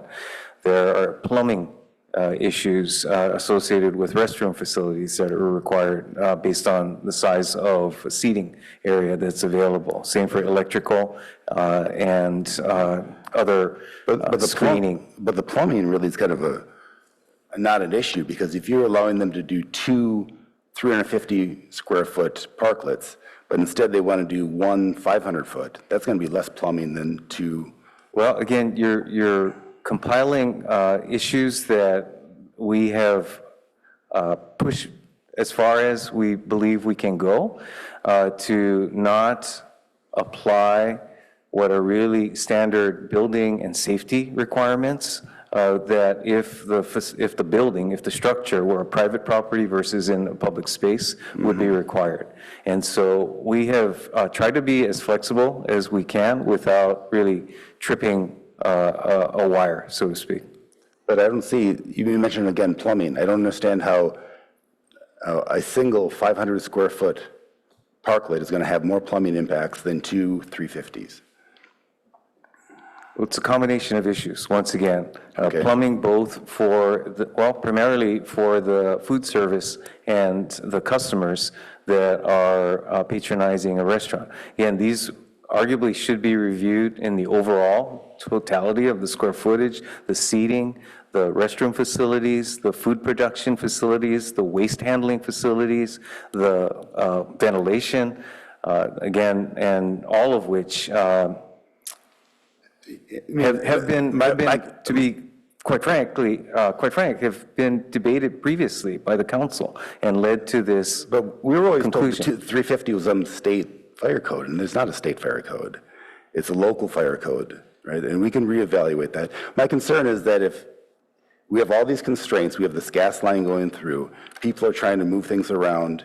If someone really wants to come in and make a really nice parklet, we're throwing an arbitrary, unnecessary constraint on that. Well, they're not absolutely not arbitrary. If a private property owner wanted to come in with an application that would take a custom approach to addressing these issues, we'd absolutely review that.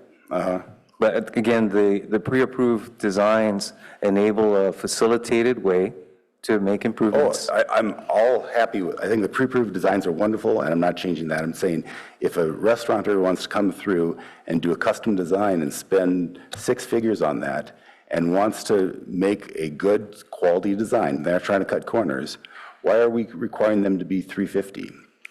Again, it's we would certainly be able to be happy to review it, but again, that criteria is one of multiple criteria that we believe is necessary in order to ensure public safety for the facilities that we're allowing in the public street. I could understand if you say the total square footage has to be limited. And perhaps we should. Okay. But again, we have, based upon council direction, enabled multiple 350 square foot structures to be placed in the public right of way, recognizing their fire access in addition to the sprinkler issues, separation of structures. You know, if necessary, certainly invite the fire chief to expand on that. But again, that's been one of the primary directions that we have secured from the city council over the course of the last several years. Yeah. And if you want to revisit that, it's a much longer discussion. For the pre-approved, I'm not trying to rock the boat, but for the custom ones where someone says, I want to pay an architect and make a design, I think we should have some flexibility. Because there's a lot of constraints there right now, and adding an arbitrary. You've used the term a few times. This is not an arbitrary criteria. It kind of is. It is absolutely not an arbitrary criteria. So, I mean, what Oakland does is if you go more than 400 square feet, you have to get a fire permit for that. And we could do the same type of thing. I can't speak to what Oakland requires nor Oakland standards. Okay, anyway. We beat that dead. I'll move on. Let someone else take over. All right, I'll go to my left, and of course, if anyone feels like I'm making a motion in the course of this, that'd be great. Councilmember Byrd, I think you're next. Thank you. So I appreciate that tonight we're going to focus on kind of the activation standards and the parklets. I want to briefly just toss out some things related. If we move away from biking, we really want to look at how we can make access by bike to Cal Ave without riding down the middle of Cal Ave. So bike racks at the entry points from the alleys, the little walkway alleys, the main street entrances. Right now, they aren't at the locations for that purpose because that wasn't the objective previously. So I want to look at that. And then improvements on Cambridge. I just want to suggest that, you know, perhaps shy of a full-blown action on Cambridge, the real problem area is as you approach El Camino, that last 100 and something feet, and removing a couple of parking spaces there, I think would be a significant breakthrough. It wouldn't be a panacea. I did want to, I was encouraged that the city manager had said that if an applicant wanted to apply for a custom approach on a larger parklet, then staff would be open to it. Because I want to clarify my memory that this wasn't, the 350 square foot limit wasn't the council initiating that. That was staff saying that's as big as you could go, not the other way around. Well, it wasn't the council, it was council going along with staff's recommendations as opposed to the council saying that's the limit we want. So I just want to put that out there because I would agree. That was a recommendation we brought forward, and I believe we secured because that's not council's the way it approval sounded, the of way you that. portrayed it a minute ago. Either way, I just want to put out there that fire safety is one, I think, legitimate issue on the size, although I'm not certain that on an open structure, we have the same issues as closed structures elsewhere in the city. But things like sewer, electric feed, bathrooms, kitchen size, all those things, those are all legitimate issues on how much total square footage of parklet, but I fail to understand why they would apply to the size of a given parklet if we allow 2 parklets of that size. It doesn't make good sense. Councilmember, I think we are revisiting a prior council discussion that we can bring back, Yeah. but But I want to make sure that we're laying out here accurate, objective information. And hopefully progressive. Yes, but I do want to dispute that somehow, as Councilmember Rectal was pointing out, if you have two 350-square-foot parklets, you have a greater impact on sewage, electric, kitchen size, bathrooms. Well, then perhaps we should go back to revisiting the applicability of the building code. No, that's not the point. It's absolutely the point. That is not the point. The point is we right now allow two 350s. And the question was whether a single larger one is more impactful than two smaller ones. That's the point. I understand that's the point you're making. The point I'm making is that I believe if we want to reopen that box, we will need to give staff the opportunity to give you their professional perspective on all of these issues once again. Okay. So let's see. So the other issue is just on alley access. So if we are really wanting everyone to come to this from the parking lots on either side, we've really got to make sure that we have improved alley access of different sorts. And we don't need to go through all the details at this time, but we've touched on this for a couple years, but we really haven't done anything. And I just want to make sure that's out there. Okay, thank you.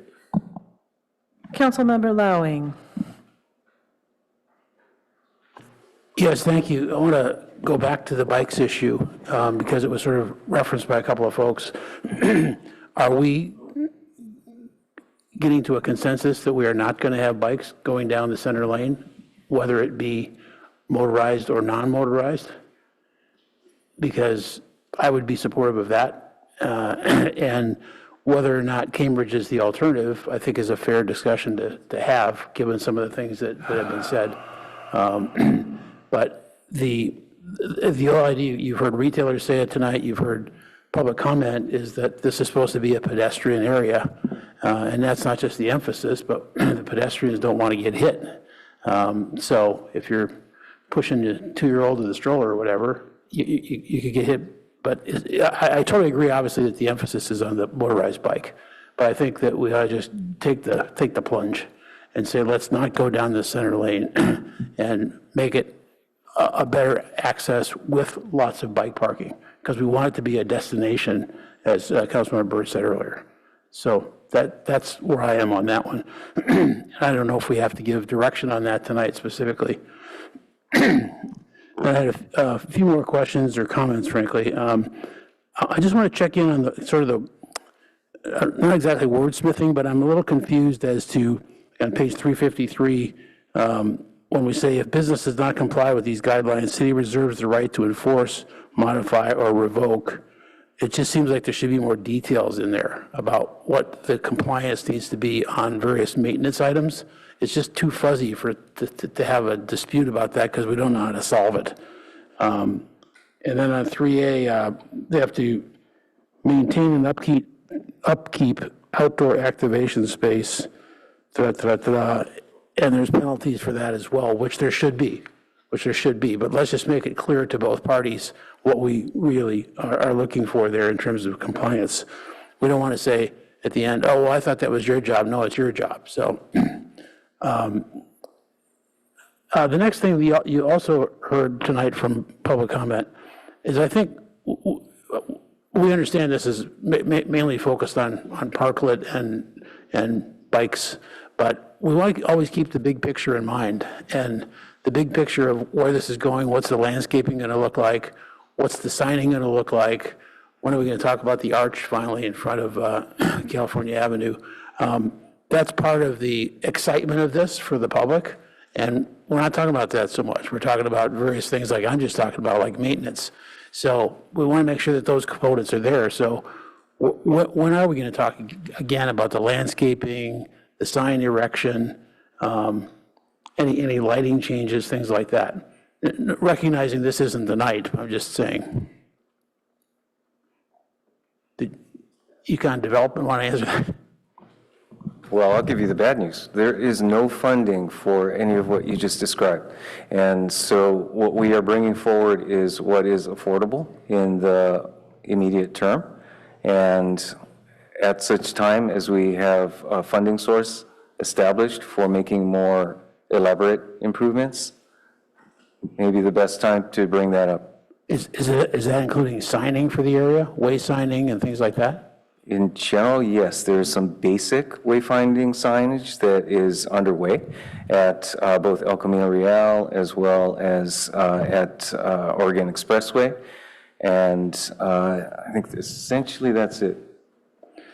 Which for me segues into my last item, and that is back to the pavement. $300,000 is a number maybe we could put into way sign. So does the pavement really need fixing, that type of analysis? I think we just need to hear a bit more about that. And again, that may not be tonight, but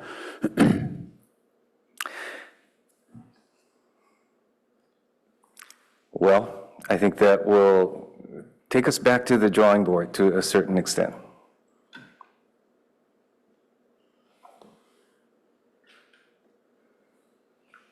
that's all I have. Councilmember Liu. Thank you. I'll touch on a few points, so I'll try to go quickly. I will pick up on Councilmember Ragdoll's point briefly, though. The best parklets are not necessarily standard cookie cutter, 350 square foot, same dimensions. If you go to cities like San Francisco or in the East Bay, the best parklets have built-in seating or really lush or sculptural or creative or interesting. And so I don't want to revisit the guidelines right now, but I think we have to think about an outlet for easier approvals for more creative parklets citywide, not just on CalAV. So I think that is a separate item and something that we should come back to. On the action tonight, on bikes, I think the real question is what is enforceable. I think that this current plan actually is the right balance. We already have signs asking people to walk their bikes. If you ask people right now, what pedestrians or cyclists on CalAV, are you allowed to ride your bike, most of them will say maybe, or I don't know, or maybe they'll, or I have a hunch they'll more often than not say no. But the point is that many people do ride their bikes, and the vast majority of people who ride their bikes do so calmly. And the predominantly teenagers who I see zipping by on e-motos are maybe not going to be dissuaded or persuaded either way by a sign or by the streetscape. So I think the marginal safety improvement of banning bikes is very unclear, whereas I think some of the access to the business and some of the the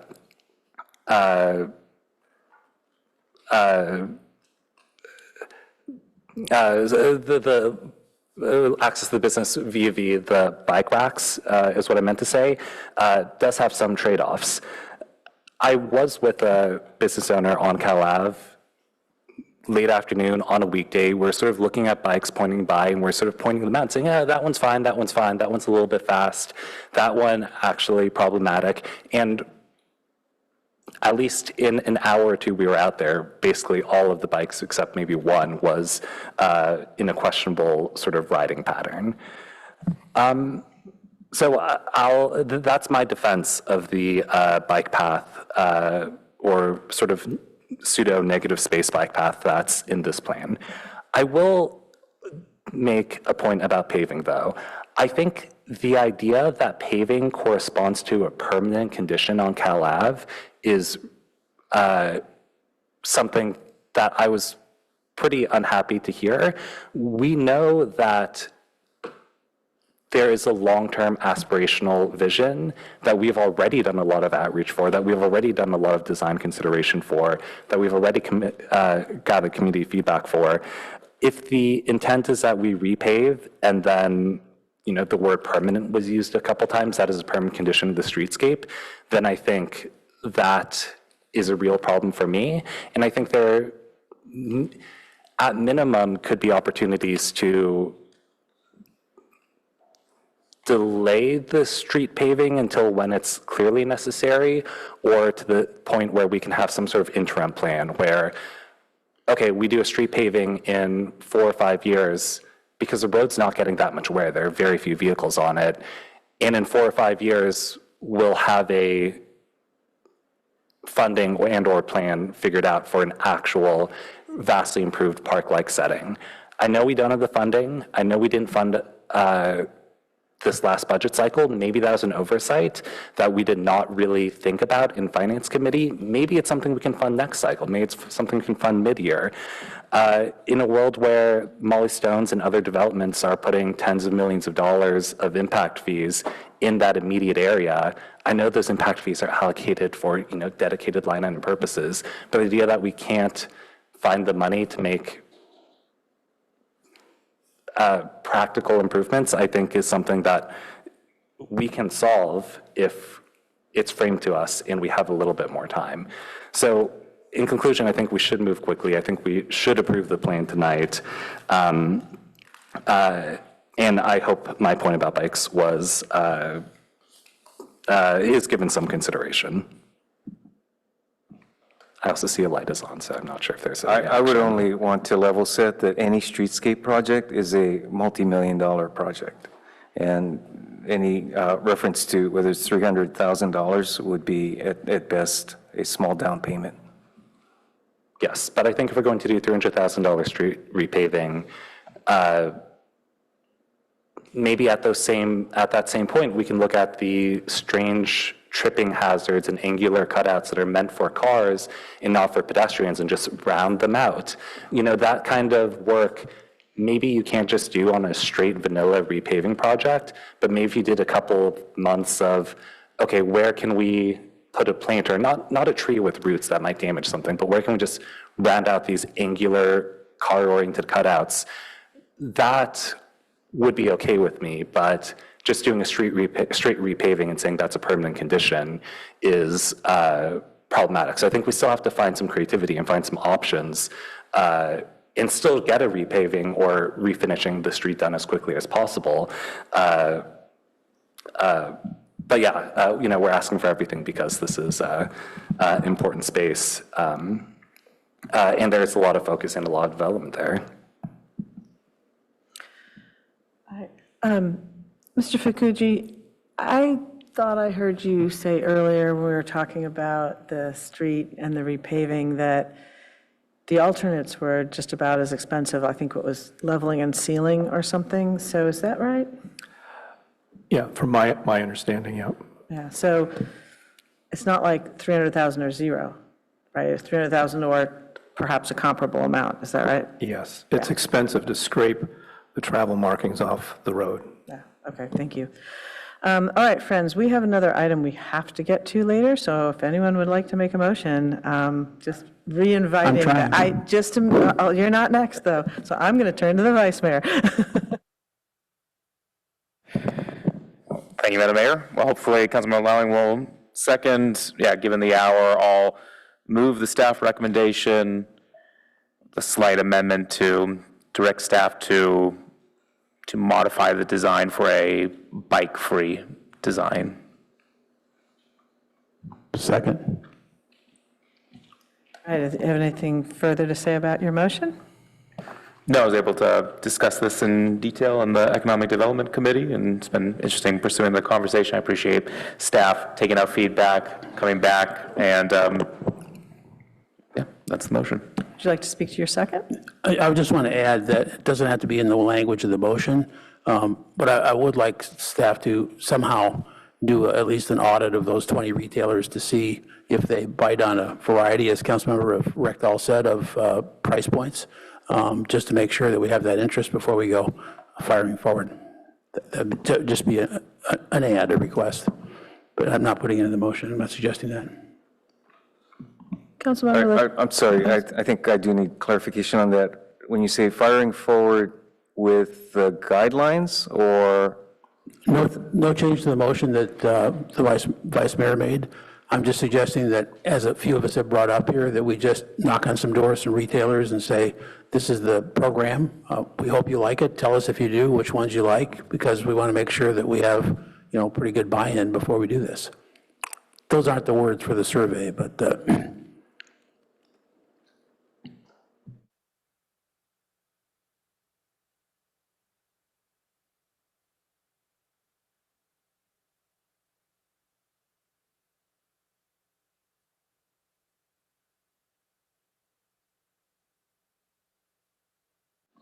Does staff have a comment on that? No. Okay. All right, Councilmember Lithcott-Hames. I withdraw my request to speak. Okay, thank you. Is there any discussion on the motion? Okay, the Vice Mayor? Just one question for staff then. Part 4 of this is approve the proposed public space design concept outlined in Attachment D. Attachment D shows your creative bike lane solution. 5 now directs you to basically change that. Is that still consistent? Because it's showing also just the general layout for the parklets?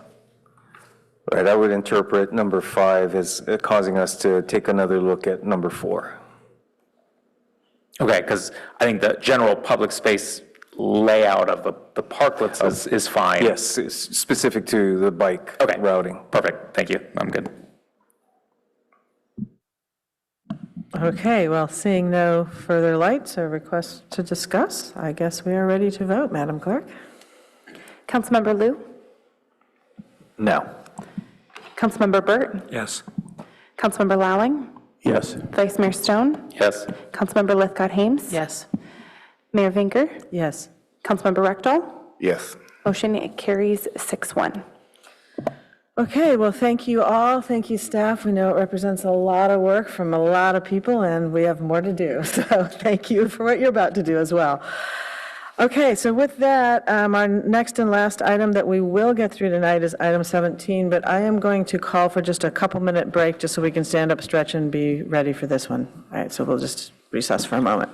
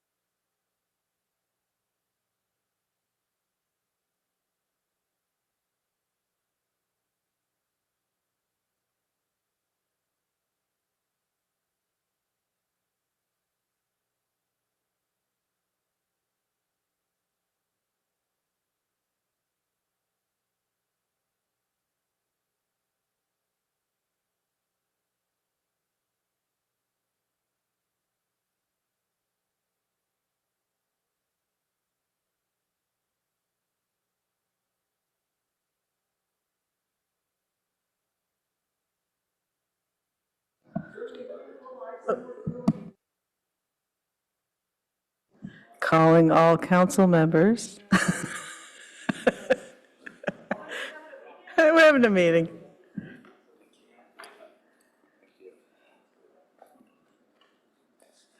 All right, we are back for our last item of the evening, item 17, related to SB 79, and I will turn to staff. Great, Looks thank like you. Director Late, welcome. Thank you. Good evening Welcome again. Thank you. We have a presentation. We'll keep it maybe briefer than we had anticipated. Yes, did you want to say something first? Yes, I'm wondering, Mr. City Attorney, if we should have the recusals at this point, which I...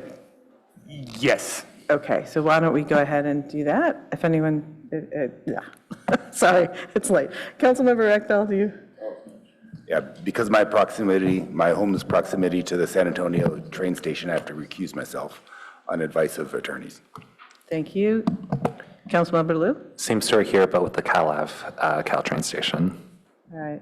Well, thank you both. We will miss you, and we will carry on. We still have a quorum. We miss you. I don't know if you'll miss us as much as we'll miss you.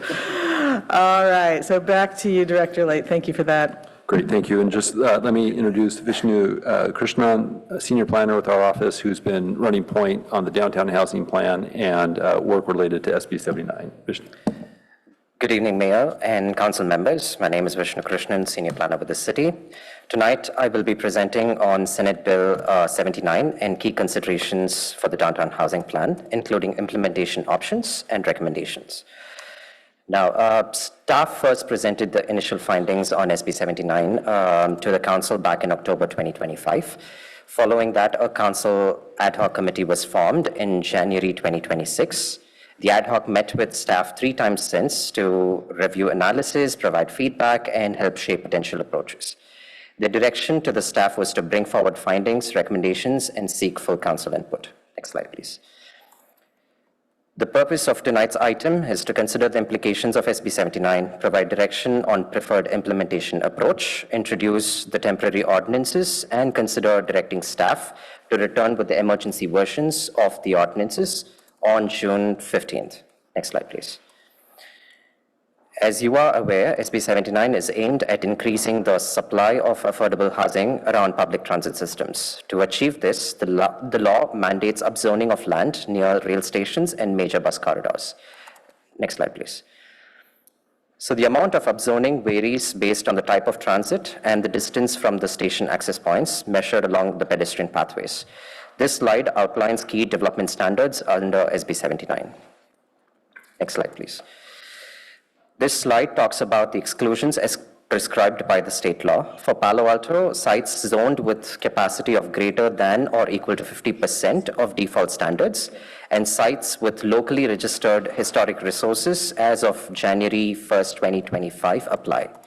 After 2032, these sites must either comply with SB 79 densities or be incorporated into an alternative plan. Next slide, please. So this slide talks about the particulars of the alternative plan.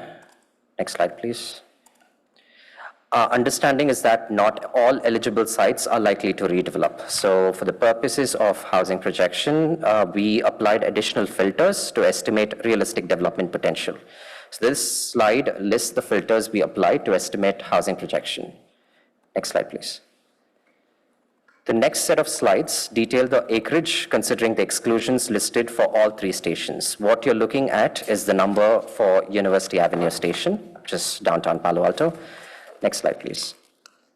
And this is for California Avenue, Caltrain Station. Next slide, please. And this is for San Antonio, Caltrain Station. Next slide, please.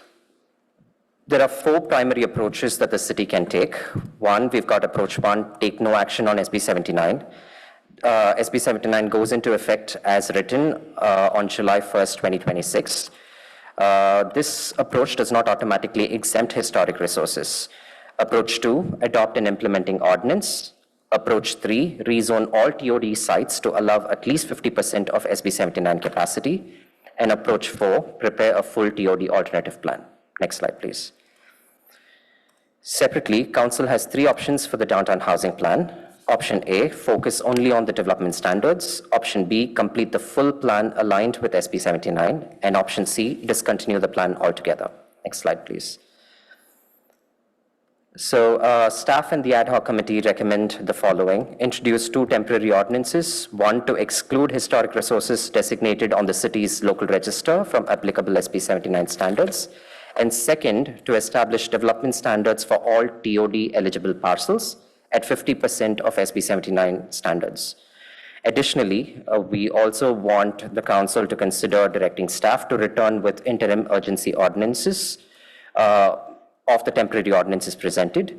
Direct staff to prepare permanent ordinances to be presented to the Planning Commission, incorporating provisions of the interim ordinances, and continue advancing the downtown housing plan. Next slide, please.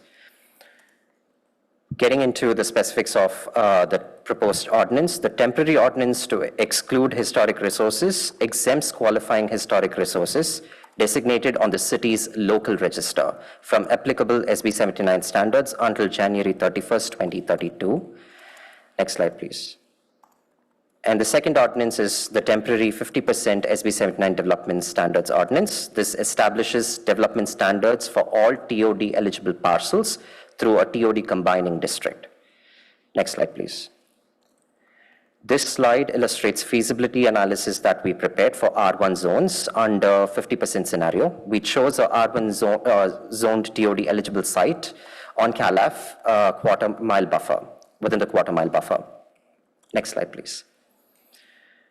Based on council's direction, staff will return with temporary ordinances for the second reading, prepare permanent ordinances for review by PTC, and continue work on the downtown housing plan, and coordinate with the ad hoc as required. Next slide, please. This brings me to the end of my presentation, and I'm happy to answer specific questions.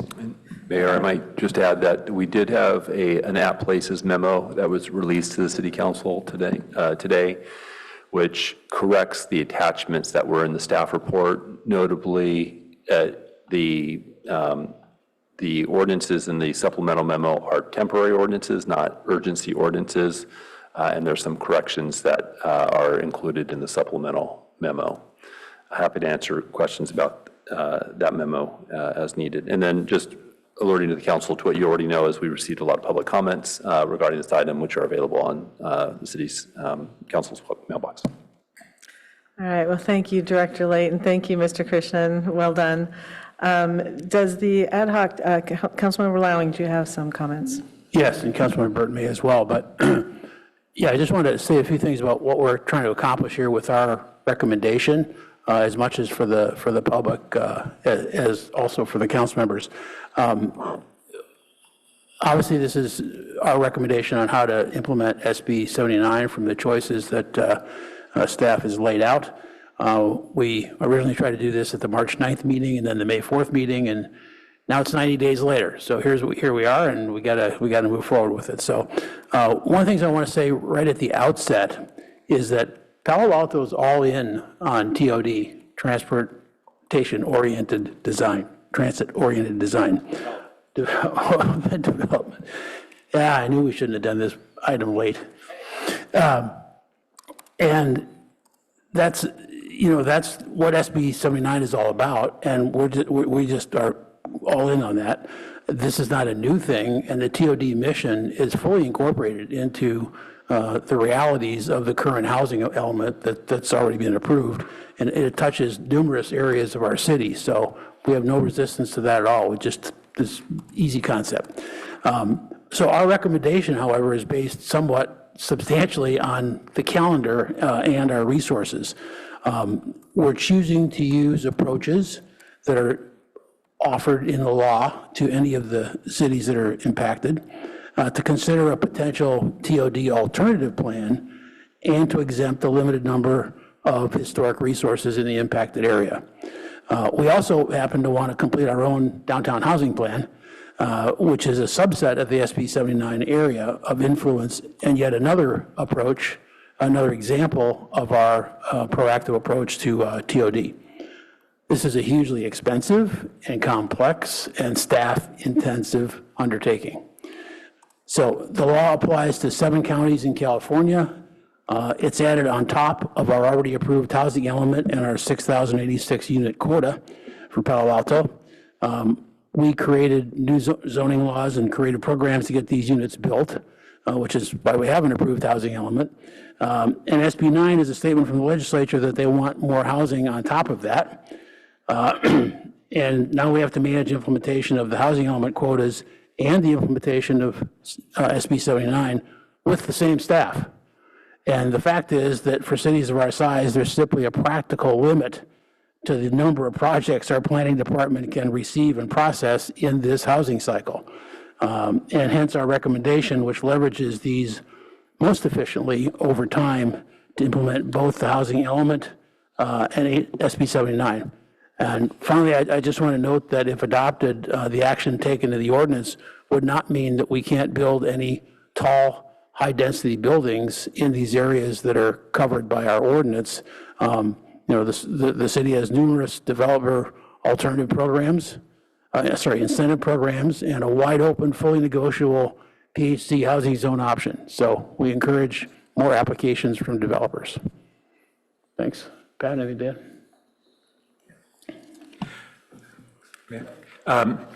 Great.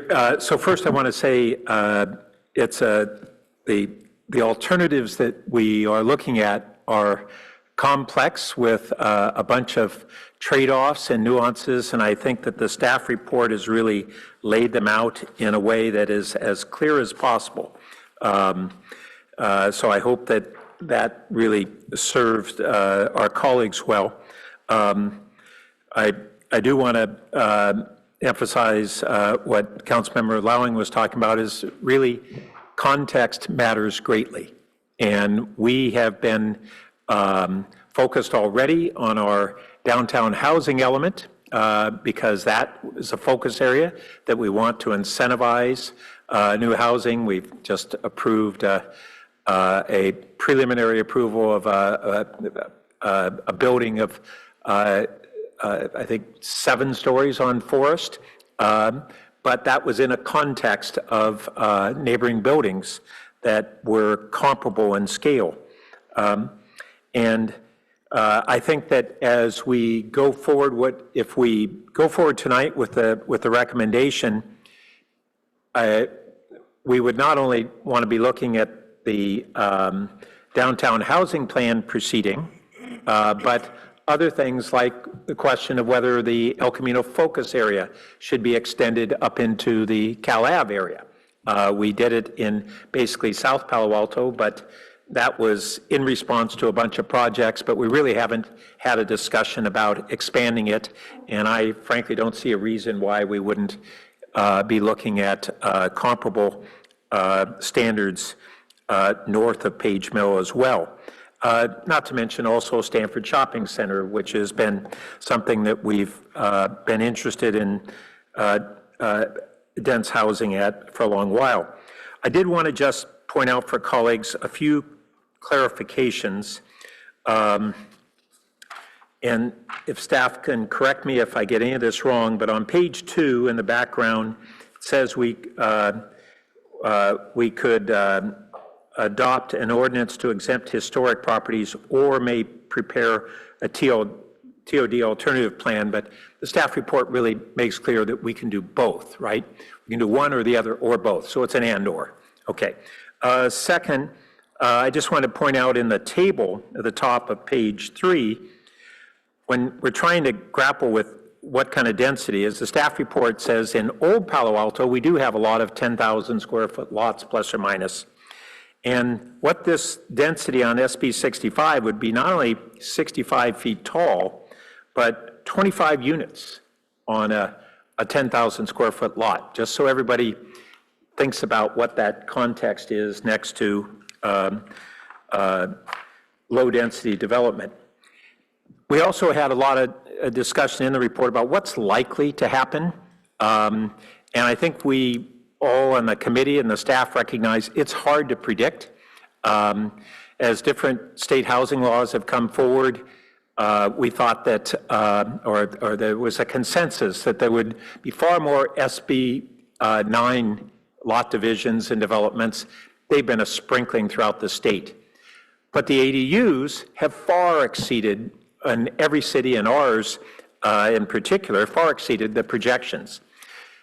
We had economic modeling done for the NVCAP area that basically told us we weren't likely to get projects there, and we're getting an avalanche of projects in that greater area. So it's hard to predict, but one of the things that I think we need to bear in mind is that looking historically on the percentage of properties that have gotten redeveloped really doesn't give the context for a 7x increase in floor area and even a greater increase in density. So we don't know what the market's going to do. And then there was a note on page 5 that homeowners in these lower density neighborhoods are unlikely to pursue apartment buildings. I think the issue isn't whether a homeowner is willing, but whether a speculative developer is, and whether a homeowner will sell their parcel to the highest bidder, and then that developer would choose to, as opposed to a homeowner.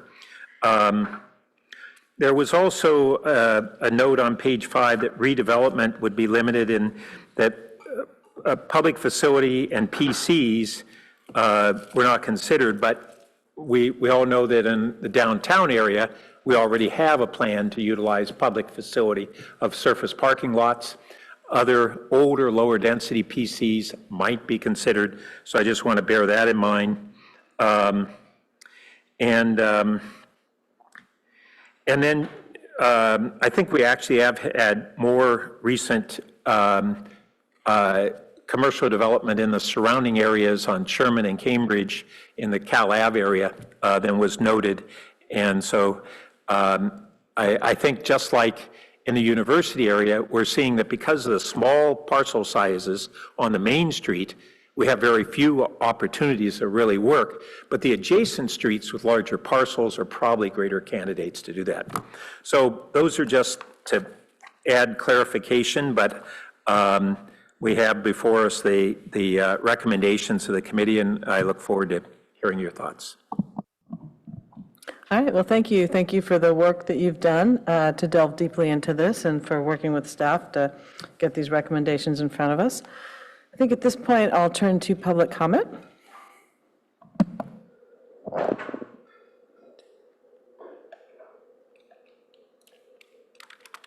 Looks like we have 8 requests to speak. Our first speaker is Erica S.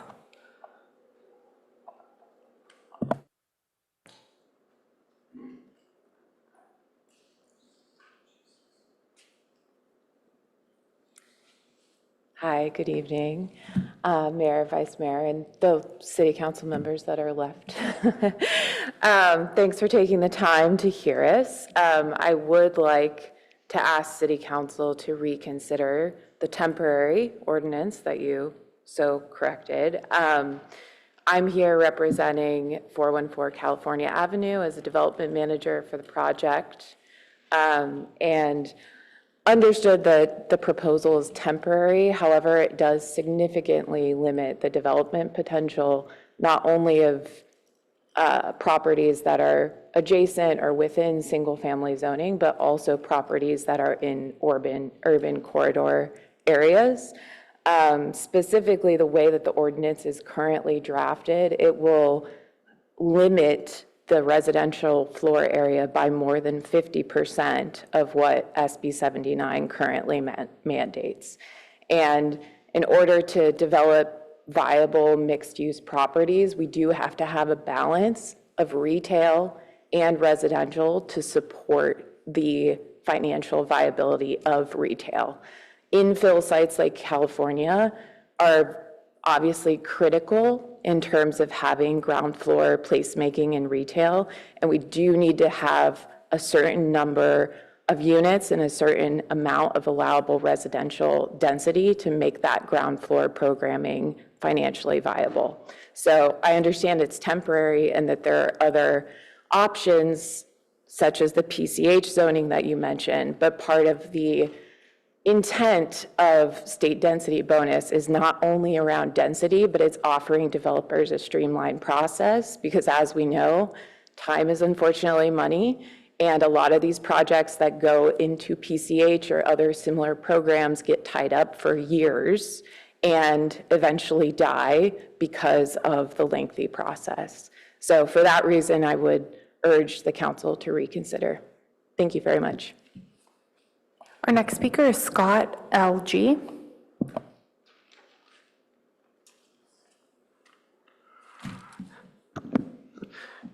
Good evening. My name is Scott Levin-Gesundheit. I represent the ownership of 414 California Avenue. As an aside, I want to flag that the prosperity of Cal Ave is important to me. I've spent the better part of 30 years living within a couple miles of Cal Ave. I care about the corridor. This draft ordinance leaves the city and California Avenue worse off. The council should not adopt it. It's clear that Sacramento wants to see housing on Cal Ave because of Caltrain. The city cannot easily avoid that. With SB 79 now here, the shopping character of Cal Ave is truly at risk, as very little in state law constrains all residential projects. With a draft ordinance like this that constrains FAR, what you result with is residential being maximized, ground floor retail being cut out. So there's an irony. The ordinance that the city says will protect Cal Ave is what eliminates the retail mix that the city wants to preserve. The city should ditch this ordinance as written and work to maximize housing in a transit-rich location and active pedestrian-oriented ground floor that has always defined the corridor. The city can concentrate density on a commercial spine where it belongs, where it advances placemaking, and where it doesn't disturb single-family blocks. Meanwhile, this ordinance does the opposite. It suppresses density uniformly across the zone, including the street that should be absorbing it, and the city should really be using the 50% tool more surgically. So one-size-fits-all plan doesn't work. Not here. Palo Alto can do better. I also want to paint a picture of what happens next. The city is exposing itself legally here, and I want to incorporate by reference the letter you all received from California Housing Defense Fund, which came late in the day today. When HCD finds this ordinance non-compliant for its real deficiencies, study the letter, there are deficiencies, full unmodified SB 79 standards will apply to every eligible parcel. And so HCD will take issue with the front, rear, and side setbacks in the ordinance, none of which are in state law. It will take issue with the daylight plane rules. Standards like these preclude even a 50% density. And you'll find yourself back in 2023 when local zoning was superseded by a builder's remedy type program. They may also take issue with the urgency findings, which rest on a current and immediate threat. So I find the politics a little confusing. That city is declaring itself a pro-housing jurisdiction, trying to access those funds, and then declares that new housing density is an immediate threat in the same set of 5 meetings in a row. The idea that housing near Caltrain is an immediate threat is not a finding that this council can lawfully or honestly make. So again, Palo Alto should do this the right way. Work with developers to create high-quality, transit-oriented, mixed-use housing with real ground floor retail that advances city goals for the street. On a commercial spine like Cal Ave, this council should be doing everything it can. Frankly, it should be begging developers to keep building ground floor restaurants and shops beneath the housing that is inevitably coming. They don't have to do it, and often they won't. So this ordinance does the opposite. Please reject the draft ordinance, direct staff to return with a framework that genuinely delivers the 50% the statute requires, recalibrate for a better Cal Ave. Thank you. Our next speaker is Barry H.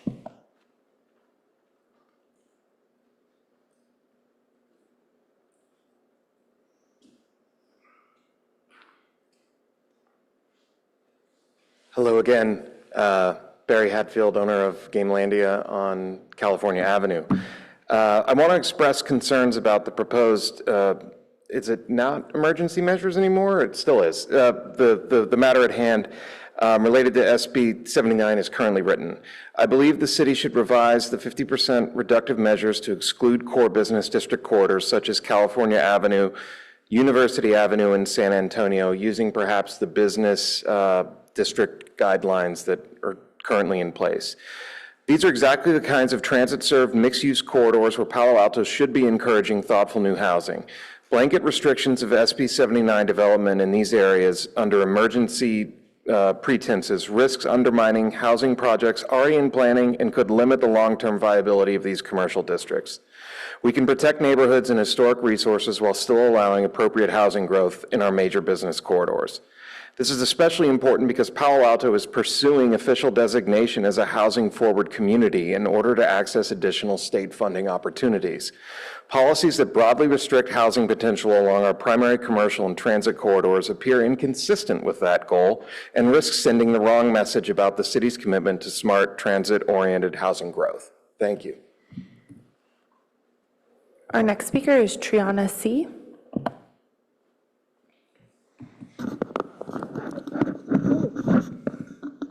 Hi, good evening. Triana Crane. I'm a senior planner in the Land Use and Development Review Team at VTA. So VTA has been following SB 79 very closely and is very interested in continued dialogue with our local jurisdictions, including Palo Alto, on the implementation of SB 79. We've been participating in a variety of county-wide meetings on SB 79, how cities are approaching, things like that, along with staff from Palo Alto and other affected jurisdictions over the past several months, even right before SB 79 became really on all of our radars. We recognize that SB 79 implementation is very complex, and we collectively, as we wait for more guidance or more updates, VTA has been very proactive in being a resource for our SB 79 cities, including Palo Alto, whether it be through continued info sharing or technical assistance on the MTC mapping and et cetera. With that, VTA stands ready to serve as a resource for Palo Alto to assist with SB 79 implementation, and we are thankful for other collaborative opportunities, such as the San Antonio Road Area Plan. Thank you. Our next speaker is Jeff L. Sorry, thank you. It's finicky, don't worry.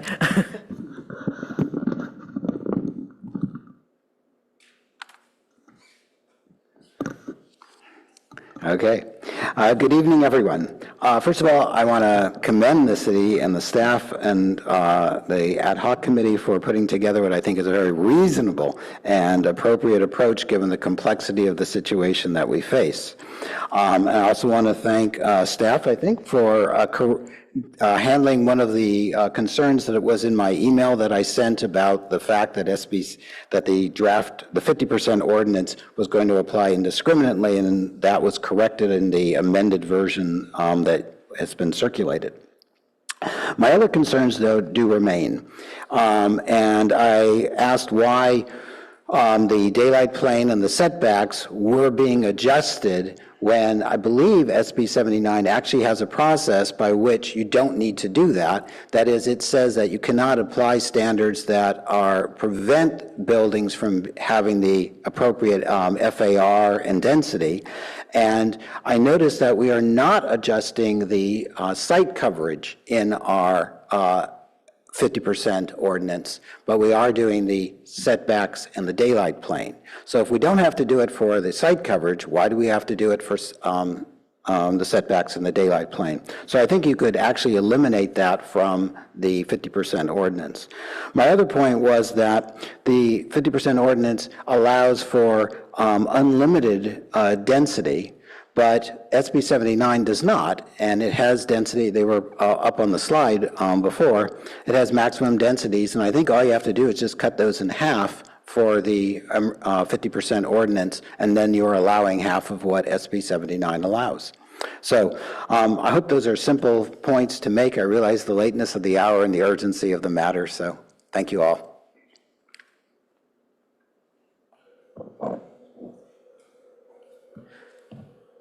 Our next speaker is Chow L.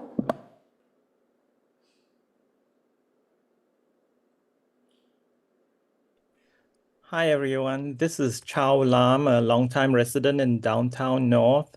I was delighted to read in the news that Palo Alto is applying for the pro-housing designation. I hope that council members will take into consideration that we are in a housing crisis, that neighboring cities up and down the peninsula are not opting for this 50% off-ramp. In fact, Menlo Park City Council even waived staff recommendations resisting the 50% off-ramp. So I agree with the other commenters that we should align ourselves with our neighboring cities. Thank you. Our next speaker is Scott O. Hi, Scott O'Neill. Commenting for myself, not Palo Alto Ford or my townhome HOA. I want to start by saying that I found out about the lawsuit threats after y'all did. It wasn't my first instinct to focus on the merits of the emergency. It was my first instinct to focus on the merits of the proposal and not on, whether or not it can be an emergency ordinance. But I've got to say that I think the YIMBY law letter was talking some sense. I don't know if changing this to a temporary ordinance changes the substance or will impress them or deter them. SB 79 passed almost 8 months ago, and the options before you are about taking the first steps on choosing a strategy to approach it. The options presented are pretty similar to the ones published about 3 months ago and almost came and could have come before council in March. It doesn't seem great from a rule of law perspective if the city says this is some kind of an emergency or exigent circumstance, whatever the status is as of today. Again, it's not something I'd ever would have pushed to focus on, but as I learned more about the law around it, which doesn't cover temporary ordinances, I thought maybe I dropped the ball on not focusing on that. I want to call your attention. Palo Alto Forward proposed what they're calling speaking for myself, what they're calling a compromise option that would allow SB 79 to come into force in some parts of the city. It would at least create the reality that the city is only trying to appeal to urgency for SB 79's application to areas that are least understood, which is still most of the area. I also think there are some solid reasons for allowing core density in the core areas on merit. Do you want to keep these areas zoned mostly for townhomes for years, actually get townhomes in some places, and only then have SB 79 come into full force with the TOD alternative plan, so there are high rises interspersed among townhome developments? That doesn't sound great to me. You need a vote of the membership of a townhome complex to dissolve it and sell it, and the threshold for that is usually 2/3 and can be more.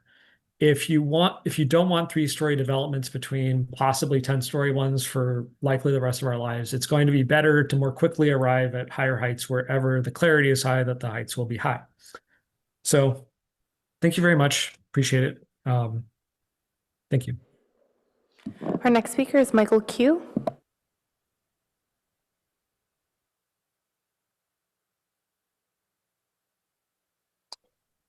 Hello, everyone. Thank you to everyone, and thank you to the council for working so hard and working so late. I would associate myself with Scott's comments. I'd just like to, I'll keep this short and just offer a quick perspective here.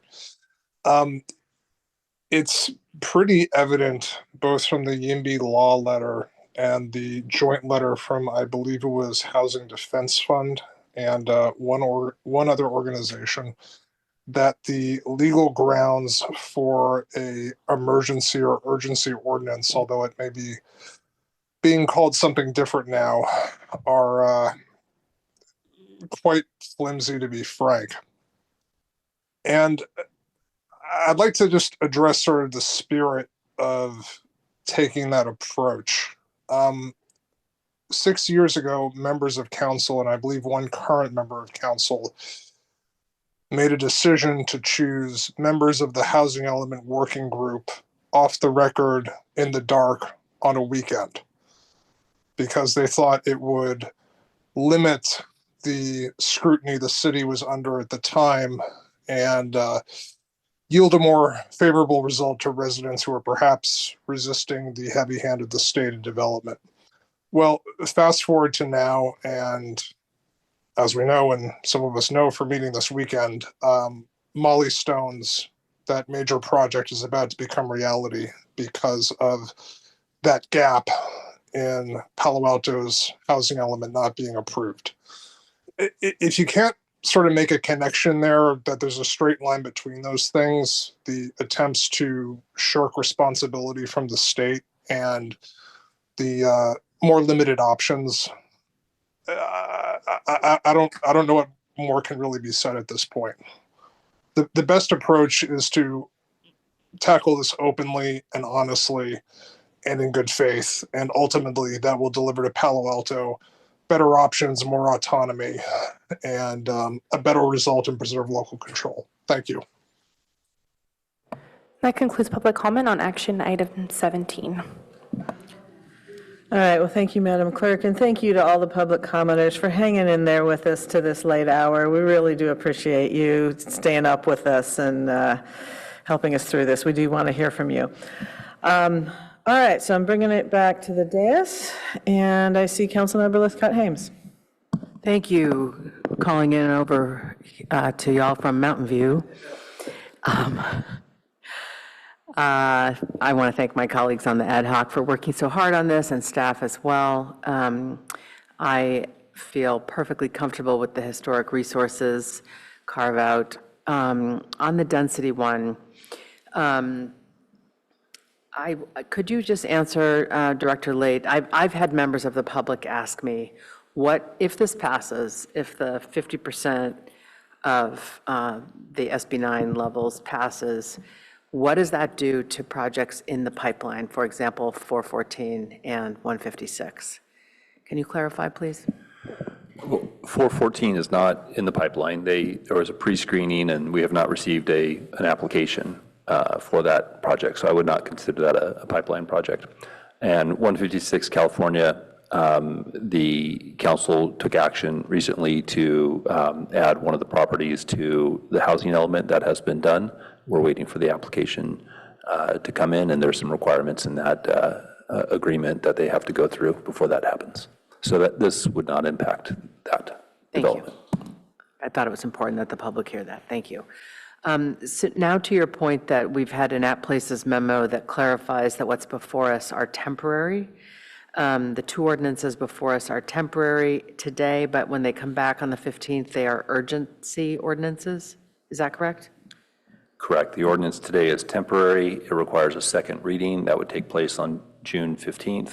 At that same time, the council, if the ad hoc recommendation is supported, would also include an urgency ordinance at that time, and that would also be part of it. So you would have 4 ordinances in June 15th. So to this urgency, I am having trouble understanding how we make the claim that urgency is necessary. As I understand it from the staff report, the language is, it presents a current and immediate threat to the public health, safety, or welfare. So could you give me some examples of how our public health, safety, or welfare are impacted by the implementation of SB 79 as it is? So I'll give a couple of examples, but I'll look to our city attorney's office to maybe expand on more of the legal arguments for that finding. With respect to SB 79 and sort of our city planning, initiatives, what we want to make sure that we have that SB 79 doesn't really give us the time to do is make sure that the infrastructure that would support future development is available to the city. For instance, our water resources is how that is fed through the city network and where it is available and how it can support development is something that we need to study a little bit more to ensure that we have enough water pressure and to support development.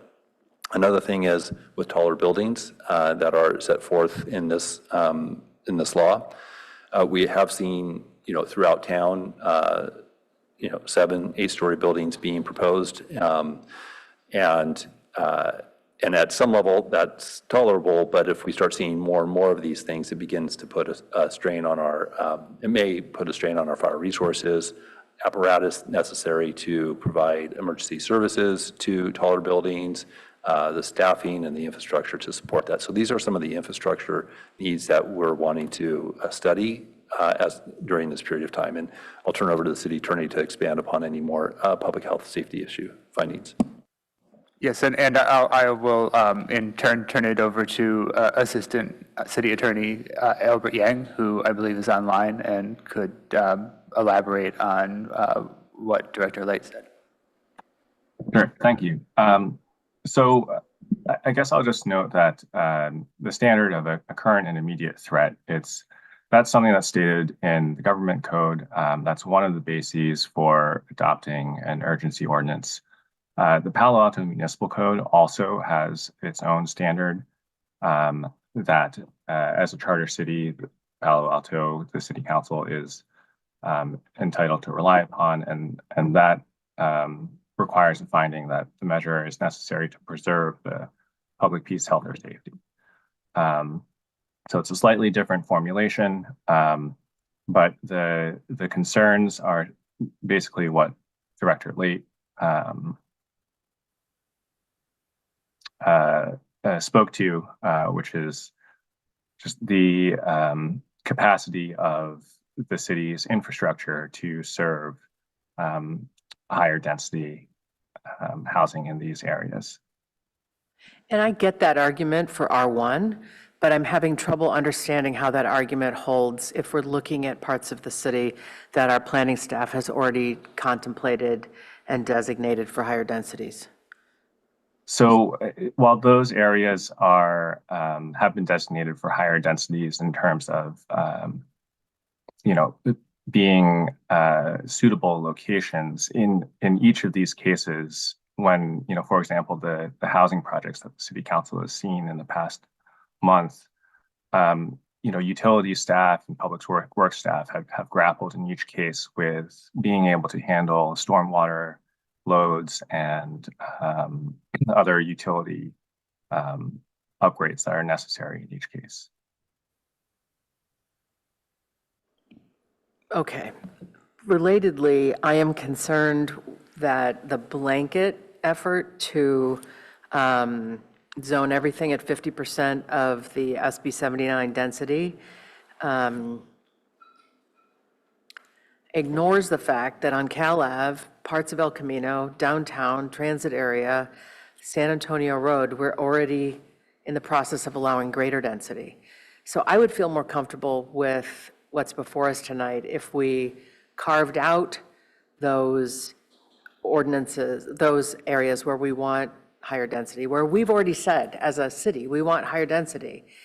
And let's let the 50% reduction apply to the other parts of the SB 75 area.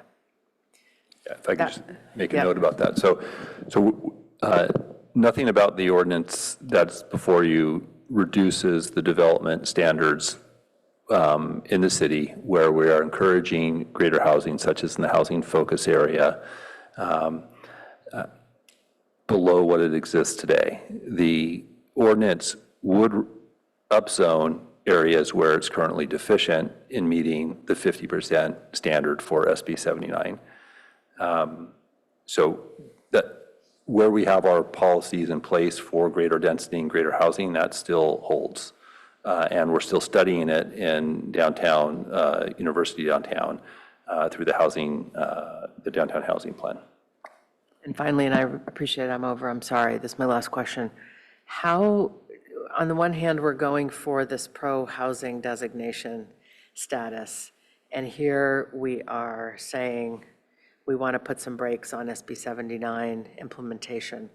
And do you have thoughts as to whether these two paths are compatible or at odds with one another? Great. So I professionally don't see that they are inconsistent with each other. The pro-housing designation is an application. It shows the work that you have done, you plan to do. You go through that analysis and you indicate what you've done, and if you meet a certain score or a threshold, you're awarded that designation. Many communities in the state have done that. And with respect to SB 79, and this is the policy question, I guess, for the council to consider. But SB 79 does set into motion a fair amount of development potential that, in some instances, really could increase the population of the city over time, and the impact of that population increase is the part that I think many jurisdictions who have invoked this 50% threshold or are pursuing a TOD alternative plan want to study. They want to study the impacts on utility operations, on life safety operations, on potentially impacts on schools or related components. So that's the kind of thing that,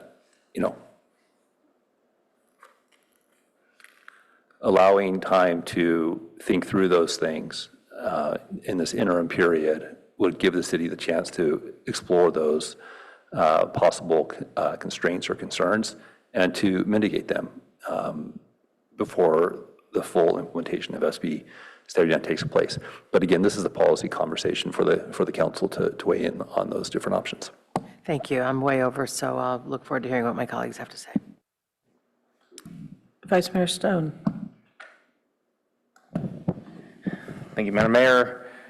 Are there any, for the I guess, the base SB 79 zoning, if we choose no option, is there an affordability requirement for then SB 79 projects? Yes, there is. So they do prescribe affordability levels, but if the city has greater levels, which is in the case of Palo Alto 15%, then that supersedes everything else. Okay, great. So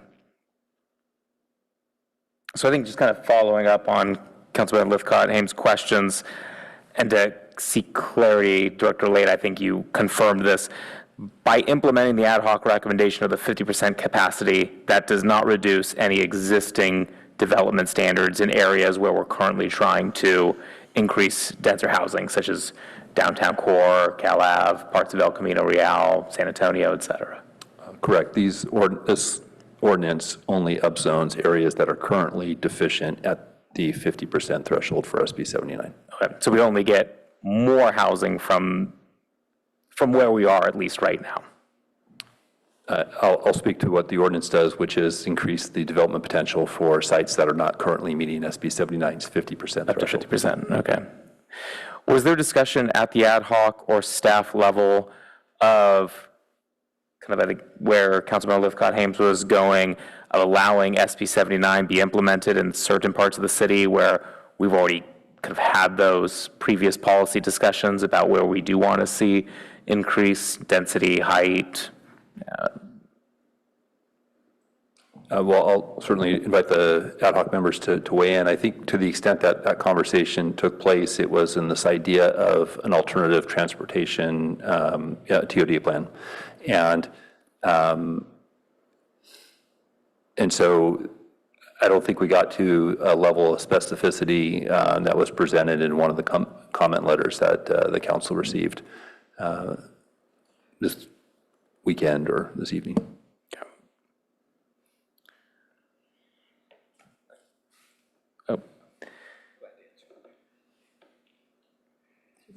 Yeah, that'd be helpful if the ad hoc can weigh in on that. Well, I'll just share that actually areas that we've already upzoned in the San Antonio corridor and the El Camino Focus group area, the development standards in terms of floor area ratio and height were generally well aligned with what SB 79 is proposing. In some cases, we're actually exceeding it. So those stay in place. And actually, I anticipate that once if we adopt this recommendation, that gives us the time to begin to have a much more focused plan, which is what is allowed under the law is to come up with our own variation of SB 79, but as staff pointed out, that has to be done in a deliberate way. We need to really look at, so where should we be upzoning? And I fully expect that we're going to continue with our downtown housing, which would have significant upzoning. We've already seen what we've approved on surface parking lots, for instance. And then expanding the El Camino Focus area and other areas near the transit. So it doesn't reduce any of the upzoning that we've done that's well aligned with SB 79. I anticipate that we will now go into looking at where to target the development in a way that actually has a context versus what the state did, which was draw a circle. And a circle that goes into, for instance, historic neighborhoods and places where that density is not compatible versus areas where we embrace it and say it's very compatible. So that's what I anticipate. I was just going to add briefly that all we're doing is using the law as it was intended. Because they're saying, if you want to take some time to consider doing an alternative to just doing it all at once, go ahead and do that. We're not making anything up here. We're just following what they say. And relative to, for example, projects on Cal Ave, we want projects on Cal Ave. So bring us a project and tell us what you want to do, and we'll work it out with a HIP program or a PHC or maybe something else, as we did in inventing new housing area along El Camino in the focus area. I appreciate that last point about we're doing what the state law allows us to do, and in some ways, I've been, I think many of us have been frustrated over the years about the loss of local control and these very kind of blunt instruments that are just one size fits all. Nice to see the at least SB 79 creating some of these carve outs and recognizing there may be individual kind of circumstances within cities that we need to be able to respond to. And so I think to Councilmember Lifcott-Hames' concerns, which I also kind of shared initially about, does this weaken our application to become a pro-housing designated city? First I was concerned about that, but the law gives us this ability to do the 50%, and so I don't understand why. So I think now understanding that better, I'm not too concerned that we're going to lose that when we're just doing what state law allows us to do. And we've been frustrated several times regarding like a lack of a focus area plan, because we keep kind of running into these situations where every year there's dozens more laws that we then have to kind of adjust for, and new projects get submitted, and we're just always kind of playing catch up on these focus plans. And so I think this gives us that opportunity to be able to develop that. Wow, 11:22 is late. I'm trying my best to articulate my thoughts here. So I guess what I'm saying is appreciate the work of the ad hoc and the staff. I guess looking for just a little assurance kind of from the staff side that, and I think what I'm hearing from a lot of, especially our housing advocates in the community, is that what we're not going to do is pass this ordinance and then kind of just rest on that and use that as kind of an excuse to be able to kick the can further down the road on increasing density beyond the 50% that we're going to be establishing here in certain parts of the city where we are hoping for greater density. I know already included this is the downtown housing plan. Great, glad to see that moving forward. But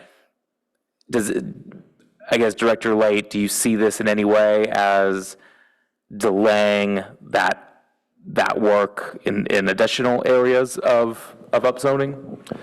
So there's the three areas. The downtown housing, University downtown is the one area that's a part of the recommendation. And the idea there is that we would look at development potential aligned with SB 79. And potentially, there's incentives that we might want to consider that, go beyond that if that's appropriate at certain locations. I mean, the SB 79 doesn't even need to be the ceiling necessarily, but we would look at, so I believe that University Avenue in that downtown area is addressed through the recommendation. On the other side of town, we have the San Antonio area plan, which we are actively engaged in, and that's going to be folding in any recommendations relative to SB 79. So the remaining area then is the Cal Ave. And that's an area where we don't have any active area planning underway. it is something that the council could direct us to do, and we can study that. We do have some time, given the 2032 deadline for, is that right, 2032? Yeah. Okay. So we have some time to work through that, but I think during this time, we'll also be wanting to look at the infrastructure concerns that I've noted before to see how we can align all that work. Okay, appreciate that. I would like to see us accelerate a plan for Cal Ave, and I think that, though, does need to be a more intentional process of engaging the community and understanding our infrastructure limitations, rather than just in a kind of an abrupt decision to just kind of to embrace the full SB 79 standards there at the well, tonight. So, okay, thank you.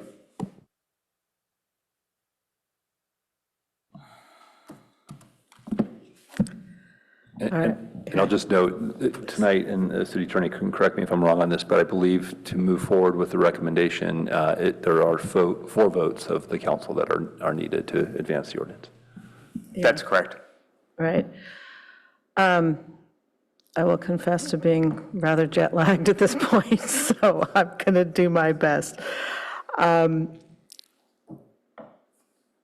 I've already forgotten what I was going to say. Before you, could I ask one clarifying question before you go? Is that all right? Yeah, I wasn't going to talk for very long, but please, go ahead. No, just a clarifying, and I think I have no basis for being as tired as you because I've been in this time zone, but I am finding myself feeling rather obtuse. So can you just point out for me, Director Late, where in the ordinance, where I can find the reassurance in the ordinance that this 50% reduction only applies to those that are not already meeting that are not already planned to be higher? Yeah, maybe I can invite Albert Yang to help us isolate that specific location. Yes, sorry, just give me one moment. This will be in the ordinance right before each of the tables. Page 434. And actually, this will be on the supplemental memo that you'll want to take a look at. But the last phrase before you get to the table in each case is unless the underlying district is more permissive. So taking, for example, setbacks, the front and rear setbacks that are stated in the table of 10 feet, those won't apply in, the CC2, for example, on California Avenue, because there's a 0 setback in the underlying district. This really only serves to reduce the setback in the R1 districts, which would otherwise be 20 feet, for example. So that example's on page 2 of the ordinance at the bottom, toward the bottom, just above the table.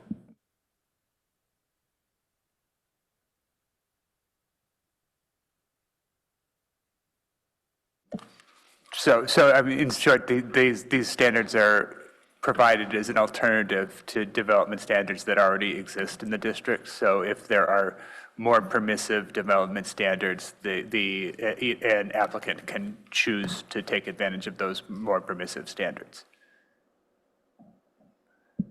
And have we done this upzoning on California Avenue? When we talk about what we've done in San Antonio Road and El Camino focus area, and we've said sort of California is a little bit different.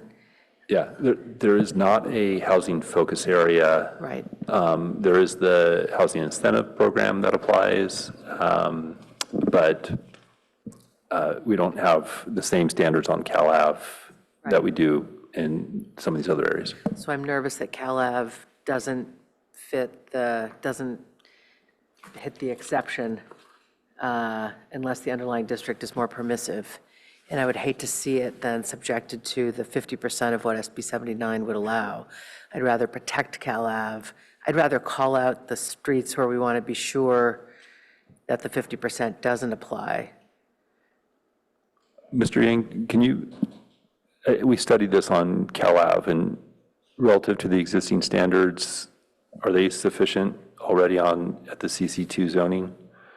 Yeah, so again, this would only allow more compared to what is existing. And if the existing zoning is already more permissive, then that's what is going to govern. In the case of Cal Ave, the existing CC2 zoning is generally more permissive. The primary impact that this would have is it would increase what's currently allowed as residential FAR in mixed use. It would increase the residential FAR from 0.6 to 1.75. But the overall FAR that's allowed on Cal Ave is already 2.0. There is no daylight plane for most sites, and there generally is also no setback. So those parts of this ordinance would have no effect.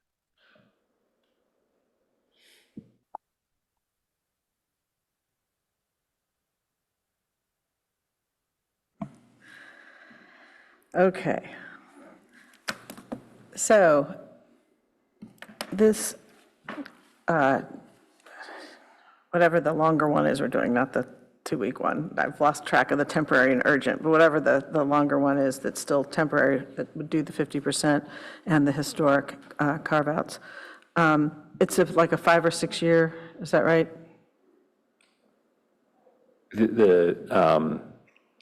The SB 79 will take effect after, I think it's January 30th, 2032. So we have the temporary ordinance is temporary in that we need to go through the city process. There's a provision in the local ordinance that allows the council to take this temporary measure, but we would need to go back to the Planning and Transportation Commission and back to the city council to adopt another ordinance to implement this or some variation of this through the public process. Right. And when you come back to council to do that, are you talking then about the one that's the 5 or 6 year, or are you talking about the permanent one? Well, permanent relatively, ordinances could always be changed. 100%. But we would be coming back with the permanent ordinance, but that permanent ordinance really only gets us to 2032. Okay. And then if we haven't made a new TOD alternative plan approved by HCD, then SB 79 would take effect. Okay, that's what I'm trying to understand. So we would have until 2032 to do the alternative plan. But my question is, but the question I'd like to ask is, how long do you think it would take us to do an alternative plan? How quickly could we do it? Well, knowing us. Yeah, I mean, we've got too much on our plate now. And so it's something that we'd have to take up as part of the city council's objectives discussion in a year or two. Yeah, so we'd take it up in a year or two. So it's a pretty big undertaking, and it's not something we're going to do in 6 or 12 months. It's something that would be a couple of year process, and we probably can't get to for a year or two. Is that fair? The TOD alternative plan is a significant effort. Okay, because I think that's a factor in thinking through all of this. I mean, I appreciate all the work that's gone into this. I think the historic exemption makes sense.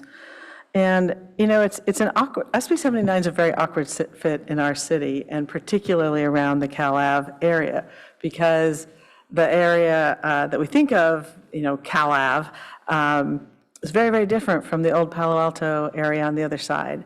And so when you think about the policy that was underlying SB 79 when it was enacted, it manifests very differently on each side of the, literally on each side of the tracks. And so, whereas it was kind of a blunt instrument, we're also using a blunt instrument to kind of address it with this 50%, you know, across the board thing. And I think that's my sense of what Councilmember Lithcott-Hames is trying to get at, and I think that's what we've seen in some of the public comment is, can we chisel it back a little? We're not going to get a scalpel, but could we make it a little more fitting to the context? So, you know, when we think about Cal Ave and these others, especially hearing that when they looked at, I think, San Antonio Road and some of these others, that the zoning was relatively well aligned, It feels to me like we should carve out those streets that have where we do plan greater growth. And, things like, I appreciate that good planners, like you all are, worry about infrastructure and water and other things, but it seems that may not be a huge thing if we have fairly well-aligned zonings already, and that could be tailored as we go through this multi-year process. It's not like all the sites are going to be built out at once. So, I'm inclined to want to go to something that is not the 50% across the board, but, so in other words, takes most of the proposed ordinance, but adds some specific streets. I think we got a draft from Palo Alto Forward. It made good sense to me, and that would be the way I'd be inclined to address this. So those are my thoughts. Councilmember Lowing. Yes, I'd like to make two comments on that. One is that that the time that it's going to take to look at the TOD plan is definitely years, and we may not want to do that. We may choose 2 years from now to say we don't want to do it, but we don't know that yet. We have to dig in.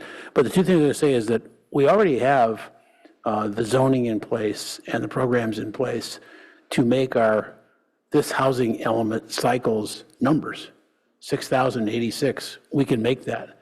So relative to any state deadlines, we're there because of the applicants that we're getting, and the staff is using all their time to get that in place. So if you want to say, I want more than what the state says we have to have in this housing cycle, that's a whole different conversation than this bill, I think. But the second point is that if a month from now we decided to have that conversation, well, 2 months from now, because we want to take a month off, but we can always say, hey, let's upzone Cal F. And we could just go in there in any context that we want and say, this side of this street for this amount of, we like to make that XYZ compared to what it is right now. So we're not precluded from doing that. But to now, tonight, at almost midnight, to start talking about exceptions to this, I don't think it's prudent, but I don't think it's necessary if your goal is to go beyond the state quotas before this housing element is up. There's other ways to handle that.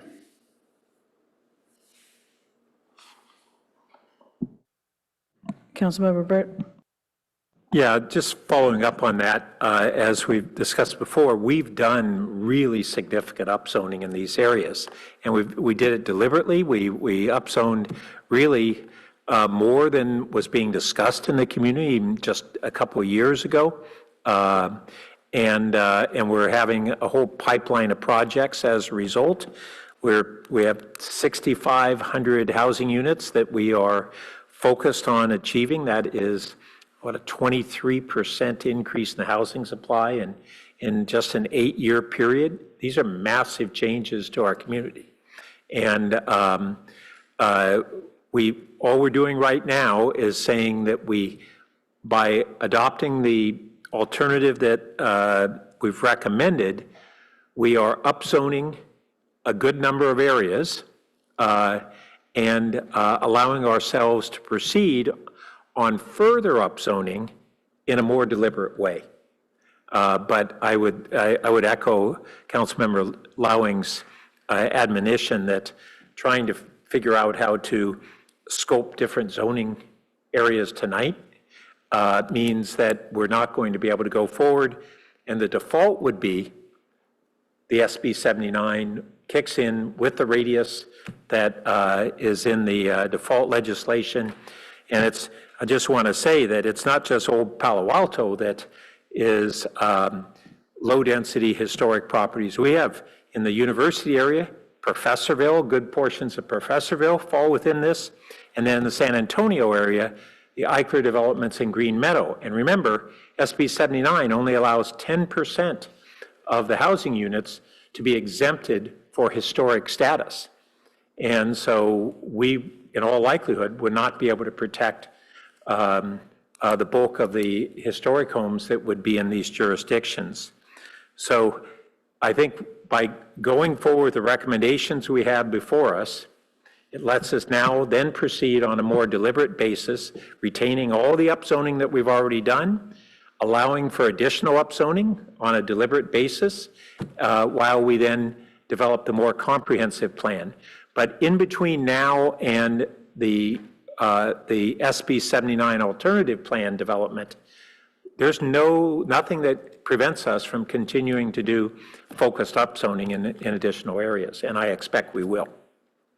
So if, given the hour, I'd like to see if we can move the ball forward, and I will move that we adopt the staff recommendations 1 through 6.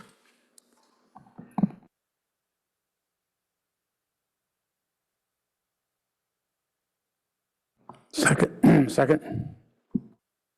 I think I just spoke to it well enough for me, anyway, so I don't need to say anything else. Yeah, just underscore the point that we can upzone a couple months from now, anywhere we want.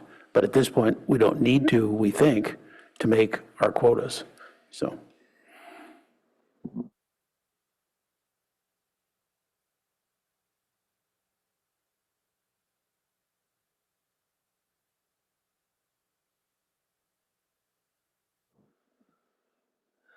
Would you accept a friendly amendment? I think it's attachment C, which is the one that's, yeah, attachment C. I would feel more comfortable if attachment C, item I, which is the last finding and declaration item, if it's specifically called out in that first sentence. Right now, it reads, the city council finds and declares that the implementation of government code, et cetera, will create significant incentive for redevelopment of properties in the TOD zones at densities that would create unanticipated strain. And I'd like to change that to, will create significant incentive for redevelopment of properties in the TOD zones that the city has not already identified as being suitable locations for higher density development, comma, allow densities that would create unanticipated strain. I think I'd like to hear from staff on whether there's any, pardon me? It's probably a legal question. And, well, just a sec. From both staff, Albert Yang, and our city attorney on any input on that. Yeah, I don't see any issue with that change to the recital. And Albert, any implications we're not thinking of? No, I agree. Okay, I'll accept that. Thank you. My second suggestion is Wait, we need the seconder to accept it. Yes. Thank you. My second is, and if the clerk could put it up in section 18.1470, that we, I'm just looking at a printout, so I don't know the packet page. It's Page 25 of the staff report, I think. Or at least it starts there. So it's the transit-oriented development, TOD combining district, subsection B, applicability. It currently reads, the combining district shall apply to all sites within a TOD zone except sites designated as local historic.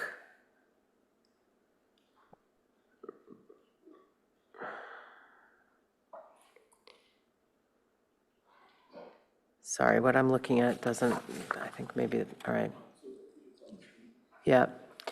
What I'm proposing to add is that second section. So the TOD combining district shall apply to all sites within a TOD zone except those that are historic, and sites located in the downtown housing plan assessment area, sites with frontages on Cal Ave between El Camino and Caltrain, the Palo Alto Transit Center, sites with frontages on El Camino, and sites with frontages on Alma. There's an extra and in there. Sites with frontages on Cambridge, New Mayfield, Jacaranda, and Sherman, and sites with frontages on San Antonio Road.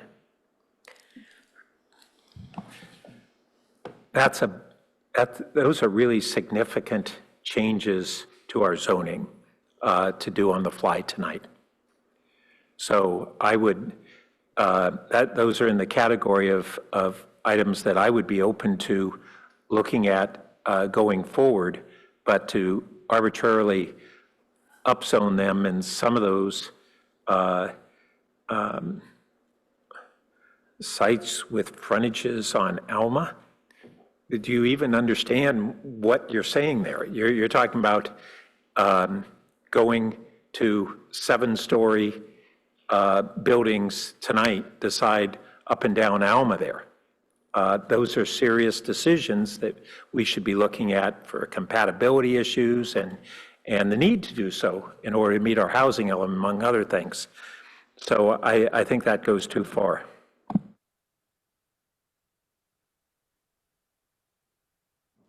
So we could take out Alma. Are there? No, I use that as an illustration. I don't think tonight we should be going through and trying to have Palo Alto Forward having decided which of our areas to immediately upzone at very significant levels. When we've gone through our upzoning on our San Antonio corridor, our El Camino focus area, we were very deliberate, and our staff looked at resources on that, the infrastructure. We looked at compatibility issues. Every one of those had very significant trade-offs, transportation, bike transportation issues, all the things that have been coming forward. To just throw that out there at this hour without any deeper consideration, I think is not well considered. Well, to me, this falls into the area that I was talking about, that we could do a little bit later, and a little bit later doesn't have to be years. Plus, since it covers so many areas, we could have 7 council members involved in for most of these things, because there wouldn't be as many recusals. That's right. That's really a good point. As we look at these going forward, the vast majority would allow the full council to participate. I feel like a lot of the streets listed here are streets we've just acknowledged are already upzoned or contemplated for upzoning. So are there any streets that are listed here that you're comfortable adding? But we haven't looked through exactly what that means. You say upzoning, but each one of those is upzoned by how much, and what do we think is appropriate for those locations? This is just shooting from the hip to throw this in at this hour without, I don't think you know what the current zoning is. I don't in each case. I don't think it's really appropriate and good legislating to at midnight do a bunch of very significant upzoning that we haven't gone through in a thoughtful, deliberative manner, even understanding the implications of it. What's more, having the whole council. I just think this is it's not appropriate. To be fair, the late hour is not my doing. I'm also frustrated to be having this conversation at a late hour. Late hour or not, this is very significant work. To throw it out there without having a deep, long context really on each of these. I mean, each of these ups, and when we look at the El Camino focus area or the San Antonio area, we went through multiple meetings to decide just one of those areas. And because Palo Alto Forward submitted this list, you're just throwing it all out there. And I just think that's really not right planning. This is serious work, and we have not had any a thoughtful discussion on what is appropriate and what is not appropriate among these proposals. I think we're taking different approaches to how to deal with SB 79. And my interest is in protecting the areas that we want to protect because there are ones, and being really deliberate in saying that it will go forward on these, in these regions of town that we've largely planned to be higher density. So I'm more comfortable with carving out the sites or the streets that can go forward with SB 79 as planned, as written, and protect those that we're trying to protect with the 50%, to just be more explicit about what goes into the 50% reduction. All right, well, it sounds like we're not getting a friendly amendment accepted. So, what I would say, what you're saying, Councilmember Lithcott-Hames, has appealed to me. It was noted that Menlo Park didn't do any carve-outs. They have similar types of areas as we do in terms of just a general community. I look at this list and I could see that if the downtown housing plan assessment area is too broad in some of these areas, do you change that to University Avenue, but leave in Cal Avenue, leave in El Camino Real, leave in San Antonio Road? Those right there, I think, are places that would closely align, that we've made significant progress, that would signal to people we're not trying to use this as a subterfuge and back off. We say that we can move faster, but we have no, we can do this alternative plan, in less than 5 or 6 years, but I don't see what's really holding us to that. I would be interested in doing the roads on here that we've had significant work on. I understand it's not the surgical thing that you're talking about, but I think at this point, given where the law is going, how housing planning is going, what surrounding communities have done, I think it's something that I would be very comfortable doing.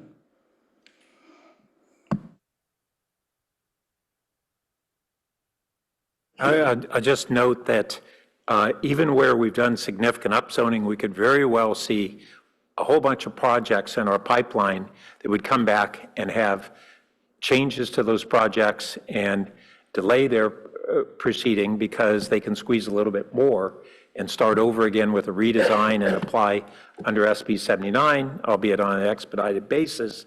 But I'll say again, even with a narrower group, I don't think this is being well thought through at this time. That to just throw stuff in like this without even understanding what's the current zoning, what would be the implication, the change to that, is just, it's not well thought through, and these are serious matters.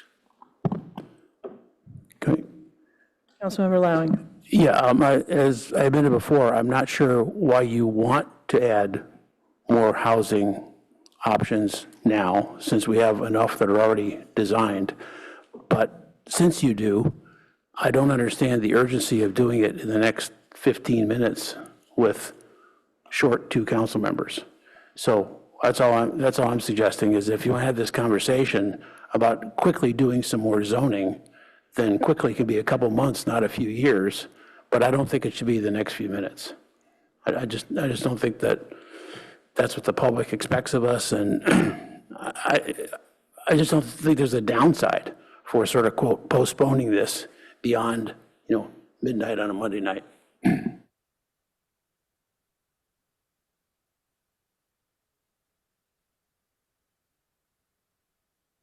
And stating the obvious, if we don't vote this tonight, then July 1 will come, unless we do another special meeting.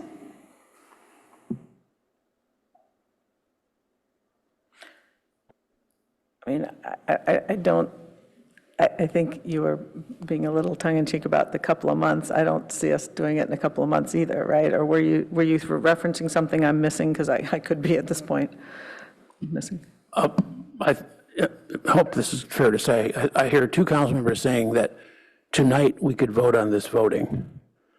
I don't agree with that, but I'm saying that we could make it happen 2 months from now on an agenda for a couple of these maybe, and then a couple months later we could do a couple more, and we could build up what, at least tonight, two council members want to add to what would effectively be more housing inventory that we don't need for a few years, but that's up to the vote. Well,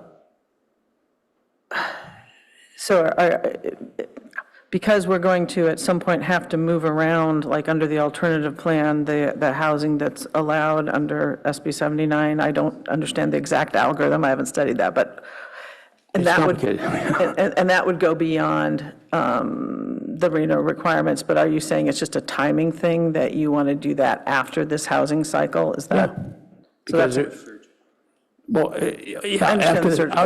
after this housing cycle, we are going to need it in the next housing cycle, which happens to line up with the date at which we have to have this done, which is the 32. But if this council of 7 wants to activate more height other than what we've already done, then that can happen, as I said earlier. But I think it needs to happen with some consideration of 7 folks, and there's no reason tonight that we have to go beyond what we've already got upzoned, and what is also going to be upzoned by definition of the of SB 79 on July 1st with the other 50%. So I guess I just don't, there's just no downside to me that I can see of waiting and working this into a future agenda compared to, you know, sort of figuratively speaking, spot zoning into a motion tonight. well, I don't think it's a fair characterization. I think we're just, you know, dreaming it up at midnight for the first time ever. Obviously, there's been some thinking beforehand, but I think the downside would be if it was, well, it may not be a downside to some, but if you're asking what the difference is, and what I would see as a downside is if it took until the 5 or 6 years from now to get this sorted. And that's kind of what I hear when I hear we want to kind of save those units for the next cycle. That's what I'm hearing between the lines. Maybe I'm missing it, but that's. No, what I'm saying is that the vote will be the vote, but what I'm saying is just simply that to give our best judgment on any new areas, we should give it some consideration. And you could schedule this 45 days from now. Well, actually, that may be where staff could weigh in to talk about what some of the necessary next steps will be and where that may provide an opening for future discussion. Great. So hearing the different perspectives and knowing that we need to get to 4 if the council wanted to take some affirmative steps toward addressing SB 79. As I mentioned, this is the first reading of the ordinance. It's a temporary ordinance. There'll be a second reading on June 15th, coupled with the urgency ordinance. We do need to go back to the Planning and Transportation Commission to make this ordinance that you're considering tonight, to codify it. In the course of going through that process, we can share with the PTC and the community the thoughts that have been expressed here tonight, which align with the Palo Alto Forward letter, and have the Planning and Transportation Commission weigh in on that conversation and make a recommendation to the City Council. That's not 45 days or a couple of months. I think it's more on the timeline of 6 to 12 months. But that's something that we can do to bring that ordinance back before the City Council. So it achieves the near-term interest, if there is one, to introduce these provisions. And then it allows for a continued dialogue short of the TOD alternative plan, a more strategic look at how we might make some changes when this ordinance comes back to the council in about 6+ months. And I'm only, just given the time and knowing the other work we have, I can't be more precise about that. And I know that you'd want us to come back as quickly as possible, but I'm trying to be realistic with the workload. Thank you. Vice Mayor. Thank you. I appreciate that realistic compromise that in sort of a timeline that or time frame that the director laid out.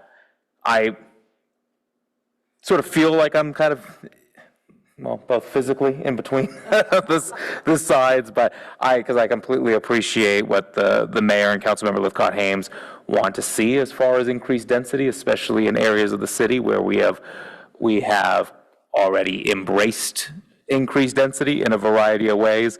But hearing my colleagues on the left as far as the hour, the process, even though, yes, this is agendized, I don't feel like most of the vast majority of the public would have anticipated this dramatic of a departure from the recommendations and a pretty significant change. It's kind of, and so I'm not really comfortable doing that tonight. But I think a 6 to 12 month time frame of being able to bring some of these discussions back to the council, be able to have the PTC weighing in, having a full council be able to make this decision, and having the public more engaged. I don't think that is that significant of a delay. So I would definitely support that.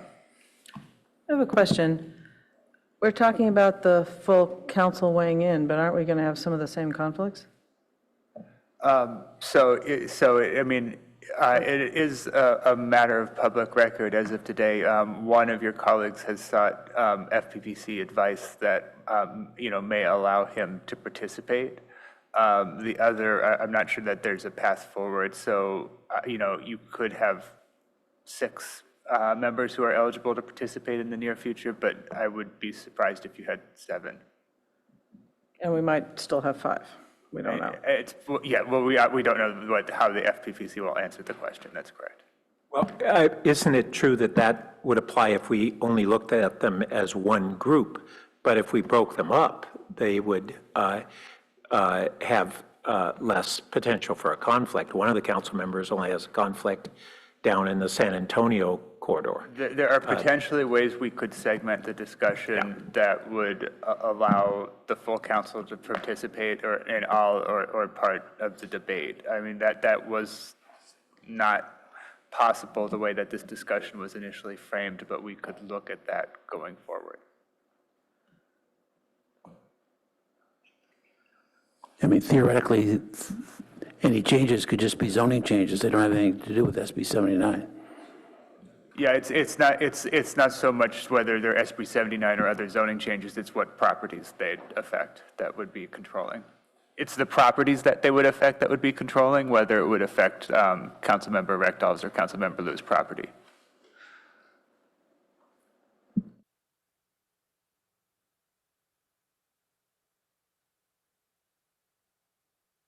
I'll just add that, as I had been saying throughout the evening, that I think that we will be doing upzoning of certain targeted areas within, I would say, likely a subset of those that were put on the screen sooner rather than later.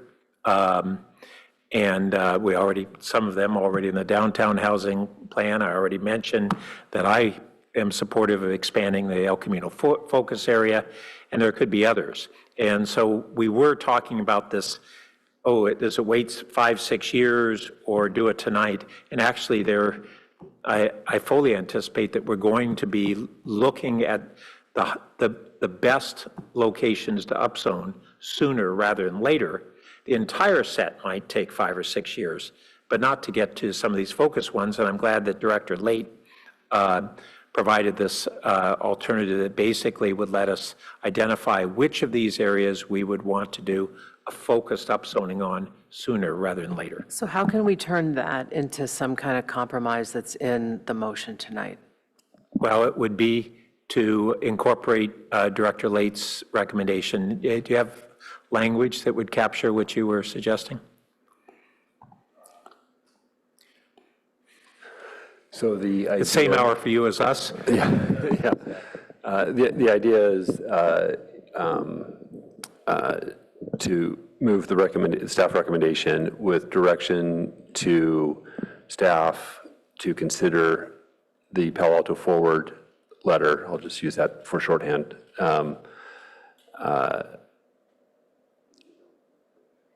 When developing the permanent ordinance before the Planning and Transportation Commission, something along those lines. With an implication that it's not necessarily all or nothing, right?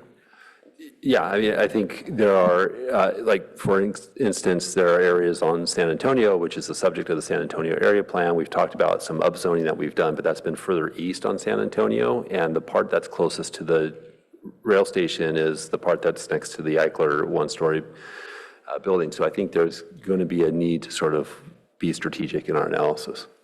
That's the very point I was making, yes. I'd like to see a time frame around that. Like to see what? A time frame. Well, so Director Lady, you game to propose language that would capture what you were describing? Time frame? Both. I think the clerk's working on some language now. Maybe Yeah. the clerk got it, and then if we can your add this- time frame was that it would return in 6 to 12 months? Yes. Okay.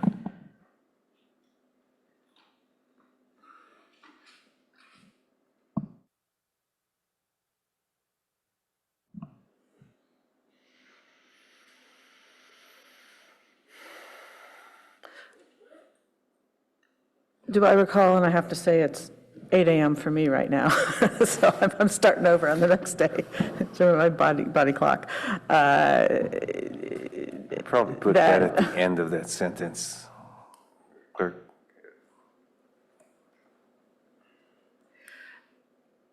To return to council within.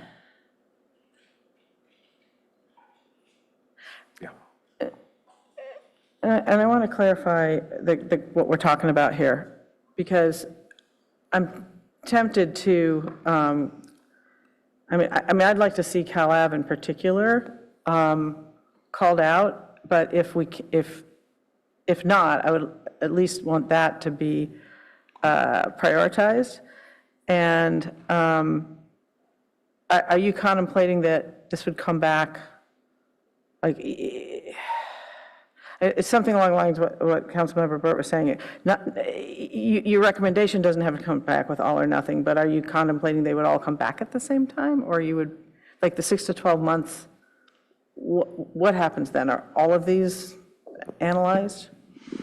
So the street segments and areas that were generally identified tonight and discussed would be presented to the Planning and Transportation Commission along with some staff analysis as to some areas why we think it might be favorable to advance some of these areas and where caution or concern might be flagged for the commission's recommendation. I'll note it's been mentioned here tonight, and I know it's the council's interest to advance to be more, that there's a strong interest in getting more housing on the California Avenue area. That's something that's been communicated to us. So I understand that that's the one area where we don't have an area plan. And so as I'm looking at that would probably be an area that we'd want to pay some attention to, as well as to help advance what council's already told us to do, which is to accelerate, I think is the word, housing on California Avenue. So this might be a means for us to do that. So to answer your question directly, in 6 months, 6 to 12 months, what comes back to the city council is a planning and transportation recommendation that considers all of these different street segments. It is not, to be clear, a transportation alternative plan. That's a whole other thing. But we can certainly look at all of these, and there'll be a recommendation on which ones to advance and which ones maybe not to.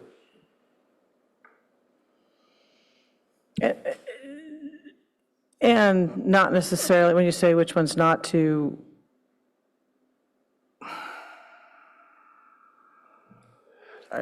So we got. you would necessarily have to, you could even say part of one of them, or from, like, I don't know, I'm just going to pick one. Yes, Mayor. El Camino from X to Y or something. Right. It's not an all or none scenario. If there's areas along that we figure, make sense, then we would include that, and we'd hear the PTC's recommendation on that. It feels like letting California Avenue go. I can strip most of these streets off of this list, but it feels like tonight is an opportunity to say what we've all been saying, which is that Cal Ave needs more housing. And Cal Ave is precisely the sort of jurisdiction that the state contemplates having housing. It's right by a Caltrain station, and I just feel like why not take the opportunity to say Cal Ave between the train station and El Camino is not subject to this? I could go with that. Well, my answer would be that under normal circumstance, if we were to say that we are looking at rezoning all the Cal Ave area to 7 stories, which is what would apply there, that would be a public process. And we'd both be looking for PTC to be making recommendations in a very thoughtful way and for public participation on the ramifications of it. I think there's a gross underestimation of how significant these changes you're trying to throw out at this hour are. These are things that we would normally give very careful consideration to. They're very significant zoning changes of a whole district. To just throw it in on the fly is not something I have ever seen done in this city. And I don't think it's good planning process. I think we should be doing this in a thoughtful way. Having this come back in 6 to 12 months, that's timely. So I don't get what the urgency is other than trying to respond to what Palo Alto Forward has Don't say something you're put going to forward. regret. I don't regret anything I'm saying. Okay, good. That's good. I think that what we're trying to do is be very thoughtful and go through this with you, because the other alternative is to vote no and it all goes through. Well, and I don't think I that would not be responsible. So we're trying. We have different views of what responsibility is and what is appropriate on this. And so we're trying to get, and we're getting very, very close. So I think we're almost there. Yeah, I appreciate that. You know, SB 79 is painting with an incredibly broad brush, and we all agree that drawing a radius around our train stations isn't a great way to do urban planning. We all agree with that. So I am not trying to vote no tonight and just let all of SB 9 go through, 79. I'm not.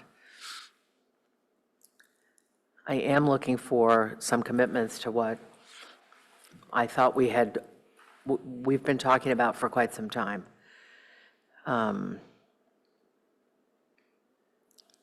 what if we added under 7, just say with a particular focus to the Cal Ave area? I would like that.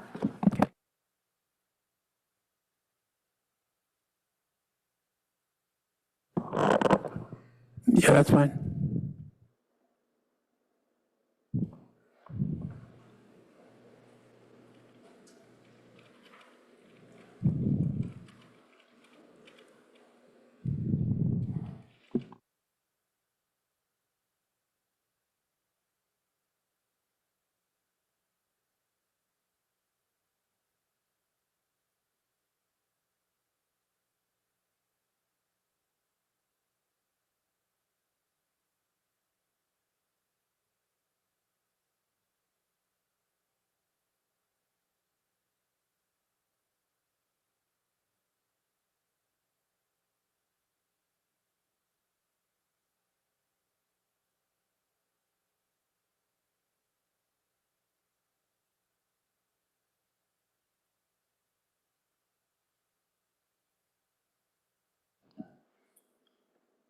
Councilmember Burt, how would you feel about adding one more thing, which would be, you mentioned the possibility of extending the El Camino focus area north toward Cal Ave. Would you be willing to put that in as something that the PTC should consider? I'd be fine with framing it the same way, with particular focus to the Cal Ave area, including El Camino Real in the vicinity of Cal Ave.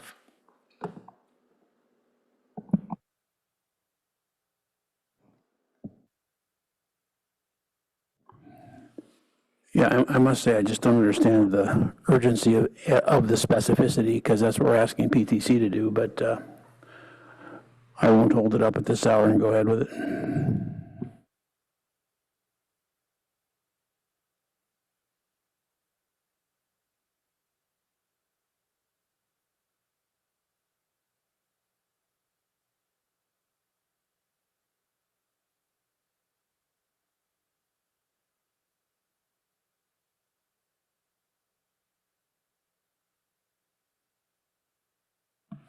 I guess what I'd like is some words that explain why we're calling out Calab and El Camino, similar to those words in red.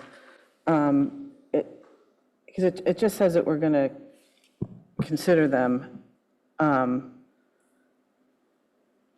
not any kind of, I understand we're not making a commitment now with what we're talking about, and we're trying to reach agreement here, and we're trying to give, but I do think commemorating that the intent that the council's been talking about of adding high density in those two areas, so perhaps with particular focus to the Calab area, including El Camino Real in the vicinity of Calab,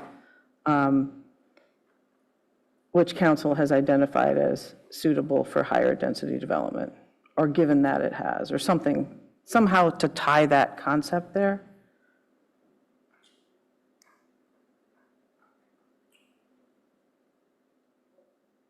But otherwise, they're just named, it doesn't.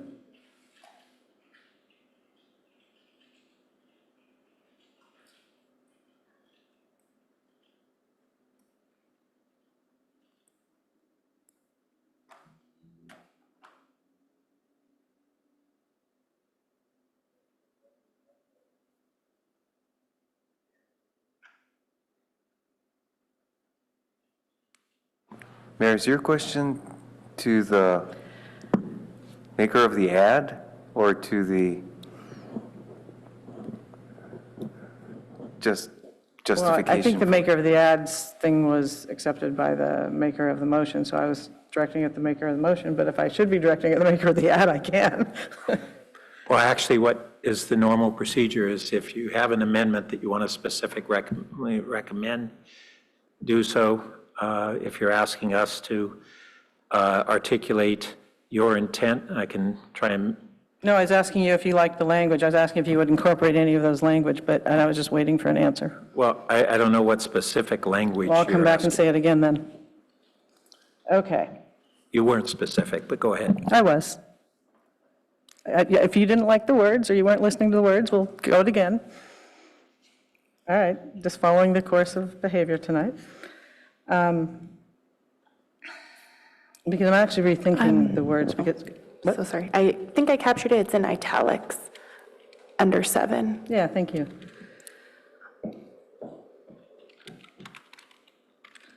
I'm fine. Seconder. Yeah, that's fine. You mentioned something about the red. Did you? Yeah, I copied the language from the red. Okay, I was great. trying to track it, so it was the same, hoping that would be more acceptable. Okay, great. Okay. Okay.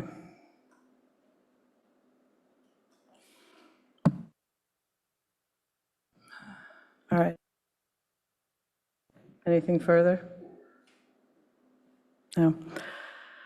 Okay. I think we can vote. Confirming the friendly amendments have been incorporated into 3A and 7. Okay. Councilmember Burt? Yes. Vice Mayor Stone? Yes. Councilmember Lithcott-Hames? Yes. Councilmember Lowing? Yes. Mayor Vinker? Yes. Motion carries.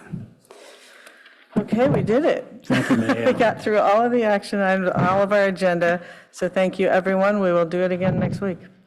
Good night.